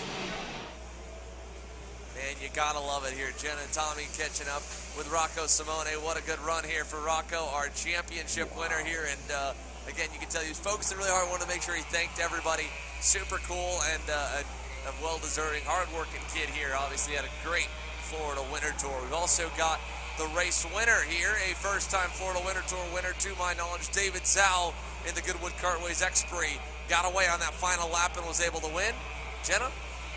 David, that was an awesome race. I can tell that you're a little emotional right now. What's going through your head? In my head, it's just like, before the race, I was trying to get the podium. At pole position would be even better. But it was really hard because I started from 9th, and it would be really hard to catch up. But the last few laps, I gave it all I have, and then just went for it. You should be super, super proud of yourself. Was there any time in that race where you got super nervous? You were like, oh my gosh. Yeah, when I think it was a Tony Kart. He was behind me the whole time. I was trying to pull away from him, and I can't. So I was trying to catch up to the first pack of people to pass them and then leave them behind me. Great, awesome for you. Who do you want to thank this weekend? Who helped you out? I want to thank my team, Goodwood, my teammates, my mom, my dad, and all my friends, especially Declan. And yeah. Great, thank you so much, David. Congratulations. Big congrats here to David Zhao. That's beautiful. Our winner, and an awesome performance for that kid. Cool to see any first-time winner here, and cool to see the raw emotion and his first interview we had for him here at the Florida Winter Tour. Right. And for David especially, he had a really solid level of pace in St. Petersburg and just couldn't seem to get luck. I mean, he would get up front, crash would happen, this would happen, this would happen, left or right, and finally it all goes in the favor of him in the 27, and he gets that big elusive first win. So congrats, of course, to David Zhao and the Zhao family for Goodwood Kartways. 8 laps complete so far in Junior ROK. You haven't missed much when we've been side by side. Obviously, you've been able to watch the coverage. It is still Stephen Miller out front, and he is pulling away from Caleb Gaffera. So Miller looking for a big-time victory here to close out the Winter Tour. The driver that has had a stellar Florida winter season here in 2022. One more cherry on top could be this main event win here over Gaffera, who has been the dominant driver in both junior classes this weekend. Aiden and Grata, a little bit quicker than both of them, but he's about 2.7 seconds back. Yeah, don't know if he'll have enough time to make that up, but nonetheless, what a great run so far from Aiden, as well as Teddy Musella still remaining in that 4th position. No change there for Sebastian Weldon. Jorge Ortiz up 12 spots, though, up into the 6th spot now. Diego Ardila's rolling along there with Ortiz now into 7th. Al Viguera 8th. It's Beckham Jasir now up into the 9th spot, and Caleb Campbell right now in 10th. But what a good run so far for Stephen Miller. Stretched it out to 1.2 seconds at the start-finish line. We've got 9 laps down. Should be coming around to pick up the halfway flags at the start-finish. See our leader still trying to push that cart ahead as he's bobbing and weaving, just getting ready to come through the 11 and 12 turns. Now through 13. Stephen Miller racing back down towards the start-finish. Going to pick up the halfway flags at the start-finish. Halfway home here for our Junior Rockers. Yeah, halfway in, halfway home for Junior ROK. Their final main event of the season. And a pretty tame main event so far as Stephen Miller's gap just continues to slowly open. Another 10th added to it last lap, a 10th added the lap before, a half 10th the lap before that one here. The 125cc junior power plants making their way through the turn 7, 8, 9 complex up front. Here's a group a little further back. There's Enzo Vidmontien, Christian Cameron. Vidmontien up 6 spots, now 7, as he's gone by Cameron, who was in 10th across the line last time by. There is Teddy Musella and Sebastian Weldon, currently 4th and 5th. They're about 5 seconds back from the top 3, kind of running by themselves, and really the first two drivers that are anywhere near each other if you go down the order, because it's a second and a half from Miller back to Gaffera. It's a second back from Gaffera back to Ingrata. It's a 2.7 seconds back to Musella and Weldon here, while Stephen Miller leads them out of turn 5. 9 laps to go. Boy, Stephen has been really strong. Took him a little bit to finally get out there and really get himself a decent little gap over the second and third place drivers, but that's exactly what has happened. And of course, they've all started to split up a little bit, one by one by one. Caleb Gaffera still solidly there in second. Aiden Ingrata in third. Although it does look like Aiden has made up quite a bit of ground on Caleb as they come towards turns number 11 and 12. Caleb slamming those curbs as they came through. See our leader up there now heading past the start finish once again. Caleb Gaffera with his head down as he races back by the start finish. It was Ingrata, by the way, that was the purple lap that last time by. Speed Concepts driver, call him the professor. Yeah, Aiden Ingrata, that time by, knocked off 0.3 of a second, so I could be wrong here. The battle for second about to heat up. P2 and P3. This is 4th and 5th on your screen here. Weldon and Musella, but Ingrata, third place, just got by Gaffera for second. Here comes Ingrata up to second now. He was the fastest on the racetrack for the last 5 or 6 laps, and he's only got one more driver left to get, and that's Stephen Miller, who's about 1.8 seconds up the road. Out of the final turn, Miller will come to see 7 laps to go. Aiden Ingrata trying to get there. Just got by Gaffera across the line. 1.8 seconds the margin to start with. Still gained 1/10 that lap, even making the pass. That's a good sign. And if he could get back to the pace he was at the lap before, he would improve at about 3 to 4/10 a lap. At that rate there, that would put him on the bumper of your race leader with about 2 to 3 laps to go. So Aiden Ingrata, one last heroic charge here in the Florida Winter Tour to try and snag himself a checkered flag. Well, I know Caleb Gaffera would love to be right there on the back bumper of Aiden Ingrata, help him work his way up towards the leader. I do believe that Aiden has got a lot of speed in that Kart. I don't know if this is like the second half of the race here for Aiden.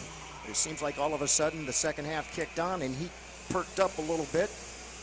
Got a hold of that Kart, making his way towards our leader, Stephen Miller. Let's see if he's able to cut into the lead. He sure did. 2/10 that last time by. He's going to need a little bit more there. 2/10 would mean 9 laps. He's only got 6 to work with, so Ingrata's got to pick off at least 3/10 a lap, if not 3.5 to 4, to be safe and have enough time to battle for the lead and the win. Miller, pretty consistent. Last lap was about the same as the lap before that one, so he's not really changing his level of pace in any manner. It's just a matter of if Ingrata can get there. As they go down the backstretch here, Miller, 1.5, maybe 1.4. Let's look at the speed trap here. Ingrata picked up a 1/10.5 in Sector 1, another full 10th in Sector 2.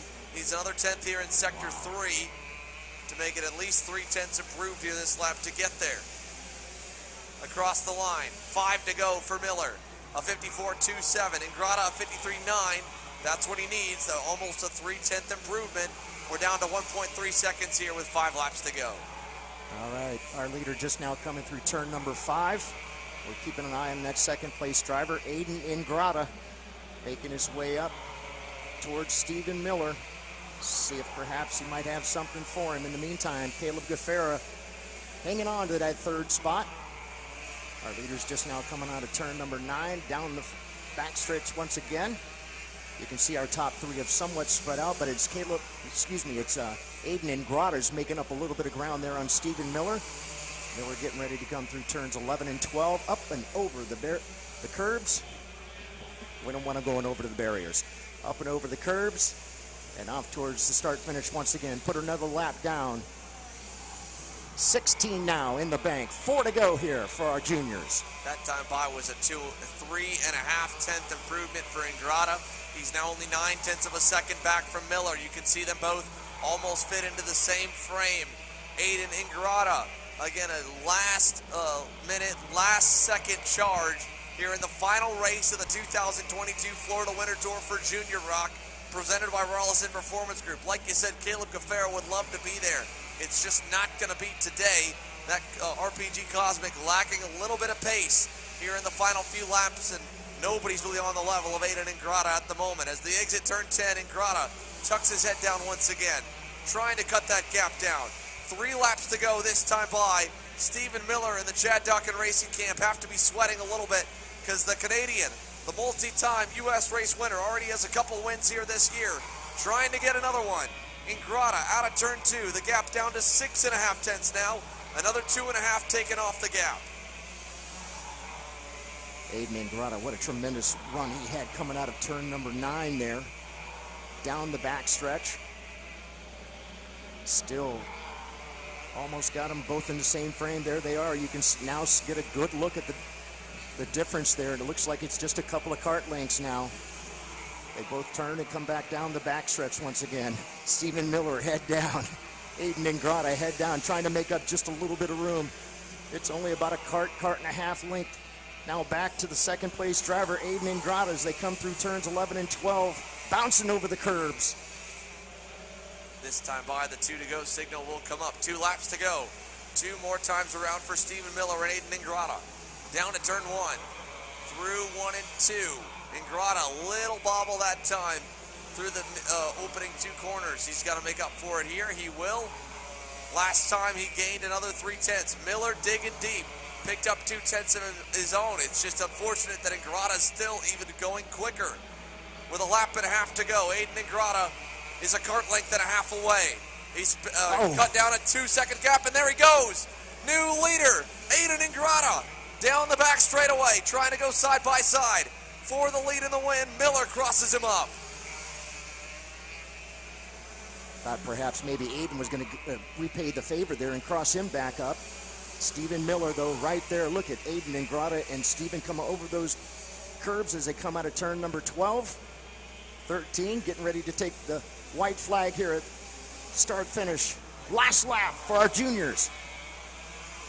Here they come through 1 and 2. Ingrata knows he's got a shot at it. Miller knows he's there, but he opens the door. Ingrata tries to get there, and he does. Ingrata gets back to the lead in 5. Miller had to readjust mid-corner, caught him off guard, so he couldn't really counterattack too well. Now Ingrata leads. Miller trying to get to him, puts the bumper to him a little bit through 7, through turn 8. Going into the final couple corners here. Ingrata gets the bumper to him. Here he comes down the backstretch. He'll cover the middle of the racetrack. Still a little bit worried about Miller, so Miller goes high. Ingrata goes low. Crossover out of the turn. Here comes Miller. He's not there yet. Ingrata covers the inside into 11. Over the curbing. Miller got to the inside for a second, and he couldn't. Ingrata blocks. Here comes Miller again. Crossover move. Across the line. Stephen Miller. Got him. He got him. Stephen Miller with a crossover move. A last second attempt in the final corner. Wow. Stephen Miller fends off one of the most highly regarded talents in the Junior ROK class that ran him down from over 2 seconds back in the final stages to win the final main event of the Florida Winter Tour Championship. Miller, Ingrata, Gaffaro, the top 3. Sebastian Weldon finishes 4th. Teddy Musella 5th here on home turf. Ortiz, your championship points leader. I don't know if it was enough to hold on to the championship. I think it should be darn close, if not enough. Ortiz picks up 12 positions to finish 6th. Enzo Vidmontien up 10 spots to 7th. Good run for Enzo. Christian Cameron ends in 8th. Yal Vergara 9th, and Beckham Jasir rounds the top 10. What a finish right there, Ron John. That is what it's all about. That's racing at its finest. Those two battled, absolutely battled all the way through that last lap, all the way down to the start-finish. Ends up, what, like 4,000ths of a second there between Ingrata and Stephen Miller. Stephen Miller, the CDR driver, winner here in the junior final. Round 3 here at the Florida Winter Tour in the Orlando Karting Center. And can't thank enough all of our sponsors: Vortex Engines, Levanto Kart Tires, OMP, Sunoco Racing Fuels, Eni Oil. There's all of our sponsors for our groups as well.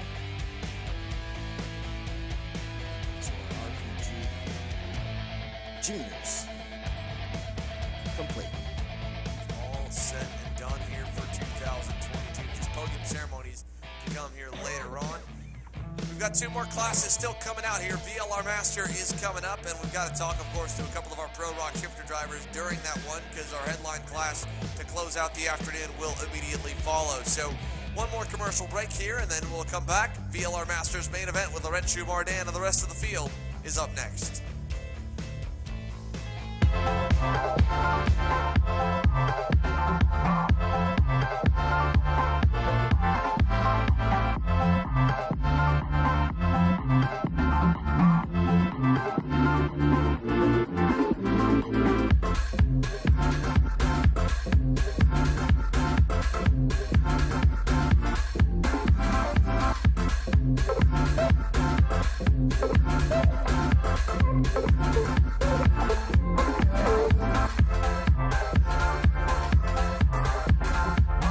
I'm Billy Vincent, owner of MPG Motorsports. What we do at MPG is we try to keep it a nice, fun family atmosphere, try to combine sort of the bigger things and of the bigger teams and the professionalism down with sort of some of the fun, sort of family-oriented atmosphere. We try to not only develop drivers, but also the parents and the families for just in knowledge in general in motorsports. It all starts in karting. What we try to do is try to help the drivers, the moms, the dads understand the sport of motorsports in general, not just karting, but what it takes to get all the way up through.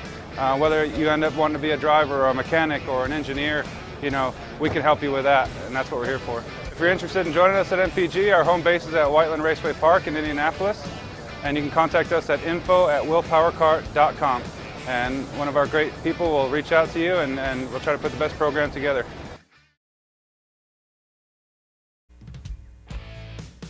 Back live from Orlando Kart Center. The engines have come to life here for VLR Master. So the class presented by RTD Media getting set to go green here for their final main event of the season. Again, we've got some post-race interviews. Definitely want to talk to the top drivers that finished out in the Junior ROK division. And of course, we'd love to talk as well to a number of our Pro ROK shifters before they get underway for their final main event of 2022 in the Winter Tour. In the meantime, for VLR Master, as they get released onto the racetrack here, Ron John, why don't you take us through our starting line? All right, here we go. On the pole, the Techno Kart USA driver Laurentius Mardan in the 782. Charlie Fonseca, the Orlando Kart Center driver, in the 716 rolls on the outside. Up next, it'll be Christian Vomier in the 785, along with Martin Stone rolling off in the 701. Alex Dalbon will be up next in the 721.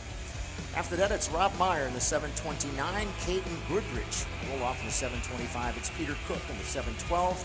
Gallo Barros up next in the 771. Bruno Sorgiovanni in the 773. It's Gary Manchico in the 707.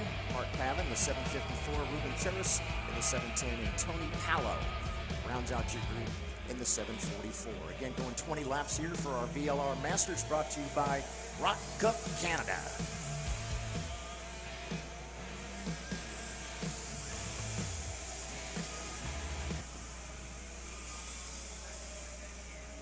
So 20 laps the distance here for VLR Masters as they get set to go green. Again, 20 laps set for the Pro ROK shifter main event as well. Will anybody have anything for Lauren too? We'll just have to wait and see as they're starting to get formed up. Getting ready to come through the S's right here.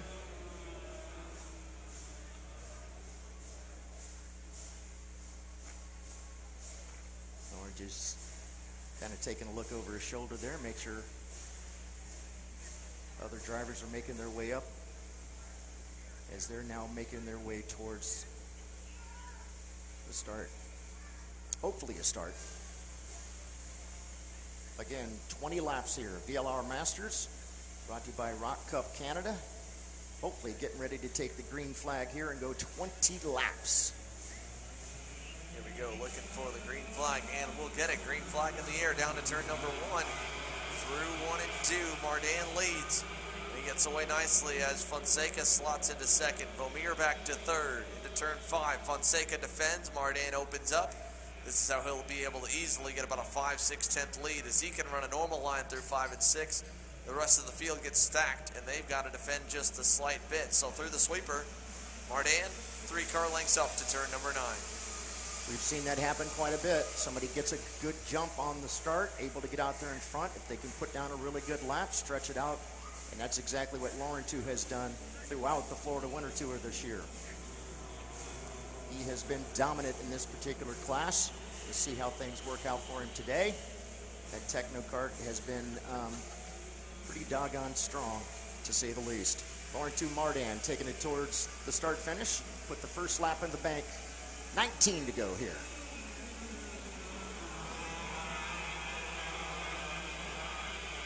All right, as they come back by the start finish now through turns number 3, down into 5. Looks like Charlie Fonseca maybe taking a look to the inside. Thought better of it. Tucks right back there. Has not allowed Lauren Two to get a big gap like we were talking about. Actually, it's about 2/10. So Charlie Fonseca able to get up there and run up to the back end of Lauren Two Mardan as they turn down turn number 9, race down towards 10 here. Obviously Charlie not close enough to do anything. We did have a pass there going into turn number 10. Got to look a little bit further down. It looked like that might have been Martin Stone, I believe. Have to wait till they cross back by the start-finish line. I tell you, Charlie Fonseca is not letting Lauren Two get away as they come into turn number 1. He is still right there on the back bumpers. Still a lot of hands waving at one another. Yeah, a lot of sign language going on. Oh, look at that. Big jumps for Martin Stone as he gets put off over in turn number 3. Loses about 3 or 4 spots while Mardan continues to pull away. It's a good thing the water had somewhat dissipated over there, because I would imagine that would have been awfully swampy after yesterday's rainstorm. Looks like a lot of that water has actually gone away, and that's a good thing, because Martin Stone would have been absolutely full of mud coming through there. Lauren Two is not able to break away here from Charlie Fonseca. Fonseca only a 10th behind him as they come through turns 11 and 12. Now through 13. That cosmic card of Charlie Fonseca showing some serious speed.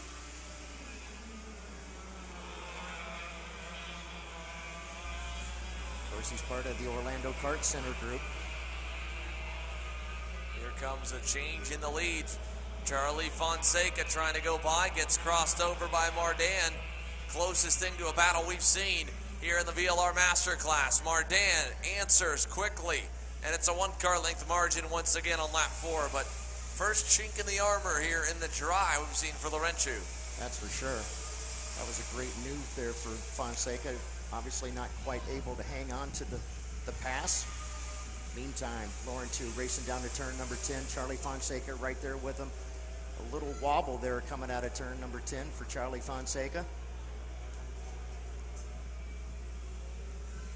Those guys not quite pounding the curbs like the other karts were a little bit earlier. No, they're taking it a little bit easier here in the Master class. Yes, they are.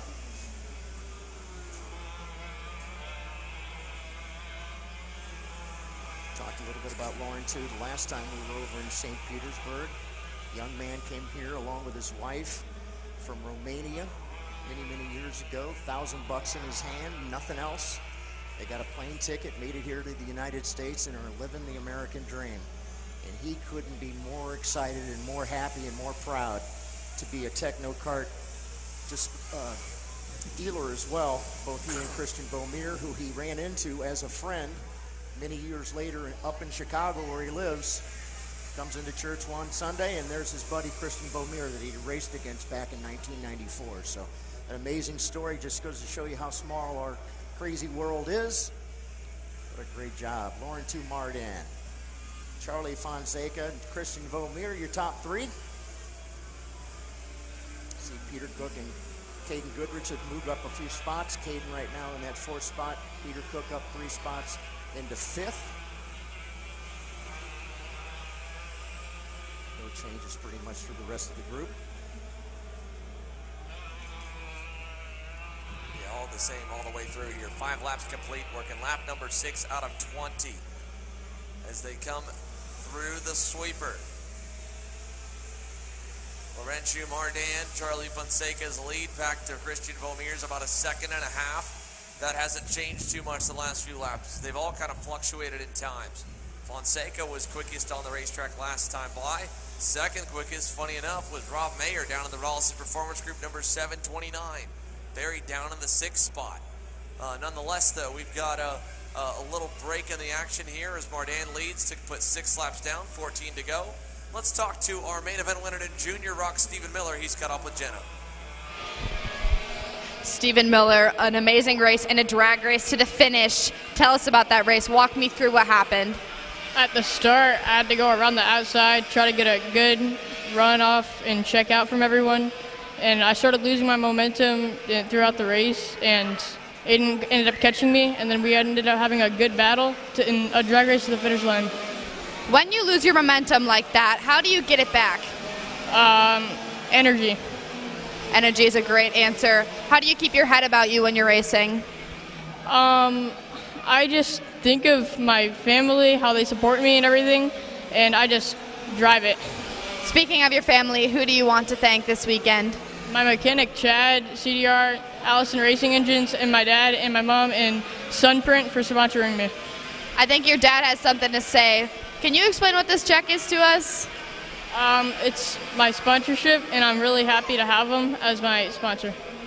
Great. Thank you so much. We appreciate it. Congrats.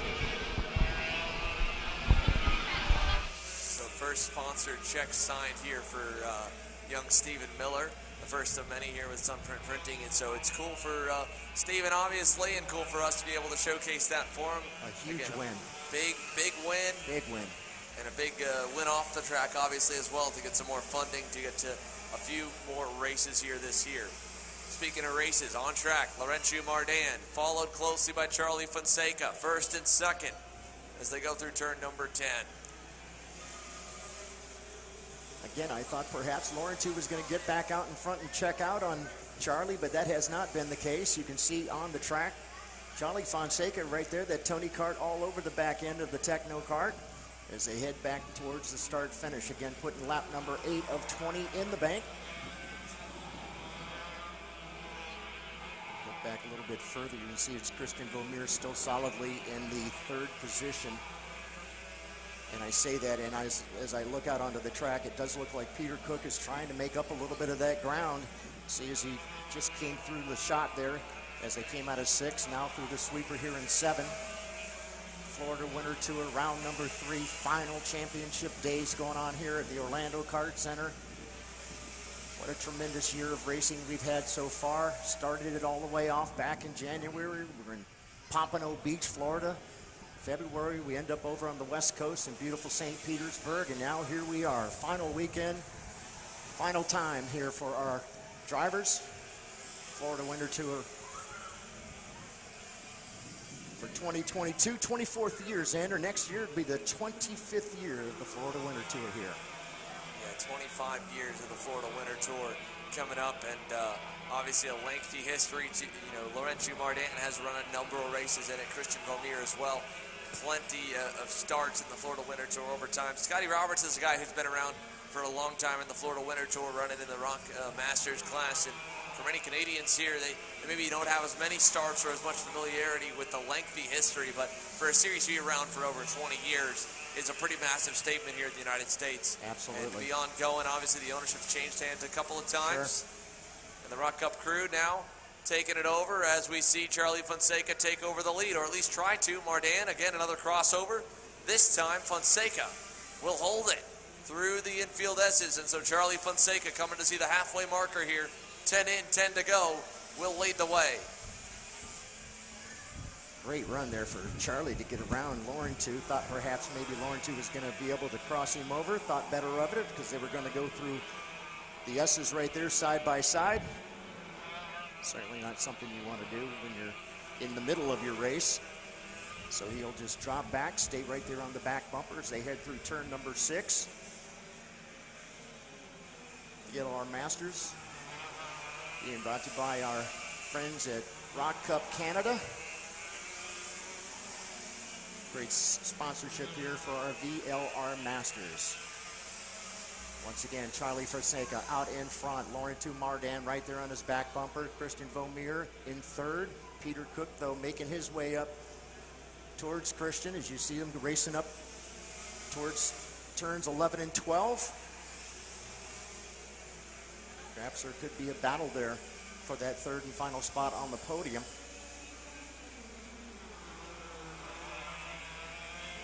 I think at this point, I would think that Lauren too is probably at this point said, "Okay, Charlie, you can have it." Am I right? No, I don't know about that one there, John. Well, he's got such a huge lead, is my point. Why go in there and perhaps try and mess it up and not end up?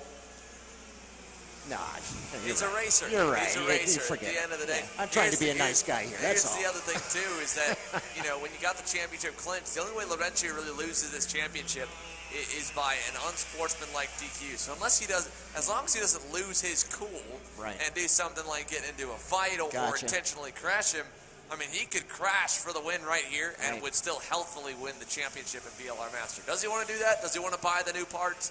He is the owner as well as the driver of the Kart here. So, he probably doesn't want to do that. I'm sure Fonseca doesn't want to do that either. But in terms of letting him have the win, I don't know. I mean, we've seen unpredictable stuff in Masters racing here this weekend. I mean, that pre-final, what was it, yesterday afternoon, Bernardo David was letting guys by left and go, and then William Isaias would get by, and he passed him right back. So I'm not saying I know. I mean, listen, my prediction would be he's going to get after it, but Masters racing is about as predictable as micro racing sometimes. Gotcha. And right now, at least it looks like he's still digging hard to try and get after it. Unfortunately, he's losing a couple hundredths lap by lap. It's now up to 2/10 here, the difference between the top two as they head towards turn number 10. Yeah, without a doubt. Lauren, too, is obviously a racer, and yeah, what the heck. Not going to let him have it, though. I got a funny feeling Lauren, too, wants to do the old clean sweep thing, right? It would be cool to see. Yes, it would Jeremy be. Fletcher pull it off here with a clean sweep and a dominating run through the VLR Senior class. I think maybe just kick back behind him, let him lead a little bit, wear the tires down, get around him here, coming into turn number 5. That's where I'm going to guess that's going to be where the pass is made. At the gap where it is right now, it'd have to be turn 5 or turn 10. I mean, those are the two easiest passing zones because the braking section is so long. When he's still about a kart length back like this, he can get down the inside. Turn 9 right there would be sketchy. Right. He wouldn't be close enough probably in turn number 6 to make it happen. Wouldn't be close enough in turn 1. Both turn 6, turn 1, short braking zones. But here, they're on the brakes for a very long time after a long straightaway. So that's a lot of time to brake a little bit later, wait a little longer to get on the brakes while the driver in front hits him, and you could get alongside. And then once you're alongside, you're good. That's just the only thing. You've got to get alongside the driver that you're trying to pass so they can see you, they don't turn down, and then you go as slow as you want through the corner to whatever you need to make the turn. Boy, Lauren, too, is really, really grinding to try to get back up there. Without a doubt, I know he wants to win this and get that clean sweep. Without a doubt. He worked so hard, and to have what happened to him back in Las Vegas, this time he wants the victory, he wants the championship, and he wants to do it with a clean sweep. Well, and the biggest thing is everyone remembers, karting and racing in general typically has a very short memory. So when you think about, the top guys in a class, you go back to the last race, not the race before last. So here, Mardan going, locks up and gets by in turn 10 and takes back the lead here with 5 to go. They won't remember that Laurentiu Mardan dominated Pompano Beach and at St. Petersburg, but they'll think back to the last time we raced these VLR Masters on the national stage in the U.S. Before Las Vegas this year, so that's an 8-month gap, and it was here in Orlando, and they're going to think back, who won?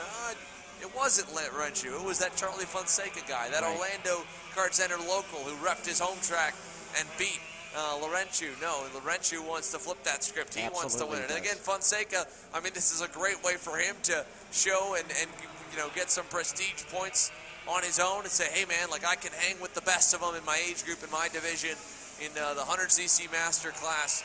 I can go up toe-to-toe with the best of them, and Laurentiu Mardan has proved himself to be the best in this class in the nation here.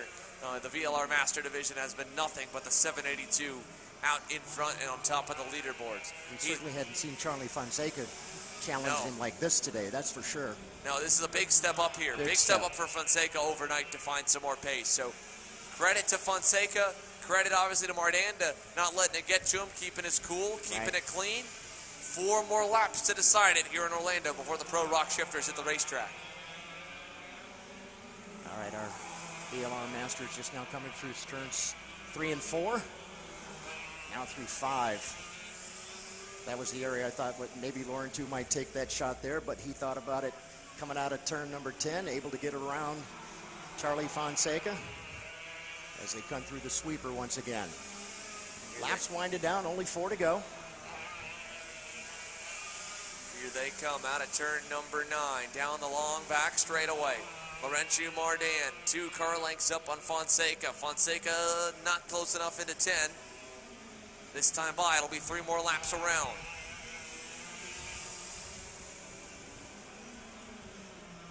Again, Laurentiu not quite as aggressive over the curbs that time.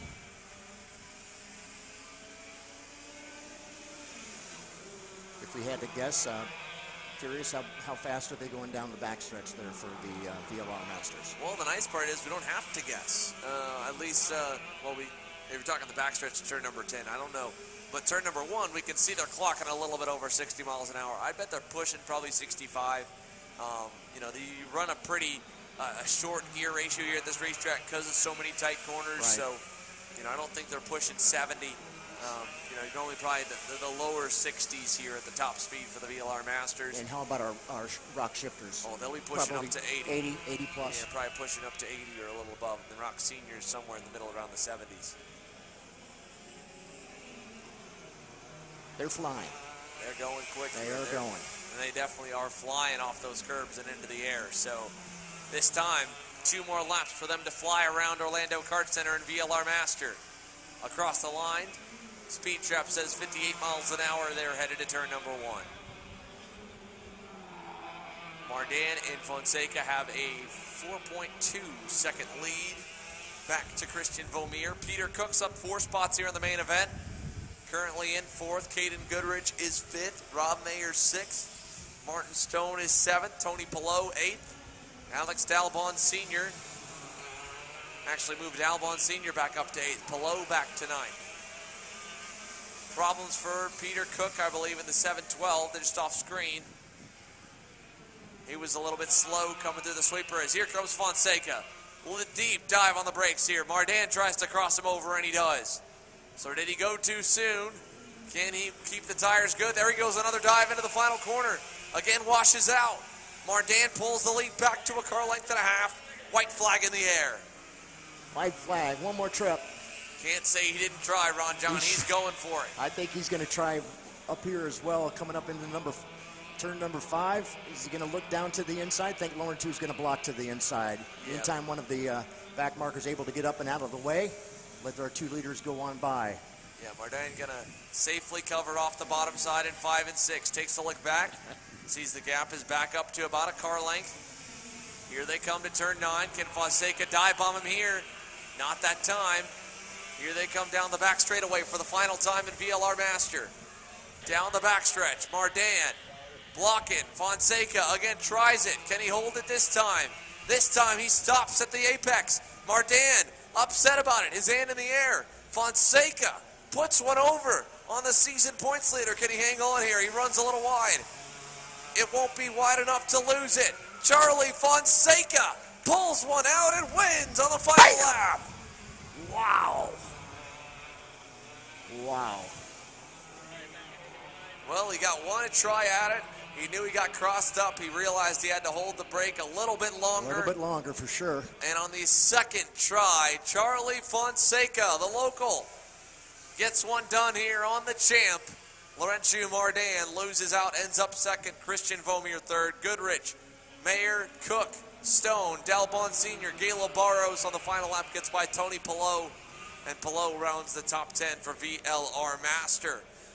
Next up, all that's left in the 2022 Florida Winter Tour season is your Pro ROK shifter class. We're going to go to commercial. When we come back, we'll play you some of the Thursday interviews we had with the top contenders in the class, like Jake French, AJ Myers, and Danny Formal, your current points leader.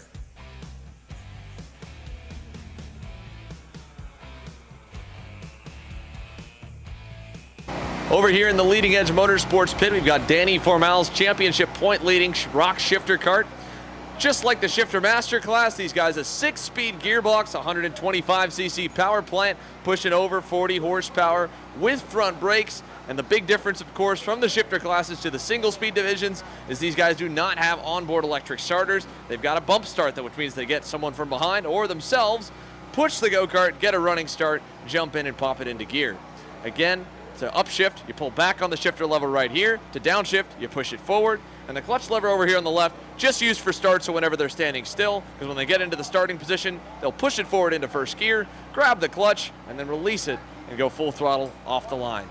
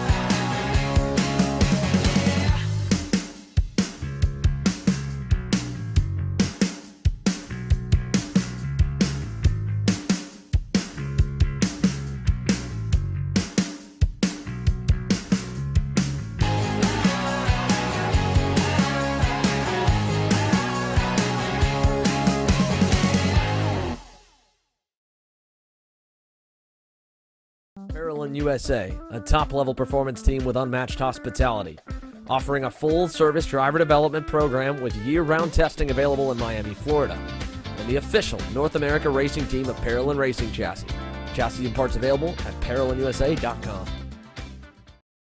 I'm Jenna Tommy, and I'm here with Danny Formal, who was mentioning that you hadn't been hitting the curbs as much in practice. Why is that? You're usually a curb monster. Well, new go-kart, it's only practice.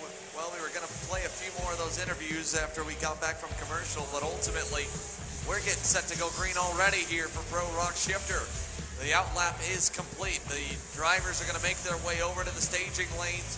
Danny Formal mastered the wet, mastered the dry, mastered the sun, and mastered the darkness yesterday, ultimately to come away with the win in the pre-final in the pole position starting spot as he tries to secure and clinch his first Florida Winter Tour Championship in quite some time.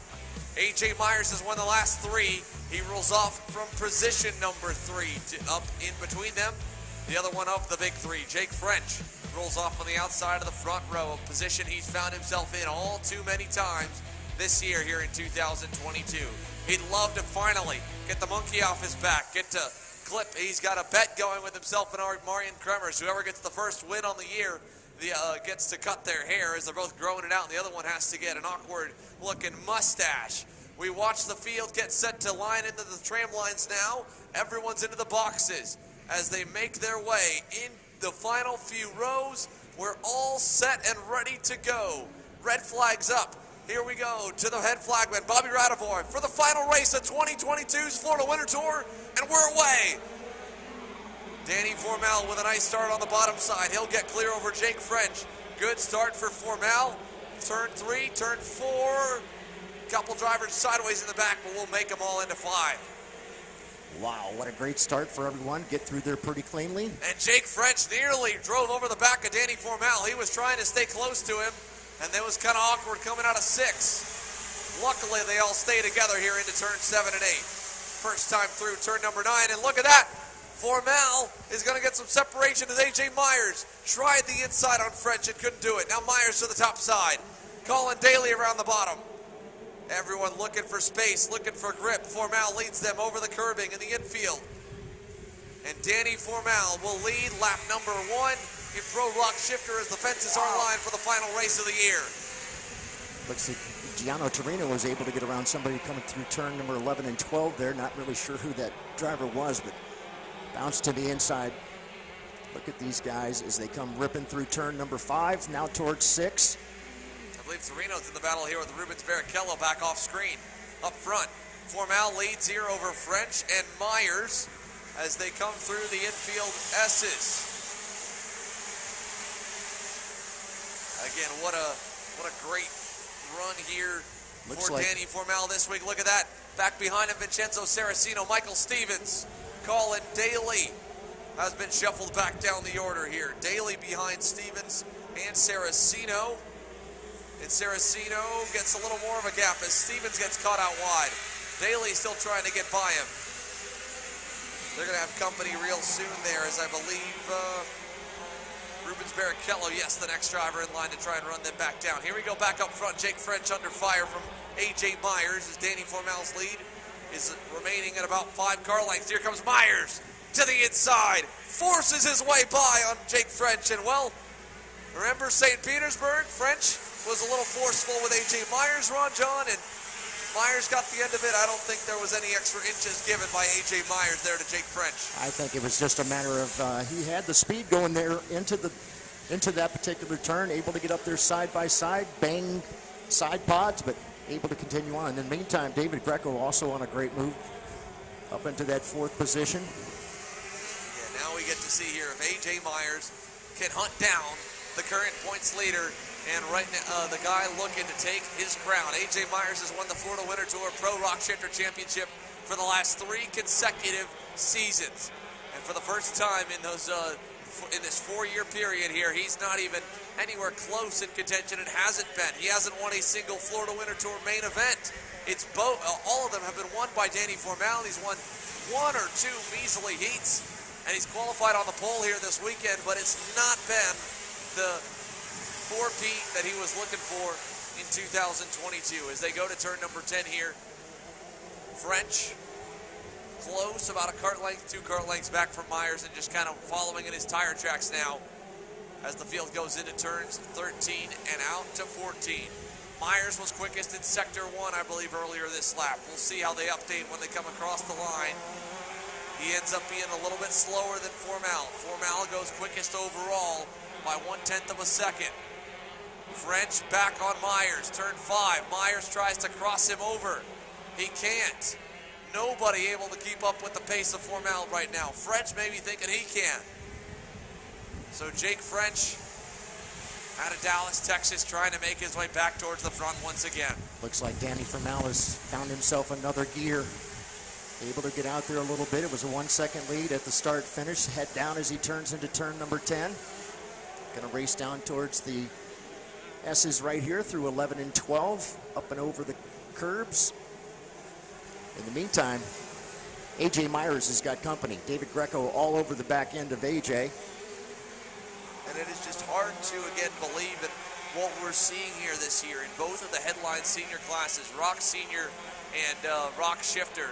The level of domination that's gone on here going in, especially in the ROK Shifter class, between these 3 drivers. Obviously, A.J. Myers at one point has been the dominator, but even when he was winning the championships, there were other drivers able to contend for wins and lead laps. It has been all Danny Formal for all of 2022. I mean, he has just been stellar.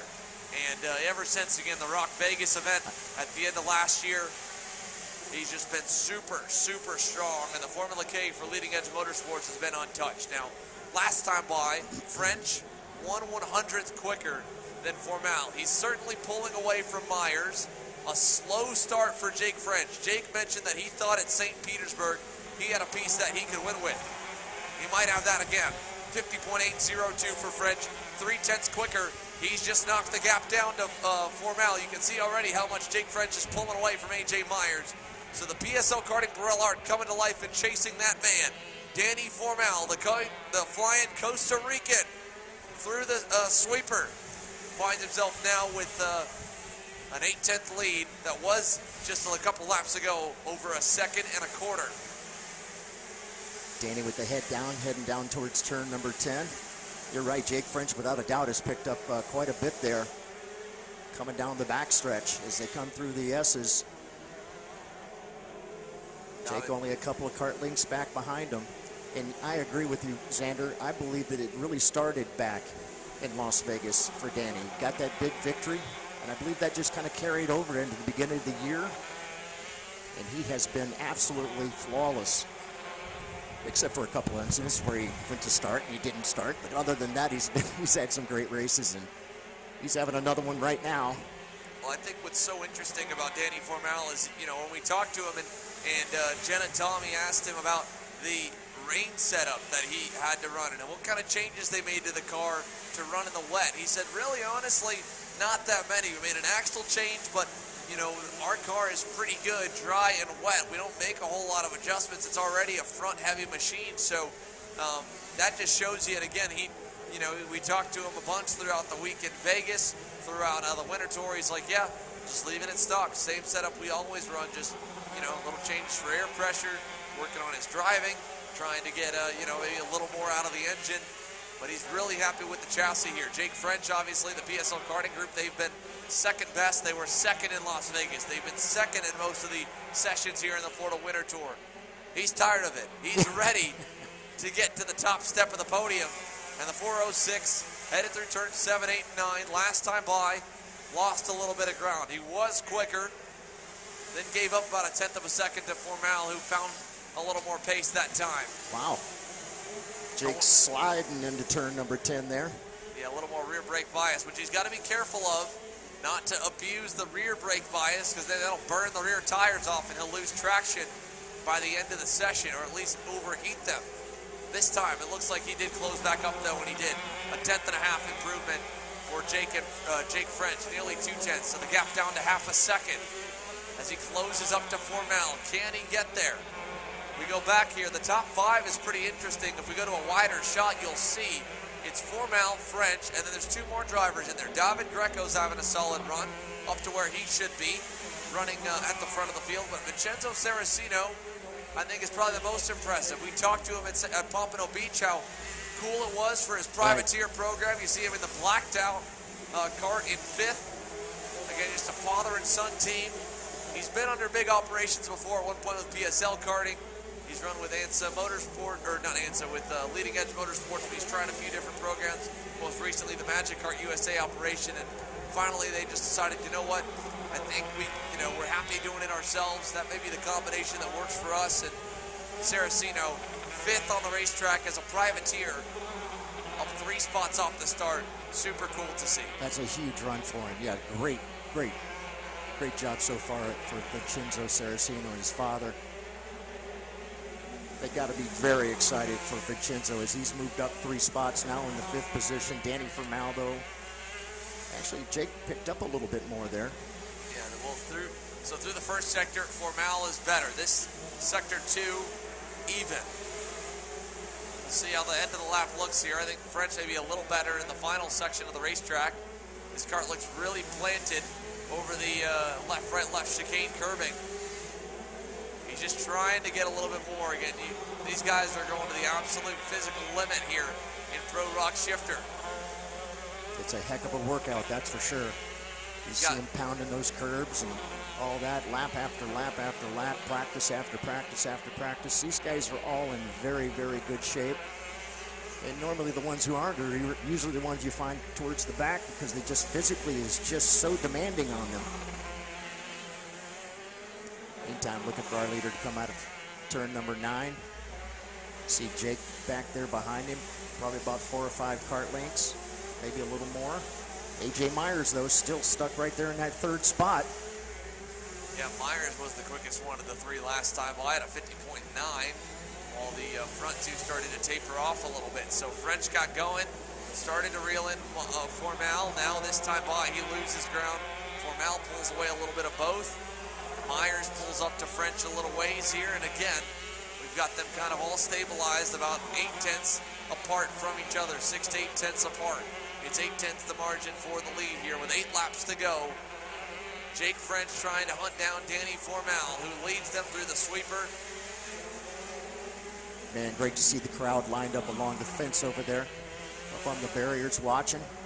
Everybody getting a look here as we're 12 laps in for the final group of the 2022 Florida Winter Tour here at the Orlando Karting Center, watching Danny Formal lead our shifters right now.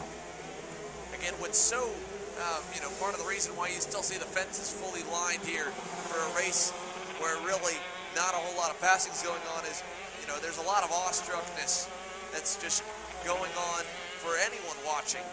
Drivers, friends, family, mechanics, fans, of that you're seeing the absolute best in North America how smooth these guys are. I mean, how active. You can see their hands quickly. Great shot right there. Jake French with a downshift through the sweeper. How busy these guys are behind the wheel and how much work's going on, and yet at the same time how smooth they are and how mistake-free they are. As we see, we've got a problem for Colin Daly. The Jamaican was up to 6th. Wow. And he pulls it behind the wall. I saw Colin before he went out, and I told him, you got nothing loose, baby. Go put it up there. Looks like exactly what he was doing, but what a tremendous disappointment there for Colin. Colin Daly had been coming from the back all week after a mechanical failure in qualifying. Started last in all 3 heats. Drove forward to the top 10 in almost each one. Drove up to 6th in the pre-final. Was running 6th here behind Vincenzo Saracino. And now Daly will get credited with a 22nd place result in a DNF. Tough luck. Very tough luck. No tough luck, though, for Danny Vermael as he continues to lead out there in front, out about 9/10 of a second. Yeah, Vermael just trying to keep the pace here, keep the distance. Back to French. AJ Myers back behind them in 3rd. Digging for more. Not really able to find what he needs. The Checkered Motorsports Magic Kart USA number 428 comes across in 3rd behind these two here as French leads the middle of the group with an equal gap between the pair. It's 1/10 of a second a lap quicker for Danny Vermael over Jake French, and a 1/10 and a half better for French over AJ Myers. They're spreading out here with 5 laps to go. 5 more laps until Danny Vermael can complete a Cinderella season here. I mean, really, it's been kind of a journeyman story for Danny Vermael over the last few years. A couple of years ago, he went over to the ANSA Motorsports Group, helped them launch their karting team.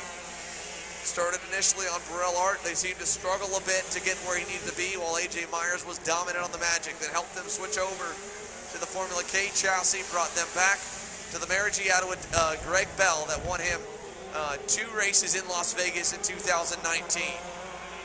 And since then, it's been a good match.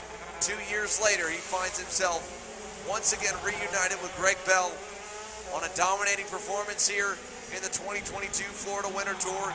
A great run through 2021, just came up a little bit shy in the championship with some bad luck, some mayhem, and he came back with a vengeance here this year. He's getting set for a number of different sports car opportunities. He makes way, like you said, Ron John, and there's nothing like his shifter kart. Nothing at all, and he even told me that even the Lamborghini isn't what he gets the same, I guess, zing, if you will, you know, that rush of adrenaline that he gets from these go-karts. Just absolutely loves it. There is nothing like it. 3 laps to go, there's nothing like him. Danny Vermael, one of a kind, and right now trying to become a Florida Winter Tour champion again. He is just 3 laps away as they head for turn number 5, 1 second back to Jake French, who, again, will be kicking himself a little bit even more. I mentioned, like I said, you know, karting memory kind of is short-term to a degree. It goes back to the last race. Well, luckily these guys only have a couple weeks where they'll probably be behind the wheel again in a pro shifter kart. But for ROK Shifter on the Levanto tire, French is going to think back here to the Winter Tour. Second, and right now he's looking at 2nd again. Looking back down our list, want to mention Gianno Torino, up 4 positions, now in 9th. Rubens Barrichello, 8th. Jimmy Cabrera. Jimmy's having a good run so far, up 3 positions into 7th. Okay, Kyle Juanito's up 7 spots from the back of the grid to 12th so far. He's had a tough weekend as well, but a good run for him today. Greco going to hang on to that 4th position. No change amongst our top 4. Make that no change amongst the top 5. Vincenzo Saracino still hanging on to that 5th position. Jimmy Cabrera now up into the 6th position, up 4 spots now. Yeah, Cabrera got by Michael Stevens that time by just outside the top 5. They had picked up the 2 to go at the start-finish. Here comes Danny Vermael. Once again, down that backstretch, heading into turn number 10. Hard on the brakes. Slide through 10. Take a quick look over your shoulder. Bounce off the curbs. Set yourself up going into turn number 13. Once again, Danny Vermael coming down to pick up the white flag. One more trip around the Orlando Karting Center layout here for the Florida Winter Tour for 2022. It's Danny Vermael out in front. Xander, Danny now going into turn number 5. Just a few more turns to go for Formal.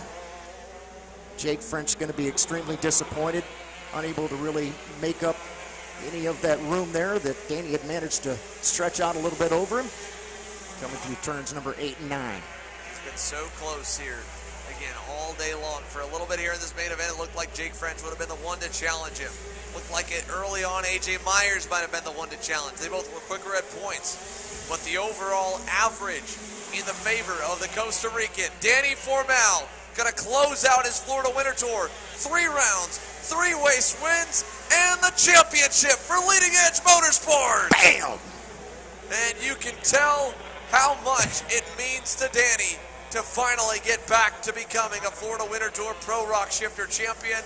I got a funny feeling he might be a little misty-eyed right there in that. Look at him. He's still so jacked. He was fighting for it. And I have a feeling we're going to see some donuts here as he goes glory to God, and man, points at the piece. Little nice gesture by Vincenzo Saracino. Here's Rubens Barrichello again. Always cool when you get respect from a Formula One ace. Yeah, no kidding. Barrichello ends up in 8th. As Rubens was having quite a battle there between he French, and Giano and Michael Stevens. Go ahead. Myers, Greco, Saracino, Cabrera, Stevens. Like you said, Barrichello ended up right there in that group in 8th. Torino in 9th, and Josh Conker rounds the top 10. And, well, Ron John, I think we're going to let the last few drivers come through, and Danny Formal is going to give us some donuts here for the crowd in Orlando. And some wheelies, too, as you can see everyone happy to watch Danny burn it down over at turn number 5.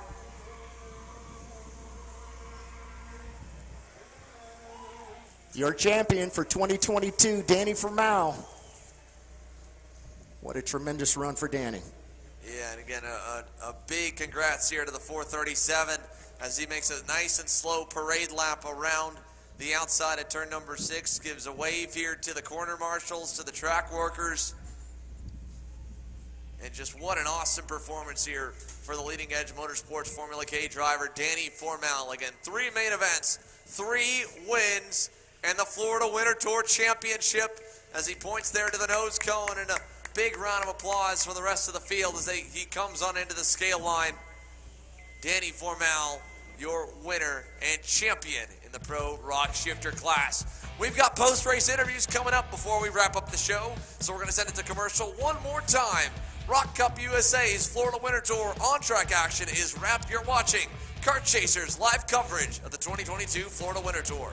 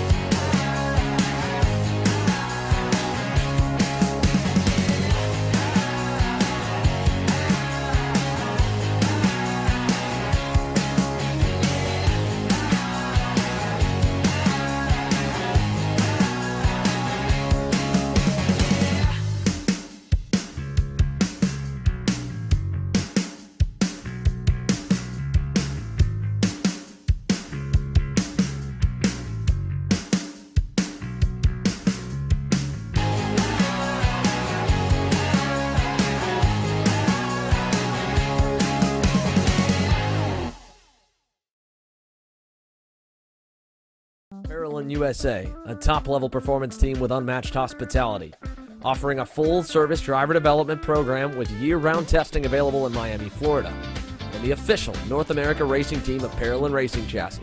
Chassis and parts available at ParalleLUSA.com.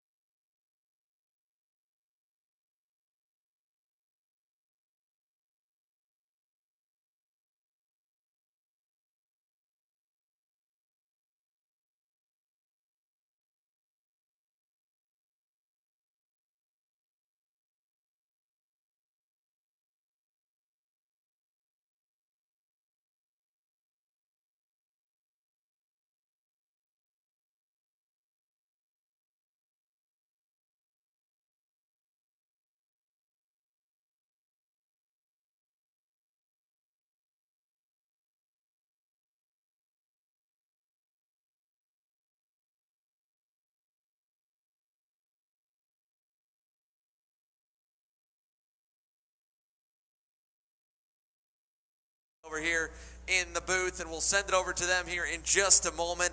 A fantastic performance, 3 races, 3 wins, and a new champion to go into 2023 in the Florida Winter Tour for Pro Shifter ROK. Danny Formaligan catching up with him, and after a race that was arguably probably the closest and evenly matched Shifter ROK event of the season. Myers was quick early, French got quick in the middle, and Danny was able to keep them both at bay and win a little bit over a second. Jenna? Like Xander said, you won by over a second. How are you feeling? Oh, no, just so thankful. Leading Edge Motorsports, Greg Bell, and everyone under Leading Edge. Went for 3 for 3. First person to do it in KZ or ROK Shifter in the Florida Winter Tour history. So really, really want to do that. Me and AJ both won 2 races before, but no one had done all 3. I think we prove a point that the Formula K Leading Edge package can win other places that's not a street course. That's what everyone says, that we could only win in street courses. I think we won on the hardest track in the country, which is OKC, Orlando Kart Center. Andre Martin's, so thankful for him for the event he put on. The track is extremely hard. I'm actually grateful that he changed the curbs, so they're a little more hittable now without breaking a lot of stuff. So no, super excited. We won in the wet, we won in the dry, and just so thankful. I just want to thank again everyone. And yeah, super excited. Definitely an amazing accomplishment. And speaking about hitting curbs, we saw you hit one pretty hard. What happened there? Yeah, I made a mistake. I think it was like lap 7 of the race. I had just done my fastest lap, and the lap after, we changed the gear ratio. So except of grabbing 1 gear from the back straight into the chicane, I was grabbing 2. And when I went to downshift, the motor went to neutral, and it stayed in 5th gear. So I hit this curb maybe 15 miles an hour faster than you're supposed to. So when I hit the first one, I landed on the grass on the second one. And yeah, luckily the tires didn't get too dirty and only lost about 3/10 that lap. And yeah, it was a scary moment for sure. But again, the go-kart was on rails, so it just saved me. Yeah, shifter karts are super, super physical things to drive. How's your body feeling? How do you cope with that? Yeah, it's okay. To be honest, my arm was a little bit tired at the end of the race. I got forearm pump, from flat shifting. If you could see, it's pretty pumped up right now. But yeah, no, it's okay. My ribs are holding up okay. I don't use a rib protector, so I feel okay. The track is extremely physical. These go-karts are extremely physical. 20-lap race around here is 20-minute race. So yeah, just thankful, excited for the future, and thankful. That's really all. Thank you, Danny. Congratulations.